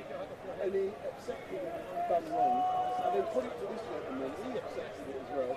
Literally, they were just in the process, and they had actually, and then you turned up, and he just repeated it. Well, that's why I'm doing it.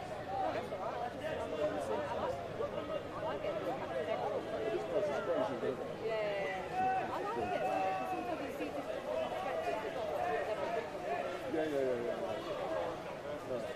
But it's petty rubbish, but I said to him, I do not agree with what you did. You can't go up to someone and remove their covering. You can't do that.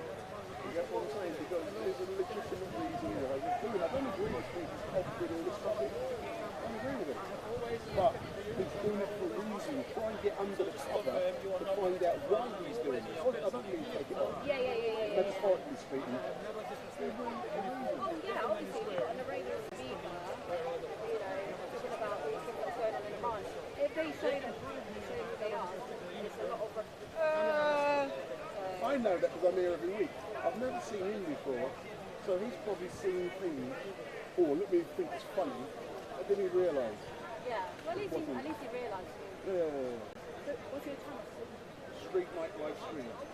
I even know you watch it in Scotland Yard. I remember watching it there yesterday when I covered the entire Black Lives Matter. I covered it all from start to finish. It ended outside of Scotland Yard. And I know they watch it upstairs, I've been told. Yeah? You got to keep up with everything that's going on. You've got a good following, eh? It's called intelligence. That's the words you guys use. I'm going, it's getting boring now. What's it called again? Because I want to watch Street, it. SDR. Hold on. I won't show who you are. Hold on, let me show you. Show who I am. No. Certain things I don't. I'm chatting with you. People must be wondering who I'm chatting to. It's the old Bill. So that's what people are currently seeing.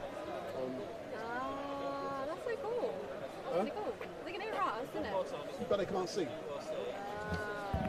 So all of you online, I'm currently chatting with a female police officer, and I bet she's going to give me her phone number, and you believe that Hatun, my wife, will be upset. Can I have your phone number? Yes, 079 555. Big up. Right, well, it's lovely. Yeah, thanks a lot. There they are standing in front of me.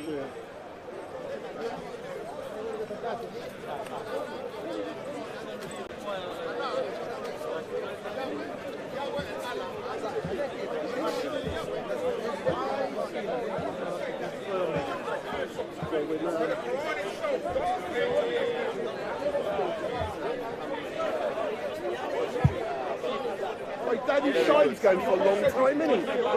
3 hours. Shine never gives up. I see him Oh, all the time. normally he does an hour. Yeah. I've got my microphone on him. And therefore, she can use ethics and morals.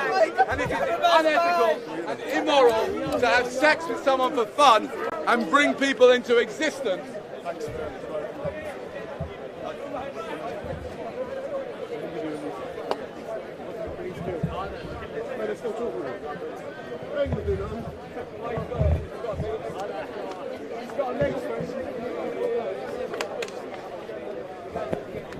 So we've currently got Danny Shine in the house. Want to leave them to find out more why you shouldn't be reproducing? Here's one. You've got the ball. That's sexist. What's that? It's sexist saying you've got the balls. I said I've got some leaflets that will explain why you should be getting a vasectomy, my friend. You need a vasectomy. Yes, I agree. And then I wouldn't have to, if I was aborted as a child, I wouldn't have to deal with people like you. Yeah, that's right.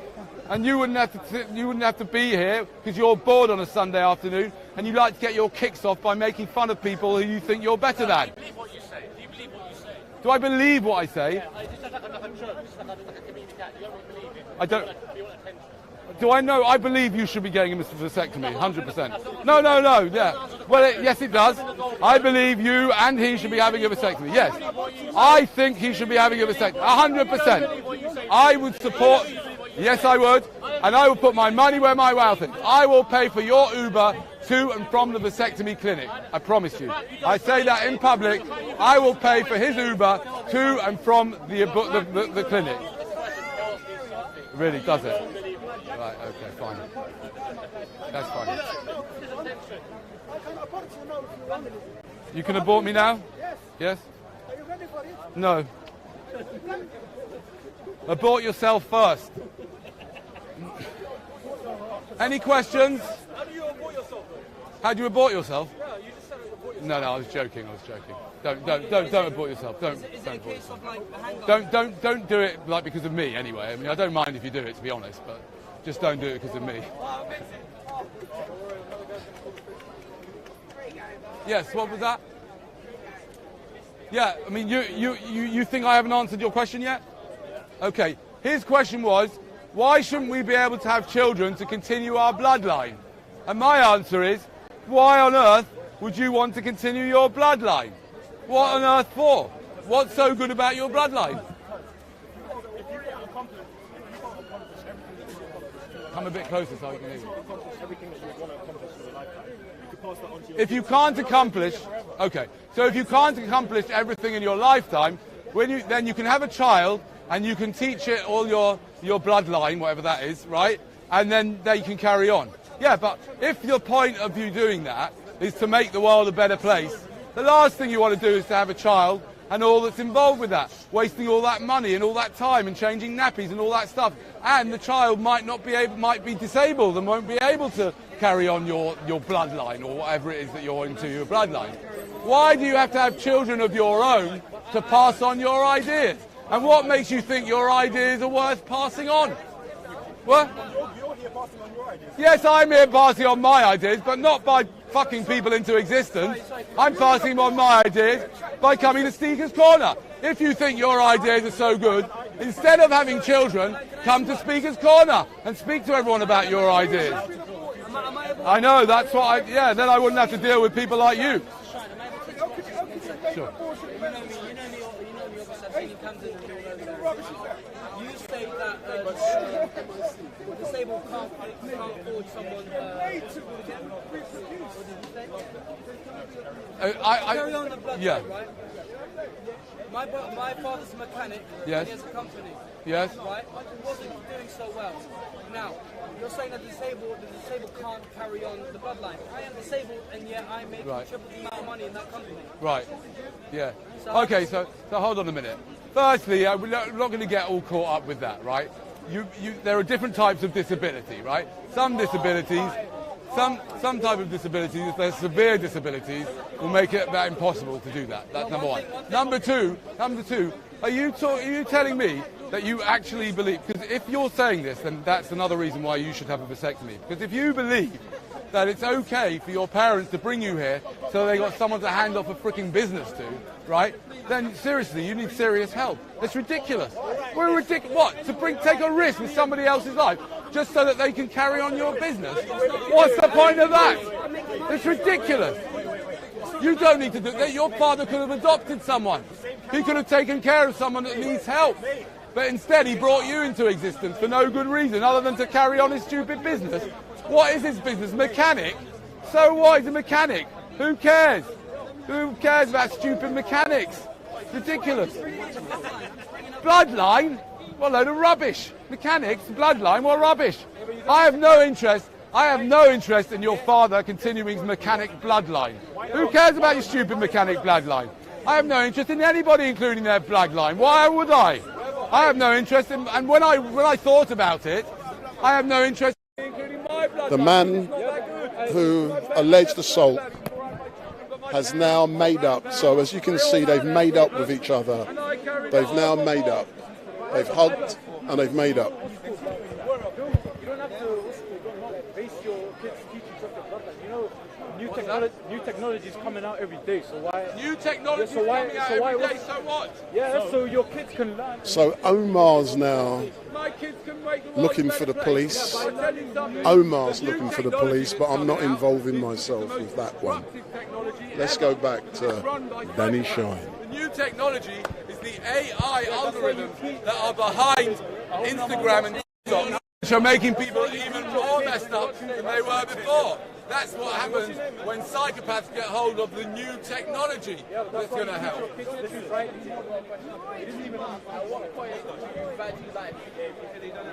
At what point do you value life? I say, I don't really At value. all? I don't value life. No, I value the prevention of suffering. I think sentient life is pointless, and it's a terrible, terrible thing. Whoever created it is mad, right? To create beings that can suffer, that can get cancer. How can you support the creation of cancer? Do you want? Let me ask you a question. Have you had children? Yes. Why did you do it? Why did you do it? No, because nobody can come up with a good answer. Why did you do it? What?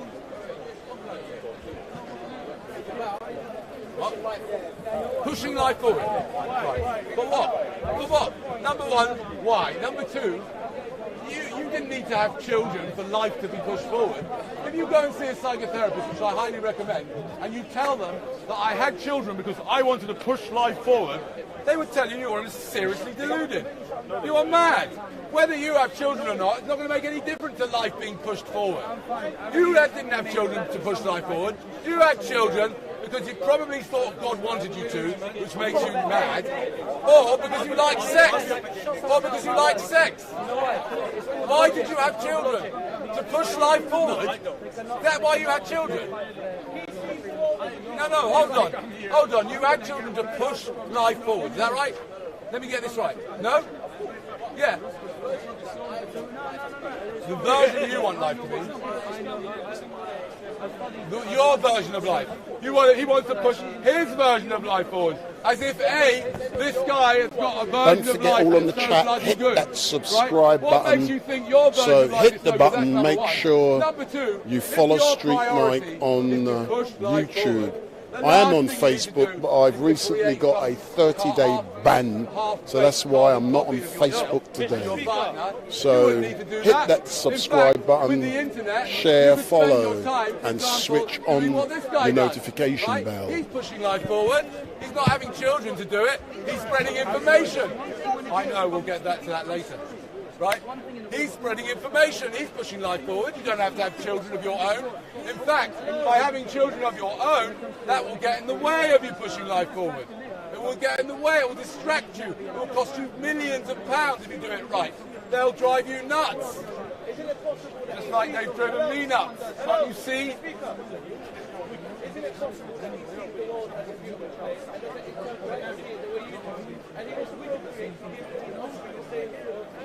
Yes, it's very possible that that's the case, but that doesn't make him right, and that doesn't make him not deluded.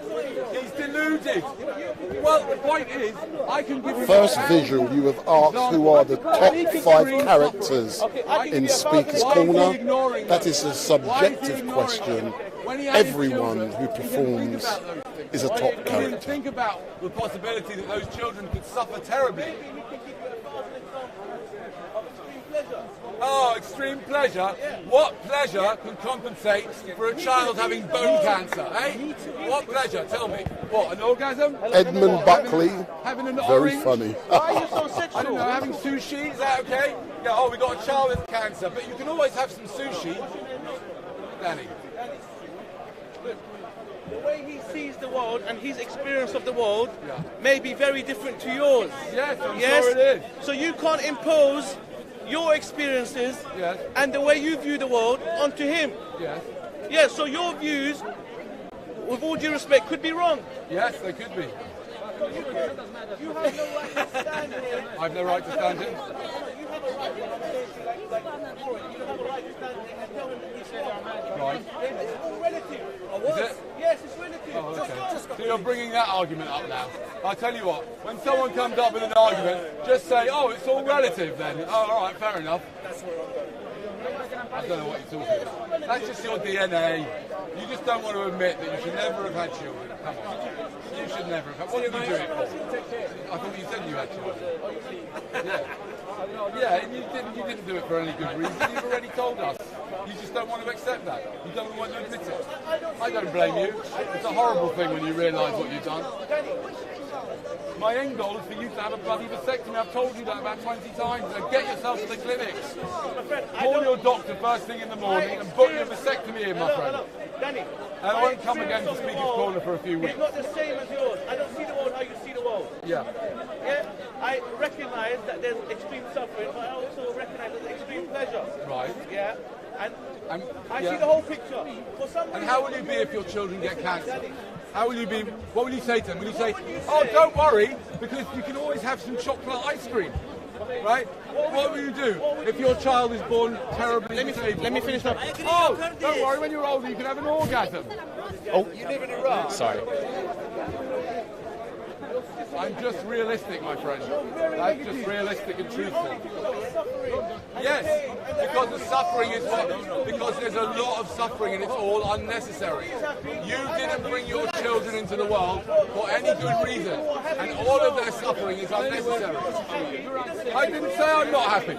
I didn't say I'm not happy. I'm quite, a lot of the time I do feel okay, right? But some of the time I don't feel happy, and I don't know how anybody can. How can you be happy in a world with child abuse? How can you be happy in a world with cancer, children? It doesn't matter. It doesn't matter. You brought your children into that world for no good reasons. Because you couldn't control yourself in the bedroom. Because you couldn't control yourself in the bedroom. Yes. No, because the bad suffering is what matters most to me. And it's what matters most to other people. Yes, and to other people. And to other people. Because people spend their whole life trying to avoid unnecessary suffering. In this world, they experience failure and pain more than they experience pleasure. That's a very good question and a difficult question to answer. In a way, it's irrelevant. You are in no position to answer it, that's why. Because some people in this world have absolutely unacceptable amount of suffering. And they are only here because their parents had sex for no good reason, just like why you're here.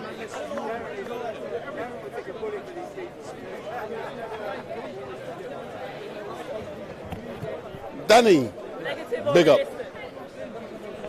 That's anybody's choice, isn't it?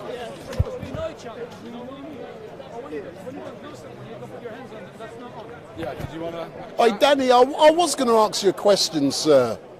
I love engaging with you, as you know, but today you have been on your soapbox for about 3 hours. That is so unusual, sir. Has your wife kicked you out the house? And then I'm going to ask you about your dirty weekend, which you told us about last week. Big up. So, why are you down here for so long, sir? I'm free today. Last week I had a work engagement, so I had to come late and leave early. But I've got free time today, so I'm just basically indulging. It's pure indulgence, I have to admit. Nothing more than that. But can I ask you that question about that indulgence, Danny? Why is it this subject matter stimulates you so much every week to come back to this place to get to be asked the same questions week after week after week? I'm going to meditate on that for 30 seconds. It's a good question. All right then, Danny, hold on. Whilst you meditate, can I ask the people in the chat if they can ask you questions and they can put it, and you know, excellent. So Danny's now going to meditate. So for all of you on the chat, in the chat on YouTube, go in the YouTube chat, give Danny some questions. He's going to answer your questions. He's currently meditating. So big up StreetMic. Go in the chat, YouTube, and come up with some questions, and Danny will ask them. So hurry up, all of you in the YouTube chat, and Danny will answer your questions. Okay, Have you got any questions? Or? No, not yet. Okay, fine. Listen to his answer. Okay, so And I want to hear about your weekend. I think that. Ask her answer. Listen. We have to listen to the answer. I enjoy the adrenaline rush. It's a very, very provocative subject, and I enjoy the adrenaline rush, and I also enjoy, I enjoy sharing what seems to me to be a very solid set of ideas. And so I enjoy doing that in a challenging environment and sort of, getting one over the crowd. And I don't deny that that is run by my ego, so it's not great. Yeah. I've got some questions coming in as well. Hold on a second. But having said that, I also I genuinely think that it is the most important subject and it's the ultimate solution to all problems. So, if I can influence even just a few people to take a few extra thoughts and to have a few less children, then I think that I've done something that's very, very valuable. Excellent, Danny. As normal, thank you very much. I'm now going to pose the question. The first question is from, I've lost it, Lisa Sargent. Who? Lisa Sargent, her name is. And she wants to know, Danny, will you marry her? Oh, that's the first time anybody has asked me to marry them in a very, very long time. In fact, I think it's the first time anybody's asked me to marry them at all, because I asked my wife to marry me. Why would you want to get married to me? To have children. So that's a supplementary question. So Lisa Sargent, let me see if you are genuine. Ring me now, 07442 780 038. Ring Wendell Daniel of StreetMic. 07442 780 038. And you can talk directly to Danny Shine on the phone. So he wants to know why you want to marry him. So that is, I love that question, and I'm waiting for my phone to vibrate, and it's not vibrating yet. Whilst I wait, I'll go to the next question. The next one is from The Last of Us. Does he disown his children, and does he wish he was aborted by his mum? Okay.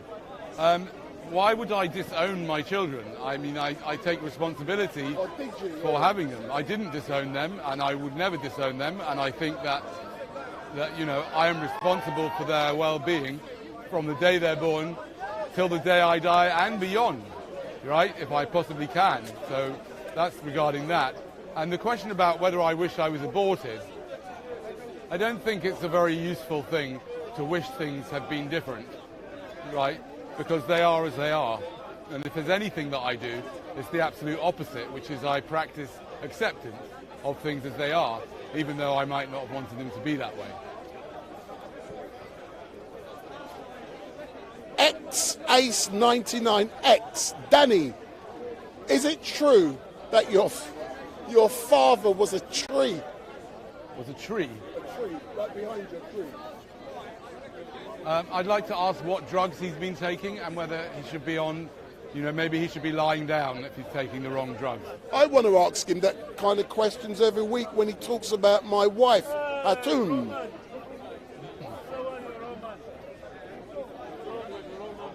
Paul Essex has asked, what kind of bees produce... what kind of bees produce milk? I don't know. I don't know. But I think he should probably speak to the matron about that. Speak to the head of the ward about that question. Ask the nurse. It's a good question from Atheist Steve. Big up Atheist Steve. Where are you? Oh, Atheist Steve. Yeah, he follows me. What's going on with Atheist Steve? So Atheist Steve, will Danny be heckling to Queen's funeral? Good question. Not sure I've got the guts to do that. All the peasants are going to get really upset. I mean, the most I would consider doing is holding some kind of provocative sign. But I wouldn't heckle with the megaphone because I'd get killed. Yeah. Tony Garrett has asked, is Danny Oh, sorry, I paid? forgot one thing. When you said the Queen, what is there is, as far as I'm concerned, that's just a spell, a magic spell, using the word Queen. There is no Queen. It's just a woman. Point noted. Point noted. Paul Garrett, Tony Garrett has asked, and it's not a serious question, is Danny paid to speak here by the World Economic Forum? No, I will answer that question seriously because I often get comments like that, which are worded in different ways, but basically saying, oh, you want depopulation, right? And I always find it interesting that people who are into, I don't like calling it conspiracy theory, so let's call it alternative narratives, yeah? Anything that the so-called elite, who I call the parasites, anything that they do, yeah, the people who are into these theories or into these, they think that everything that Bill Gates does is bad. But I think that's ridiculous, yeah? So, for example, if Bill Gates wants to bring down the number of people in the population, yeah, I think that's a very smart idea. Why wouldn't you want to bring it down? Why would you want it to keep up going up and up and up? More and more and more problems. So when you say the World Economic Forum, not everything the World Economic Forum has come up with is necessarily bad. I think that they are, I think that the guys that run it must be crazy if they think they know how to sort out the world, because how does anybody know, right? And I think the people behind the World Economic Forum are really the dangerous ones. We don't know who their names are, right? But the idea of what I'm saying about not bringing people into existence, just because some very wealthy people want the population to go down, doesn't make it a bad or evil idea, especially if it's achieved through trying to educate people not to have children and instead to adopt, to foster and take care of the poor buggers that are here that need our help. The next one is from Enrico Rampa. What's Danny Shine's ethnicity? Ethnicity?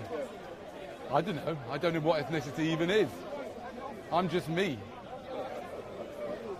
Why do you want to know what my ethnicity is? I don't want to know. Why does That's he want to question. know? Why on earth does he want to know what my ethnicity is? But I did say they can ask questions. Yeah, they can ask what I. And my question is, why do you want to know what my ethnicity is? So answer that good. No. Let me finish. You can do it in a minute. Peacemaker has said, you keep talking, looking at the negative and cancer, etc., etc. What about the same child growing up and finding a cure for cancer? Yeah, that's an old chestnut, that one. I mean, firstly, the chances of the child that any person has of curing cancer are extremely low. It hasn't happened yet, right? So there have been millions and billions of people have been born in the past few years, right? And none of them has discovered cancer. But I'll tell you something, a lot of them have been psychopaths, yeah? Even if you think only 0.01% of people are psychopaths, and by the way, according to scientists, it's more like between 1 and 10%. Even if you think it's 0.01%, that means hundreds of thousands, if not millions, of psychopaths have been brought into existence, right? So the chances of that happening are very, very minuscule, right? Now the point is, if the purpose of the person asking the question, if they want to find a cure for cancer, they don't have to have new children. They need to concentrate on the people that are already here. They could help people already here. They could help universities. They could themselves spend their time. They'd otherwise be changing nappies, researching the cure for cancer. But I'm going to give you some news. I've just checked my phone and someone has given me a call. So it was a missed call. So I'm now going to ring that person back, and it has to be someone on on the chat because this is a brand new phone. No one has this number other than the people in the chat. Okay, let's do it. So I'm now going to ring the person back. Let's hope it's Lisa.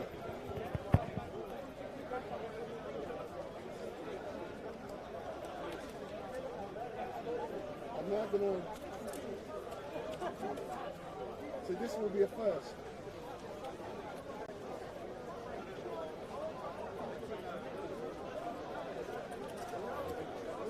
I've only just got this phone. It's a nice one. It's brand new.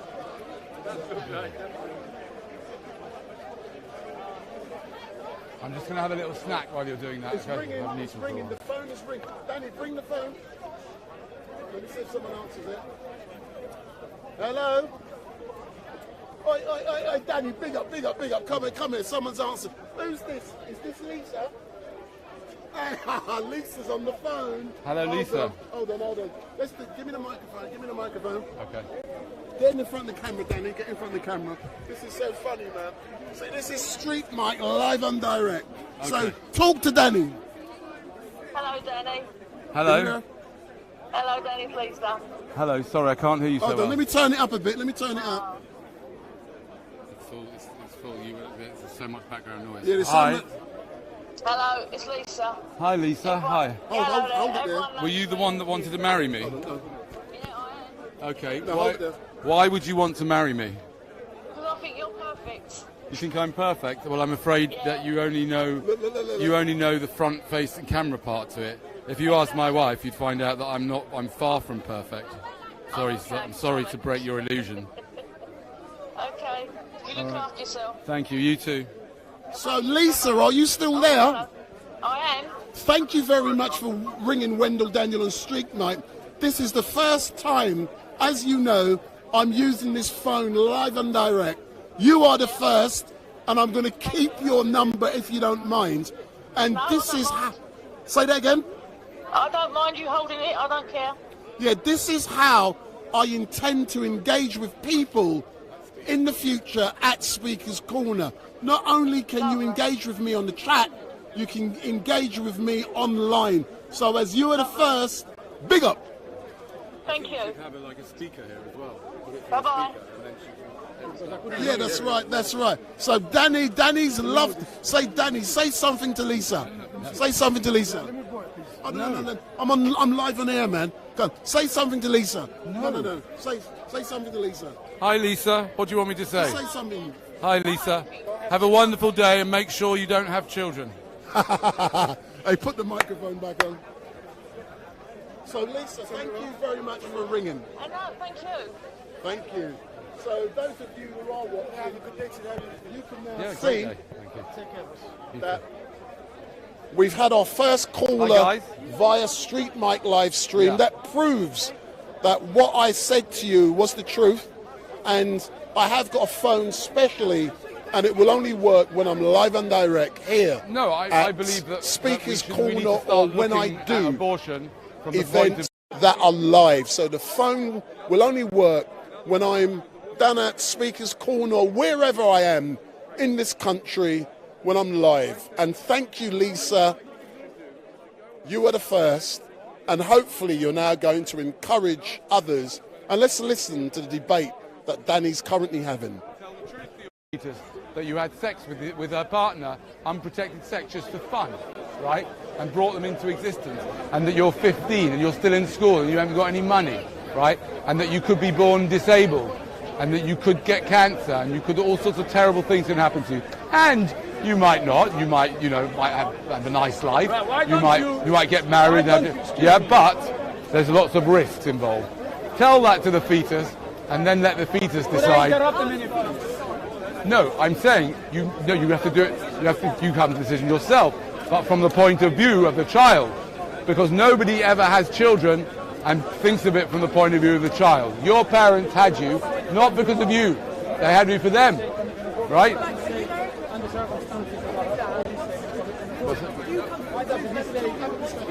No, I wouldn't have. I only found out about the moral questions of reproduction a long time after I had them. Yeah. What? No, it's never okay to have kids. Why would you have them? Like, for example, you. I've offered £100 if you can give me a good reason why. Oh, that's not a good reason. What do you mean a mitzvah? Where do you get that idea from? Firstly, by the way, firstly, in your religion, which I know a little bit about, in your religion, we don't take our commandments from the Bible. You take your commandments from the Talmud eventually, and from people who are halachic authorities, right? Secondly, the Bible, you're not taught the rest of the verse. You don't even know the rest of the verses, do you? It says I do. Yeah, go on. What is it? What's the rest of the verse? Be fruitful and multiply. What's the rest of the verse? Be fruitful, multiply, and keep going for as long as you can. No, rubbish. Right, so Rubbish. That's not the rest of the verse. Right, You don't know what you're okay. talking about. Puruvu umilu et haaretz. Right? Fill up the land.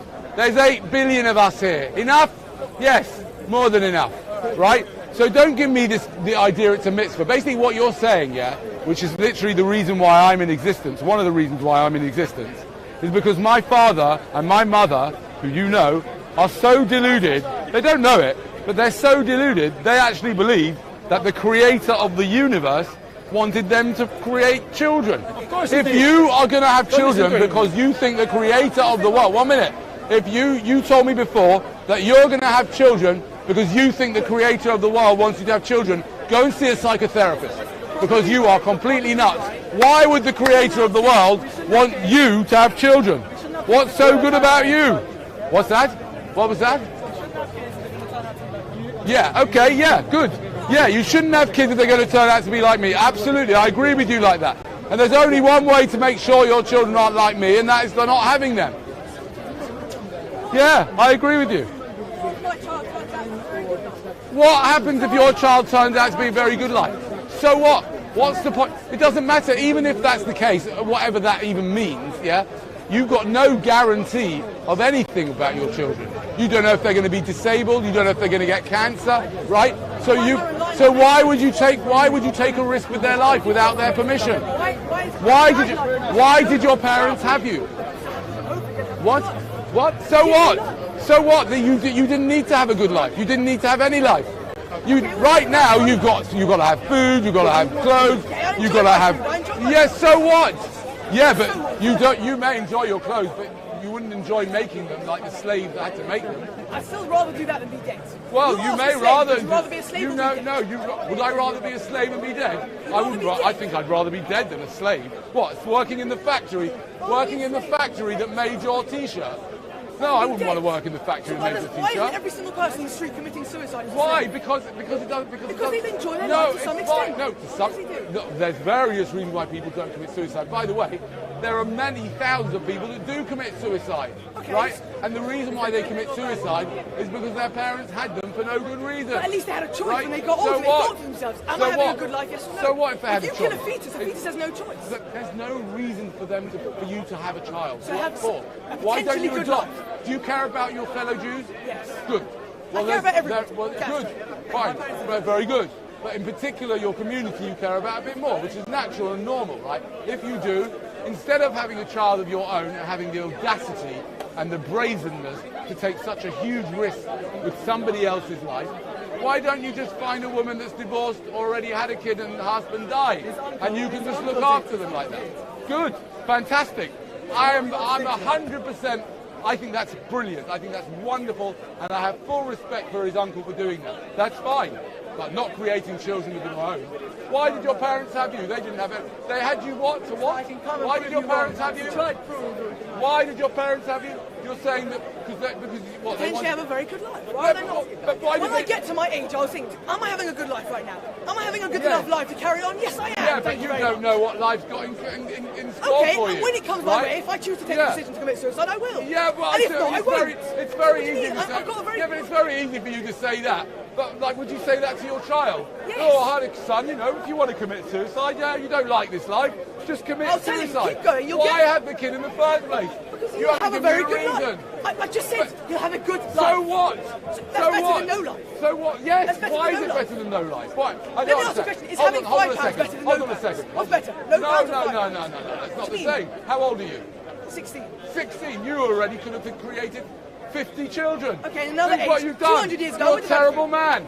You've deprived all these children of life. I didn't say it's if you choose not ridiculous. to have children, you're a terrible person. What? No. Well, you're saying somebody who doesn't. You're implying. Somebody who has children is a You're terrible implying that this life is so wonderful and we should be giving it to as many people as possible. I said it is in some ways wonderful. Well, it is in some ways wonderful. Yes, I don't disagree with that. But in some ways, it's absolutely unacceptable. And I believe, well, all the pain and the suffering for nothing, for no reason. And all the enjoyment for on no the other reason. side of it. Doesn't make any difference. The pain and the suffering is never balanced by an orgasm or an ice cream.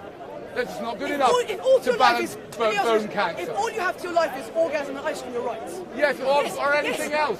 Or a relationship with a woman. If you have no relationship with anybody. Have a relationship with a friend. No relationship have a with relationship anybody. with a woman. Have a relationship Having with a your relationship children. with anybody. I said the word children. Having a Have relationship with your with children. anybody With does children. not balance out cerebral palsy. I will No, bring it doesn't. The proof to this is that 5,000 years later we're all here, and So that's what? the proof. The So proof what? is That's not that having proof. children and having a relationship with children Yes. is a bigger benefit, is a bigger enjoyment than any other pain in life. No, it's not proof. I agree. It's not. No, it's not. You're convincing yourself. Yeah. You like to convince yourself of these hoity-toity things. The reason why you're here is because your parents like the feeling of sex. That's the bottom line. That's the bottom line. And on top of that, not only do they like sex, I know they do, but they still, I know. Thank you, my friend. Exactly. Yes. They also fell for this whole children are cute thing. Yeah, but they're not cute when they get. Look at his age. Look what happened to him. If abortion would have been mandatory, we wouldn't have to have people like this in the world. What's that? I have a question. Thank you very much, guys. Yes, you can ask me a question, of course. I don't believe, for many years, I used to be completely against abortion. When I mean, I used to say no abortion under no circumstances should take place at all. I used to believe me. Right. Now, I am not as against as I was. Right. But what I do believe is this. In 2022, when you have, you name it, so much out there in the world we live in, there is no reason for a woman to feel pregnant when they don't want to. Because, as I said to you, you got pills, you got condoms, you name it. I can't name other things, but you know what I'm referring to. So much out there. What I am saying is that, yes, at times abortion should be allowed to happen. Such as, if the child is severely disabled, yes. As much as I hate abortion, that should take place. Because no parents wants to see their children suffer in front of them, unless they are wicked people, from my point of view. Nonetheless, that is one, situation. The other side is, for example, if a woman got raped, yes, abortion should happen. So there are circumstances where I believe abortion should be allowed to happen. What irritates me, what annoys me, what infuriates me is that in 2022, with all the technology and everything that women have available, some of them, and I hate to say this, not all of them, and I repeat again just to be clear what I'm saying, some of them say, you know what, I'm going to have a child.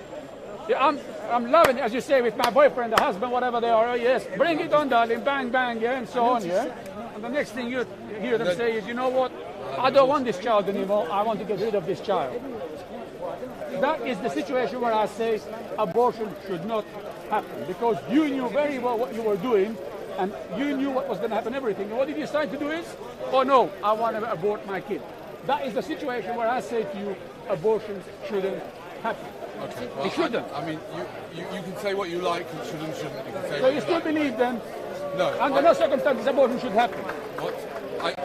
I'm saying, this is a provocation. Right? Yes. I don't really I don't really think a fetus has a right to be aborted, but I do think that we need to start looking at these questions from the point of view of the fetus, right? From the point of view of the fetus. Now, I would say to you, I would agree with you, right, that I think it's a terrible, terrible indictment on society and the way society is, and the way the way all the corporations, right? the way society is, that you've got young people going around, like the ones that we're here, going around having unprotected sex, saying, oh, we'll just have an abortion afterwards. Yes. Yeah? I think that's terrible, because I think abortions can create a lot of trauma for people. You know, I don't think abortions are wonderful things. I would prefer if people don't have unprotected sex, right? So I agree with you on that. Yes. But what I don't agree with, what I'm saying is that people do not look at it from the point of view of the child, and I'm saying that applies to both, you know, to bringing people into existence and to fetuses, right? People don't think about... I'm going to be moving away from Danny in a moment to someone who fully supports the King Charles, and I started with him. He's about to go in a minute. I will come back to Danny in a few moments. So we're now moving away for someone who supports fully the new king.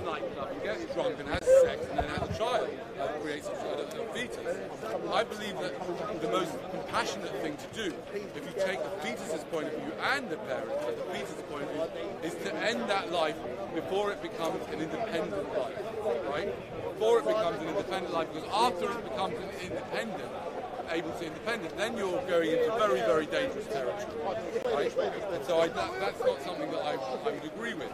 But before that I believe if you think about it, on a 3-2-1, yeah? No. Yeah, I think move back a bit. Good. Say something. Say test. So let's have a quick interview yet again for those who haven't met you. What's your name, sir? My name is Zach. So Zach, I spoke to you when StreetMic began live streaming at 2 o'clock. Or just after, I was a bit late, yeah. You jumped out and you stood out for me because when you arrived, you did something which made me smile. What did you do, and do you want to do it again?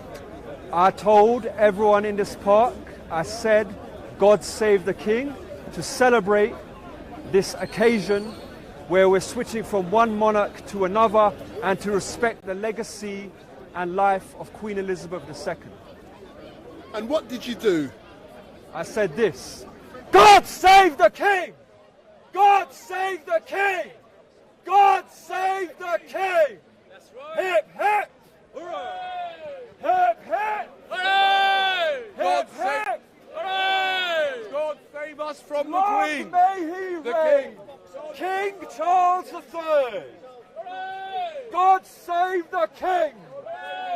God save the King! God save the King! So, sir, Wendell Daniel from StreetMic, please tell me, why you love King Charles III so much. Because he is the symbol of this nation. And whether, it doesn't matter about anyone's background, whether you're British or even a guest to this country, he is something we can all gather around and respect. But what do you mean he's the symbol of this nation? What a cheat! He cheated on his wife and he divorced her. No, and he had a mistress. Is that the symbol you're talking about? That's precisely the point. The fact that he has made mistakes in the past and he has now turned and become an even better person. What evidence do you have to support your assertion that King Charles has become a better person since cheating on Diana and then divorcing her? If he wasn't a better person, I wouldn't be feeling so passionate about him now. Nor would many millions of other people. But do you know something, yeah? In closing, yeah, I want to hear you yet again saying, God save the King. But before that, yeah, have you had the opportunity to see what happened at St. James's Palace yesterday when he signed the contract? Yes, I did. What was that like for you? For me, it was a momentous occasion to see the King sitting in his rightful place, getting ready for the future. Big up, big up. Big up King Charles III. So, no. Sir, I'm doing some. Sir, look, watch what I'm doing. Sir, don't ruin the moment. So, in closing, what I want you to do, sir, is to say, big up King Charles. Big up King Charles III. Big up King Charles III. Big up King Charles III. As normal, sir, thank you very much. You're welcome. And I look forward to seeing you next week. God bless. God bless you. God bless you. Thanks, sir. You're welcome. That's lovely, man. So let me have a chat with all of these people online. So thank you very much. You're welcome. So before you go, sir, let's go around there and I'll do a close review as well. Right, yes. Sorry, let me just open my chat. Want to put it there somewhere or whatever? So let me put it there. Make sure it doesn't drop on the floor, you know. So, because, I like to see positive closing. Yes. So, if we can have a chat, sir. Absolutely. So if you move back slightly, move back, perfect. Yeah. Stay there. Yeah. Let me get my manual focus. Sometimes when I chat with people, I come round here, it goes out of focus and I haven't seen it. So it's now in manual. So, sir, let me do a summary for those who don't. I was filming here. You were talking to Danny Shine. A gentleman run up to you on a bicycle. You had you had your coat you're wearing over your head. You then felt you had been assaulted. You then had a discussion with the gentleman. What was the outcome after the police arrived? Well, I went because, in all fairness, you pointed where they were, so I went there, And when I went there, they said to me, give us your details. I said, I'm not giving you my details because I've committed no offense at all. They said, give us your details. I said, no, I'm not giving my details because I have not committed an offense. And then therefore they said, right, if you're not prepared to give us your details, we're not going to take this matter any further. So the matter was dropped. And then basically later on, I saw him where he was standing. And in the end, we just both, gave respect to each other, gave a nice hug to each other. He went on his own way. I went on my own way. Yes, I did react because, as far as I'm concerned, nobody has the right to put their hands on me like he did. Talk, but don't put your hands on someone else. I decide how I dress. I decide how I keep my clothes. Nobody has the right to tell me what I do with my clothes, which I felt is what he was doing. Yeah. Can I say something, Please sir? do. And I concur with what you're saying. Like I've already said, yes. If you're wearing a covering, that's your choice. Yes. No one can come up to you yes. and take that off, remove that from you. Yes. To me, that is wrong, and you should receive some form of punishment for doing so, because even like you said, you could have been wearing it for reasons, or you don't know who's coming, ripping it off your head. Exactly. Which is so what he did was wrong. But the point I would like to make, were you happy with my intervention in how I tried to mediate the situation to bring it to a win-win for both, but mainly for you, that you were happy? Are you happy with what StreetMic done? I am very happy, and in all fairness, I'm so grateful that you got involved, because if you didn't get involved, I probably would have never shook hands with him and said respect him like I did, and certainly under no circumstances would I have given him a hug like I did. So it is wonderful when you bump into people like you. Instead of putting fire into it, you put water into it and bring things calm and just say, you know what, both of you are your age, understand what happened, leave it there, and that's it. So I am very grateful, and as I said, if it wasn't for you, none of that would have happened. And I'm really grateful for hearing you say that, because sometimes, in my opinion, most people with cameras down here, all they do is come here and film. Yes. There's lots of things I do away from here. Yes. What you saw me done in the mediating is one thing I do. Good. I won't go into that, but it comes a natural. That's good. That's building rapport and getting on with people is what I do naturally, and I like to see people getting on. I may not agree with what happened, but I found common ground.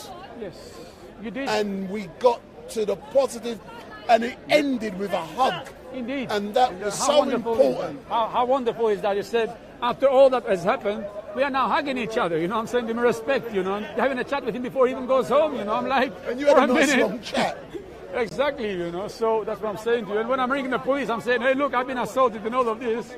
And after all of that, what's happened is me and him are giving respect to each other, hugging each other and talking with one another, all thanks to you. But you know something? It was great to see it happen. It was great to see a positive ending, because quite often what happens here, people come down here, they film the fight because the people online, they were loving it, man. Fight, fight, fight. I see the chat. That's true. But because it's now ended positively, if it ended with a fight and an arrest, oh goodness me, that's negative for Speaker's Corner. But it's ended on a positive.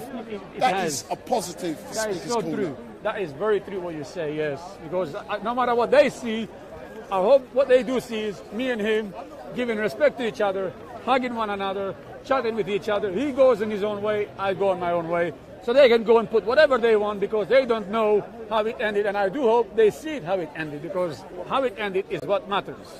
And to pick up that point, with this game, anyone who knows me, I like it long and slow. And I'm not talking about anything which Hatun doesn't know about. I'm talking live streams. When I do a live stream, it ain't no little 1 minute, 2 minute clip. I do long. The reason why, people get the truth. And sometimes people only want fight, you shouting and screaming. They'll upload that to entertain, not to educate. That's true. I believe I try to educate people. That's good. That is a wonderful thing, and I completely agree with you. It's like the way, you know, in the society we live today, bad news attracts more people than good news. If you put good news, they're going to be like, we're not interested. But if they see me screaming and arguing with him and so on, they're going to be like, oh yeah, I'm loving it. Let's have a look at it. Let's have a look at this. You're like, no, why don't you have a look at it?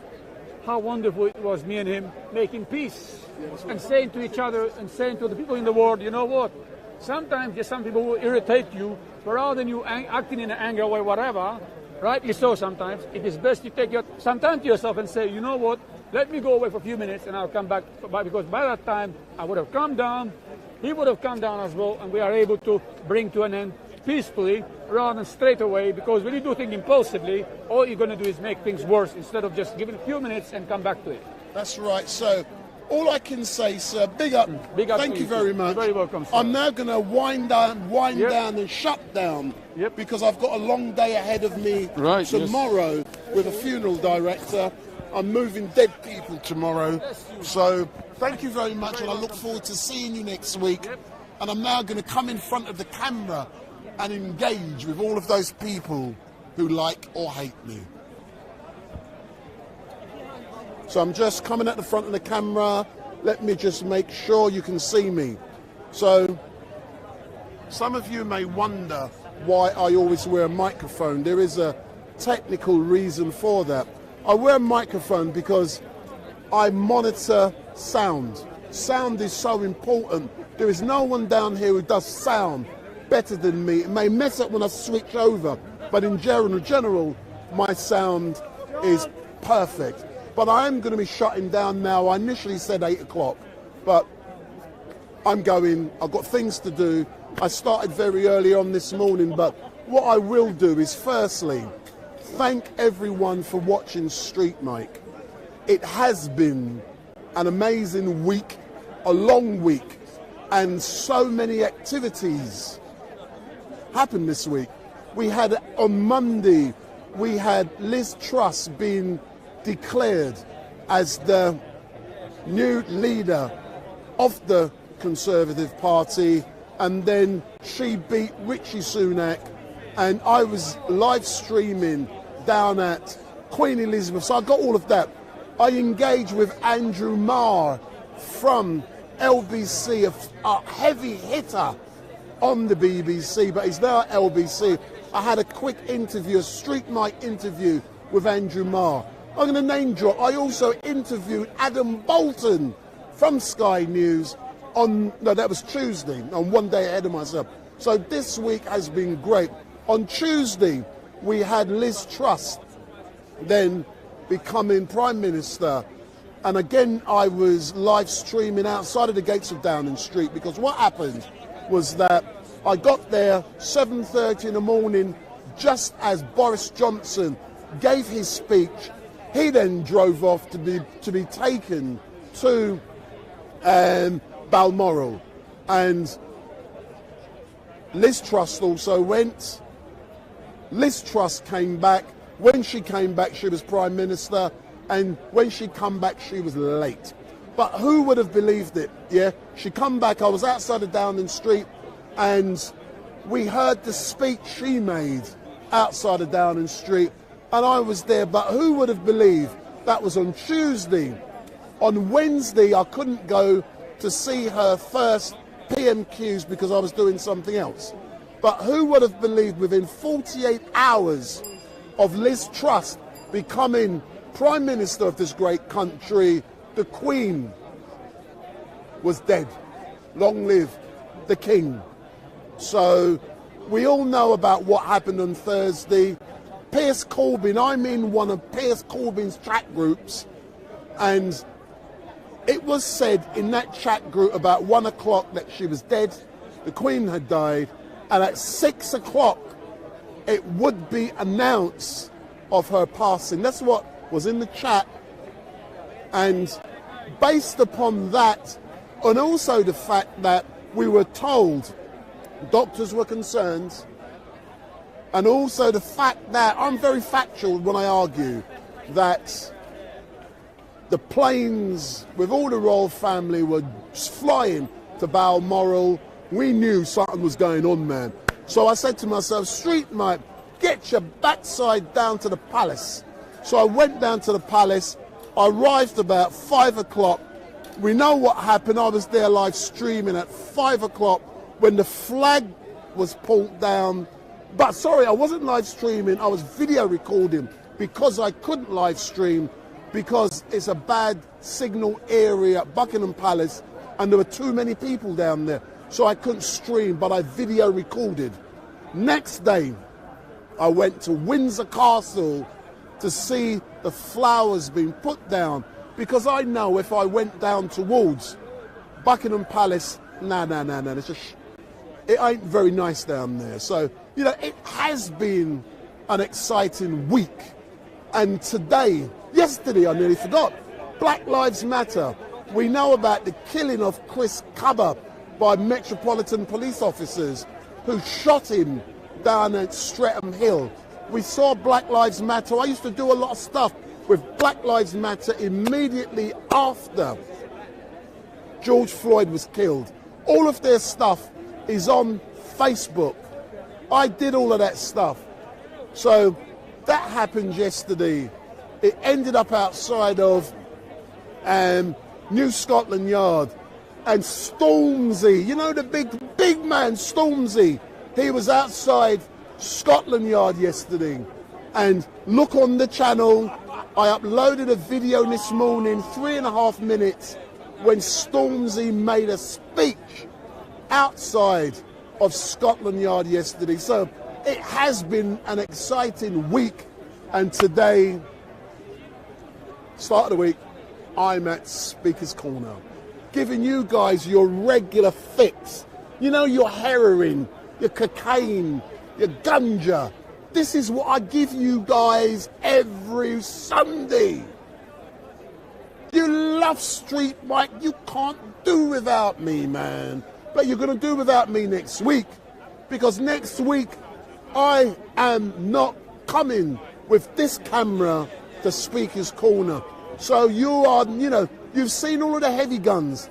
There's no Hatun. Hatun, my darling, where are you? Hatun! Only joking. So Hatun hasn't been here. Bob the Builder hasn't been here. Victor! Oh my, all of the heavy guns, where are they? Big T hasn't been here.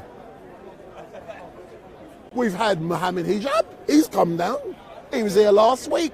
I interviewed Mohammed Hijab last week. All of the big guns. StreetMic interviews them. I don't care who they are. They ain't big to me, man. Who want to chat with them? Come, give me I put my microphone on them, click, click, click, and we chat. You know, so I don't know, but next week I'm not going to be at Speaker's Corner. I'm telling you now, you can go and watch Emmerdale, EastEnders. You can go and watch all of them channels, man.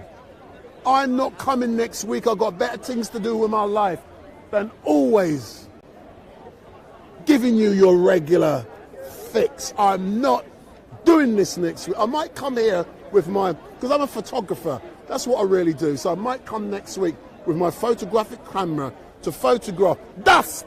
You cannot go. I'm just summarizing before I pass the dust. And it has been, but I'm not going to be here. But today it has been amazing.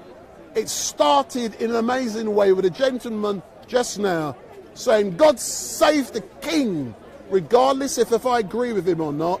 That is what he said. We saw lots of engagement, but what we did see was an altercation here at Speaker's Corner, and with the gentleman, he had his coat pulled off his head. As a direct result of that, there was conflict. As a direct result of that, the police were called. As a result of that, there was no action, but I felt it was important that I saw a positive outcome, and we saw hugs and kisses. I thought they were going to make love, man. Excuse me, no. Big up, I'm joking.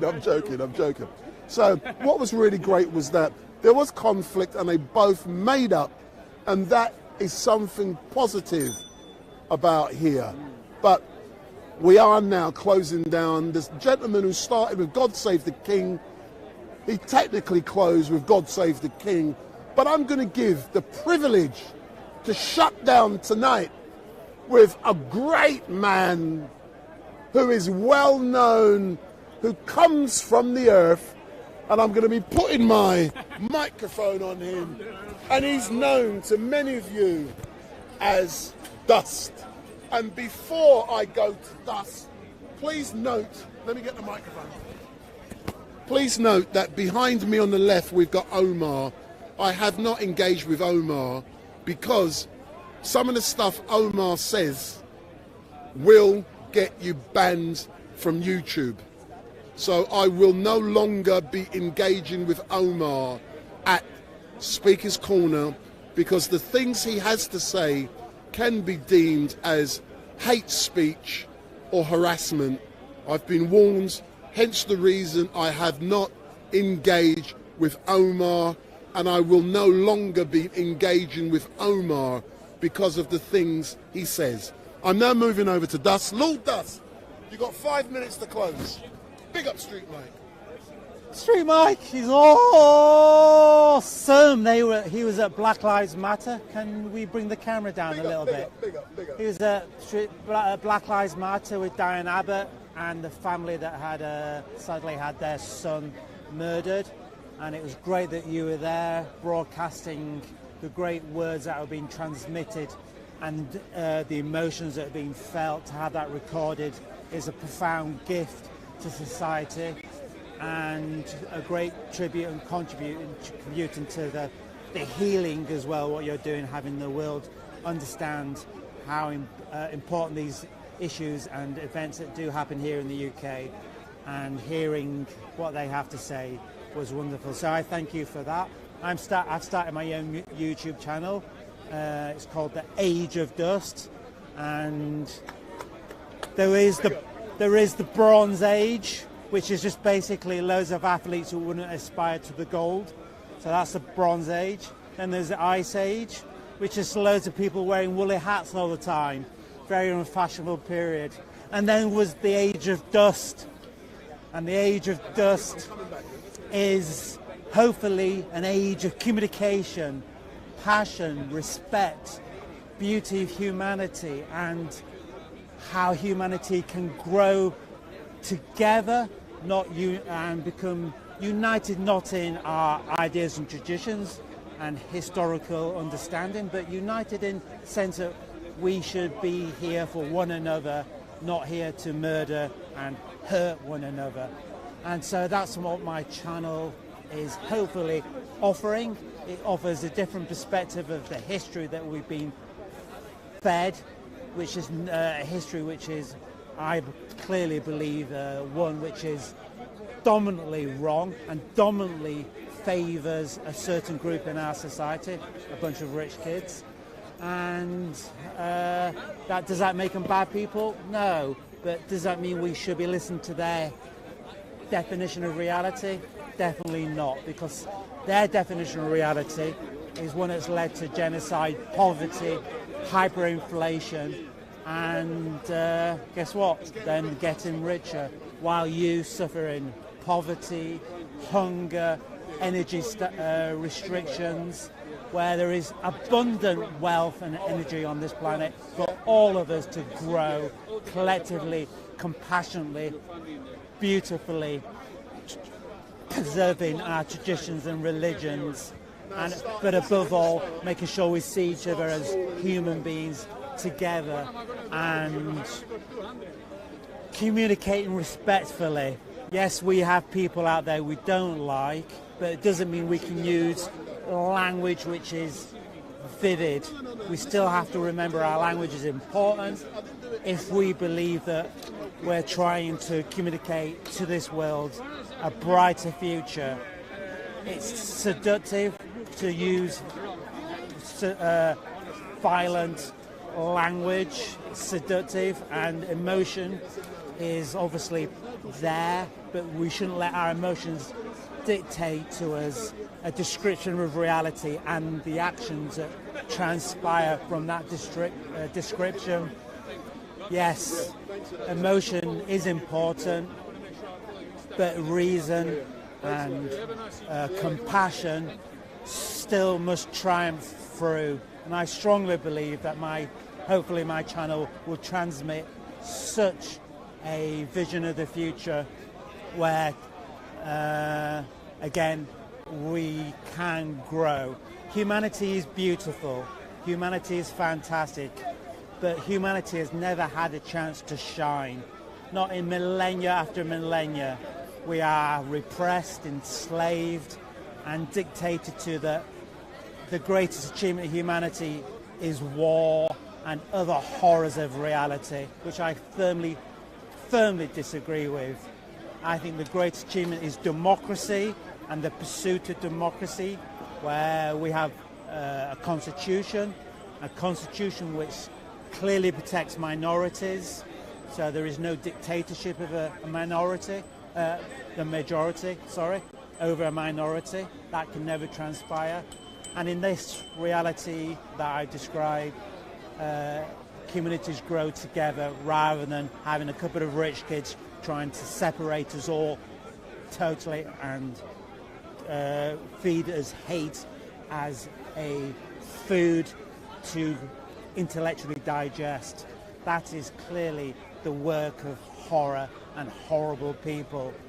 I do believe humanity is beautiful, represented here today at Speaker's Corner. StreetMic also proves how that humanity here is 99% of the time just to discuss with each other about the topics of each other, our thoughts, philosophies, religions, and StreetMic catches that every day.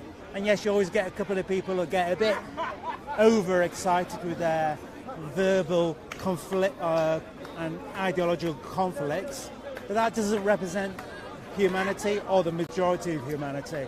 That just represents a couple of individuals. Any questions? No, unusually I don't, but I will engage with you further. I have told people I will not be coming next week. You know, I deserve a break, just like all of the other people, like the Hatun, the troublemakers of this world. Hatun. And we got Hatun, we got Bob the Builder, he's not there. We got Victor. You know, these people, they don't turn up every week. I'm here every week, but it's about time I had a break. My family cuss my backside. I'm never at home anymore on a Sunday for Sunday dinner. That hasn't happened for months. And but I've got a very busy week this week. I'm really glad that the Queen's state funeral is going to be on the 19th. because on the 19th I had a massive funeral to do, and that's now been cancelled, so I can now cover the Queen's funeral, state funeral. But when I do, I will not be at Buckingham Palace. Anyone who knows the layout will know that Buckingham Palace will be a ring of steel. And when I say a ring of steel, that means on the day, no one will get anywhere near Westminster Abbey, because I've only ever seen it once in this country when that ring of steel was applied. You come out of Westminster Abbey tube if it's not closed. If it's closed, you don't get anywhere near. But as you come out the tube, yeah, what happens? There's a steel all the way down, and you can't cross the road or go near the Abbey because there's too many world leaders and the royal family all in Westminster Abbey. You will not. So I want to see the Queen, the procession. So I'm going to go Windsor Castle to live stream, and I'll get a better live stream down there. Do you still think there should be a monarchy now? No. It is. I will have that debate with you. This is not the right time to have that debate. Let's get the Queen's funeral. I don't care about him, sir. I'm doing something. I don't care about... Fair enough. Made your point clear. Let's get the Queen's funeral out the way. Yeah, let's show respect for the lady. There's things I disagree with, but I'm impartial. Yeah, let's get her funeral out the way, and then we can discuss if Charles has the right to be on the throne after having an affair with someone who's now Queen consort, and he divorced his wife. I think you know where I'm coming from, but this is not the time to be talking about whether there should be a monarchy or not. I'll happily acquiesce to your suggestion, but I do disagree. See, me talk with reason, you know, Rasta. I'm not just a mouthy black geezer, you know. As I was saying, thank you for doing Black Lives Matter, and I'm sure a lot of your viewers will articulate such a sentiment how great you're doing. One disclosure I will make, I'm just watching time, yeah. On Facebook, I've been about 4 years. I have never got one warning or ban on Facebook. This week, I got my first 30-day ban on Facebook. That is why I am not live streaming on Facebook. The reason I got a ban, I don't know. I don't know. I'm guessing. I believe I got a 30-day ban on Facebook because, you know, I interview some people, man. I don't care who you are. The bigger you are, I'm going to interview you. As you know, I interviewed Dus. He's a big man, true or not? Bigger. Boom, boom. Last Saturday in Telford, who did I interview?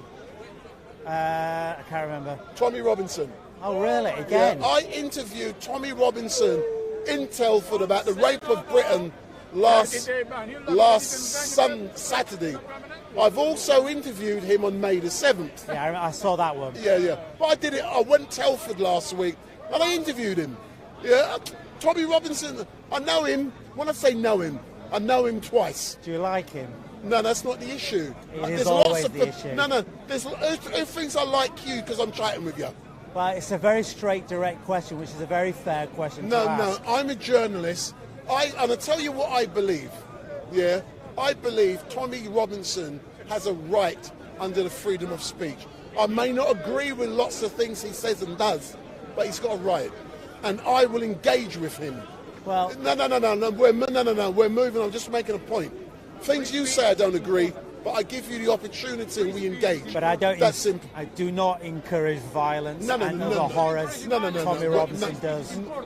No, but the point I'm making, I got a Facebook ban for 30 days. I'm sorry and to what hear they that. Listen, don't worry about it. But what they've said to me is that it's for something I've uploaded, and they've deemed it to be.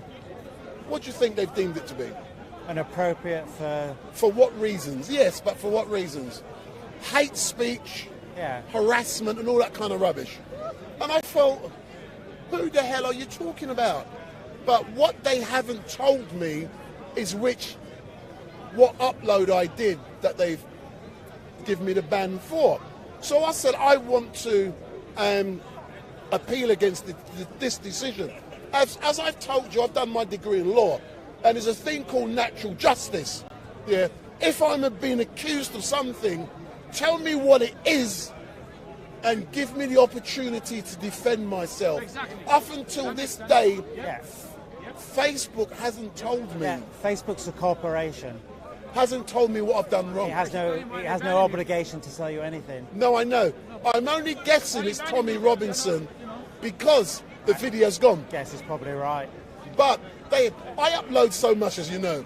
Yeah, just today, I've done 5.5 hour live stream. Well done. During that 5.5 hours, someone could have said something, and I wouldn't know who it is.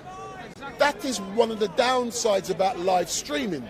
Yeah, all of these Ali Dawas and all of these people, yeah, they don't live stream as such. They video record, and they can edit, they can bleep. When I live stream, I lose that opportunity to do so. You get what I'm saying? Yeah. But the point being, I've now got a Facebook ban. It doesn't bother. All my stuff is still there. I just can't upload for 30 days. But no. It doesn't worry me because I've got YouTube and I've got a private network, as you know. I do a lot of stuff on a private network, Vimeo. But the point I'm making to people, what I'm challenging people to do now, just like today, I use my new mobile phone for the first time, and a person online called and spoke to Danny Shine, Lisa, and she said she wanted to marry Danny. So I engaged with her online. Yeah, you know, that's where I'm moving. Yeah. Okay. So what I'm moving also is that I now want people, if they want to see StreetMic Live here, I aim to go live at 2 p.m. Not next week, I'm not coming. But I actually get here at 1 o'clock and I live stream at 1 o'clock. But if they want to watch me, they got to watch it privately on Vimeo. Yeah. You know what I'm saying? But anyway, that's enough about me. You won't be here next week. I'm not coming next week. But I will be. The Age of Dust, my YouTube channel, will take over for a temporary absence of your brilliant work that you do here. So come see me, get on video, we'll ask a couple of questions which we'll post on our blog site eventually, and you can interact with me, just talk about a monarchy, talk about institutions and how institutions should be run, owned and managed, and how they could be improved. I believe that is a very valid question, and I believe that it's a question that I'd like to bring you next week too. So come, we'll think about it, then next week meet me and we'll get the camera up, have a debate and discuss a future where all humanity can grow, not just some rich kids on a rich golden throne of toilet. Excellent stuff. So, Dust, thank you very much for that. Thank you. As I said, next week I'm not going to be here. But what I'm going to do, I'm upset that my future wife seems like she's eloped, man. Hatun. We've had a peaceful day about Hatun and Bob the Destroyer. Big up. Peaceful day. They're the instigators. They're the people that bring Speaker's Corner to its lowest denominator. And today's been brilliant, beautiful, respectful. Hold on, we had an incident today. So we had a one-off incident, and it was resolved peacefully. It was resolved peacefully, calmly, and with love with each other between the two parties. That is not what Bob the Destroyer brings. Hatun or Joseph, they just bring the worst of humanity here. But that's another subject, and it'll be on my channel next week as well. So please come next week, discuss why I'm wrong about what I've just said. I really appreciate that. Get that on camera, get that broadcast peacefully, respectfully. Thank you. Would you like to add on, madam? Excuse me for calling you madam. If you put a microphone on a young lady. Absolutely. I see her down here every week, but you never engage with StreetMic. If you know me, you must have good. No, do it soft, do it soft. That's it, do it nice and gently. So let's do some formality. Hold on, slow down. Rewind, selector. Good evening, ma'am. My name is Wendell Daniel from StreetMic. Can you introduce yourself? What's your name? Yeah, my name is Elisa. I'm from Italy. I come in Speaker's Corner The first time I came is 1968. Most of the people here were not even born. Hold on. You first came here in 1968? 1968. I don't believe you because you don't look old enough. Thank you. Big up, StreetMic. Big up. Thank you very much. So you first came in 1968, Yeah. continue. And for me, it was immediately love at the first sight. Because I thought, why is not in every single country of the world a place where people can speak their mind and can express their inner thinking and put it in confrontation and somehow manage to have a civilized interaction and say the truth? Because if you speak in a public place is different than speaking on a television or for a journal where you are constricted by the idea, oh, I said something I shouldn't have said, or this is wrong. And so here you are free to say the truth. The truth is our best ally, and the truth is the reality. And reality is the best guideline in life. If you are realistic, you will always know how to make a choice. And exactly like people that take drugs and alcoholic people that take alcohol, the curse of taking drugs and alcohol is not so much that they are intoxicant, but you will never be able to make the right decisions because your mind is not clear. Same about believing in God. If you are believing God, somehow you suffer of dogmatism. You suffer of the fact that there has to be an outer entity above us, better than us, that knows it all. And that is a fallacy because it's like diminishing your responsibility of taking certain actions and always relying on some outer invisible entity that decides for you. And when I speak in the corner, I only speak politics. Politics is how to run your own life project, but politics is our responsibility towards other human beings. We live here not a single individual. I'm against individualism and I'm against capitalism because it enforces individualism. I am from a society where we should always interact with each other. Yes. Interacting means let me finish. Interactive is a form of informing each other about something which is not clear, is not easy to understand. Why are you asking a question, impossible, please? Why are you... Sorry. It's a monologue, sorry. And when you interact with other people like you do on the basis of sincerity in a place like Speaker's Corner, that nobody's forced to listen to you, and you are not really, if you are not really making sense, nobody will listen to you. You have at least the chance to sharing your own life experiences, how you could make a fool of yourself in some circumstances, or how you could be an interesting person that share certain knowledge that are very important to share.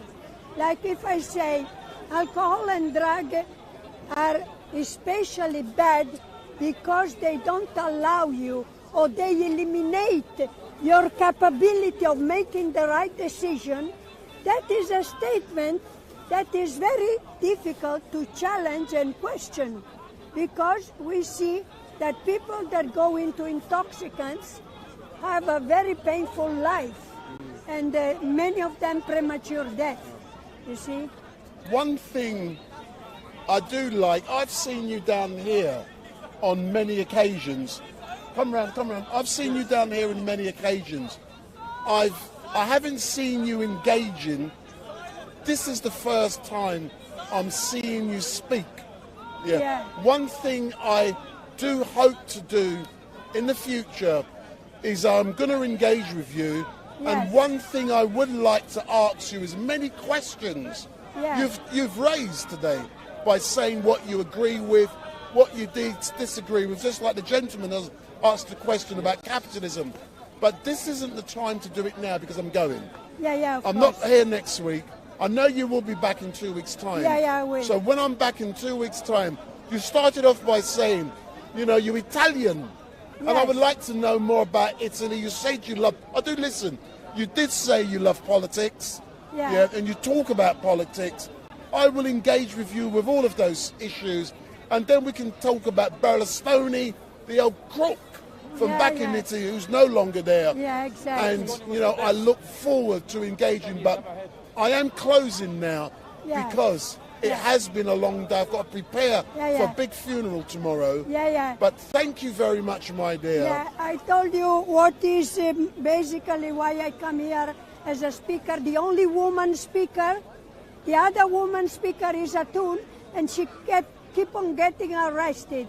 So this is a bad place for women. My future wife. Your future wife. That's what people keep saying. That's what they say. But they're going to get married. Yeah, we're going to get married and have lots of babies. Me and you will be invited to his wedding. How wonderful that is, man. I can invite all the viewers. I've got his business card. So I'll send him a text saying, come on, man. I think it's a disgrace that 50% of humanity made of women is not representing in such an interesting, beautiful, amazing place like Speaker's Corner. All over the world. I'm sure I don't Big up, agree with big that. up. I represent it all over the world. Thank you. Not in Speaker's Corner.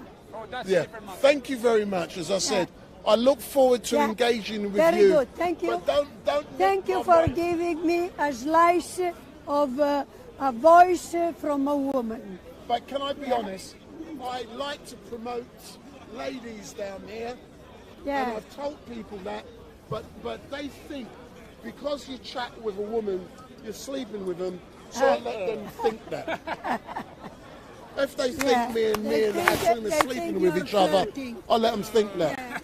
They're sad people, they got nothing better to think about. They think they're flirting. My wife won't like that, nor will my children or grandchildren. Flirting is good. Flirting is good. So we can flirt next week, darling. Mwah. Love you. So I'm now gonna, this is gonna be I pressed the button. I pressed the red button, I wasn't meant to press it. And that's the record. So I just switched off my recording. It doesn't make no difference. I just switched it back on. It's on YouTube. StreetMic LiveStream. StreetMic LiveStream. StreetMic, I'll give you a card. So I'm now gonna. I know. You got it anyway. No, I'm just shutting down there. So like I said to you, I've given you all of the information, but all I will say, and I'm going to end by thanking everyone in the chat for engaging with StreetMic today. It has been great. Thank you also for Lisa. I've got to remember all these names, man. Thank you also to Lisa, who told Danny Shine that she wanted to marry him, and I thought that was great. And I did like the fact that Lisa had, I normally say, had the intestinal fortitude to ring me. So that is the way forward. People will be able to ring me and engage with me via, not this phone, this is my normal phone. On my other phone, this one, this is StreetMic LiveStream phone. There's the number. You can see the number. So you ring me on this number, and when you ring me on that number, I will engage with you. But that number will be switched off in a few moments, and it will be back on only when I am live. So if you send me messages, I won't answer them. If you want to send me something, send me on streetmicpod@gmail.com. That is a email address for me. But like I said, busy week ahead. All I can say, all of you, thank you very much. It has been an amazing day, and it has been so great that, you know, I normally stick to time, and I said by 8 o'clock I'm out of here, but when I shut down, there's actually lots of things I still have to do, like shutting down my equipment, switching it off, blah, blah, blah, blah. And that takes an awful lot of time. But I'm going to say thank you to a few people in the chat. Lisa Sargent, Panasonic, yeah, brilliant. Thank you very much.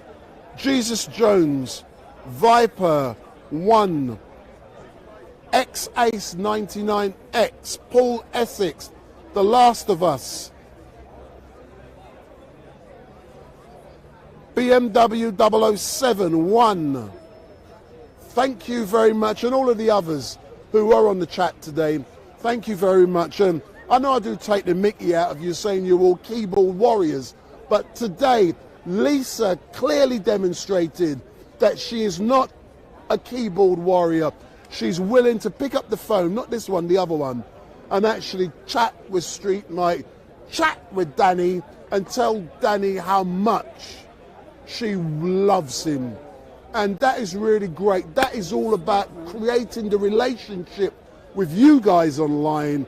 And all I will say is between now and April 2023, the way I do things will be changing. We're going to be setting the pace down here at Speaker's Corner. One thing I'm not chasing is numbers. I'm chasing quality content, not numbers. If I wanted 10 times, 100 times the numbers, all I've got to do is to chop down and do clips, which I'm not interested in.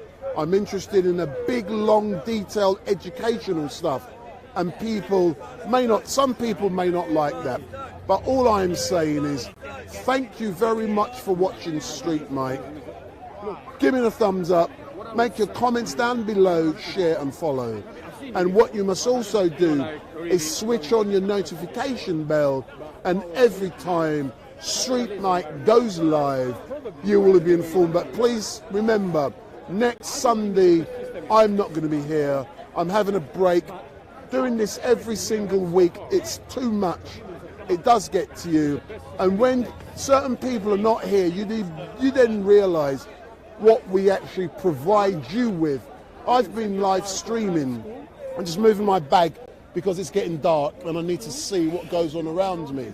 So, you know, I've been live streaming. I was here at up past 12ish, yeah, and I left home this morning 8 o'clock. Went to Buckingham Palace, took my granddaughter who wanted to leave some flowers. You know, that's what she wanted. I wouldn't do it. That's what she did. I have a duty to do so, and I did so. I then went home, then I come here. So, you know, I've been, you know, a lot. When I go home tonight, I've got a download of all of this stuff, refresh all of my equipment and start for tomorrow, because I've got a massive funeral on tomorrow. Hence the reason I'm locking down now. But thank you very much for watching StreetMic. Thank you to all those on the chat. You make it, you help, you make it better. And, you know, Lisa, thank you very much. That was brilliant. You are a first. And Danny Shine loved it. I loved it. I'm now going to use that video to promote a lot of the stuff I'm doing. But it is great. It is going to get even better and better and better. And we're doing it differently to all of those. Most of the people down here, all they do is stick cameras and video record. I'm engaging, ringing, speaking, phones. That's engaging with people online, because it's you guys who make it. And like I said, I don't care about engagement specifically to do with numbers. It's not about numbers and monetization. You know, I get a lot of money doing private events. I can come here and do this stuff. And I thank you very much. So all I can say, love you all. Thank you very much. I'm not coming next week. I'm having a break. I need a break. It's too much. We'll be back. 2 weeks' time. Goodbye. They have to pay tax, and me, Starbucks, I get to the planet and own the dominant market area because I get to, and then I'll buy up. And when he's gone under, after investing all his life and energy in building that independence, I have Starbucks who come along.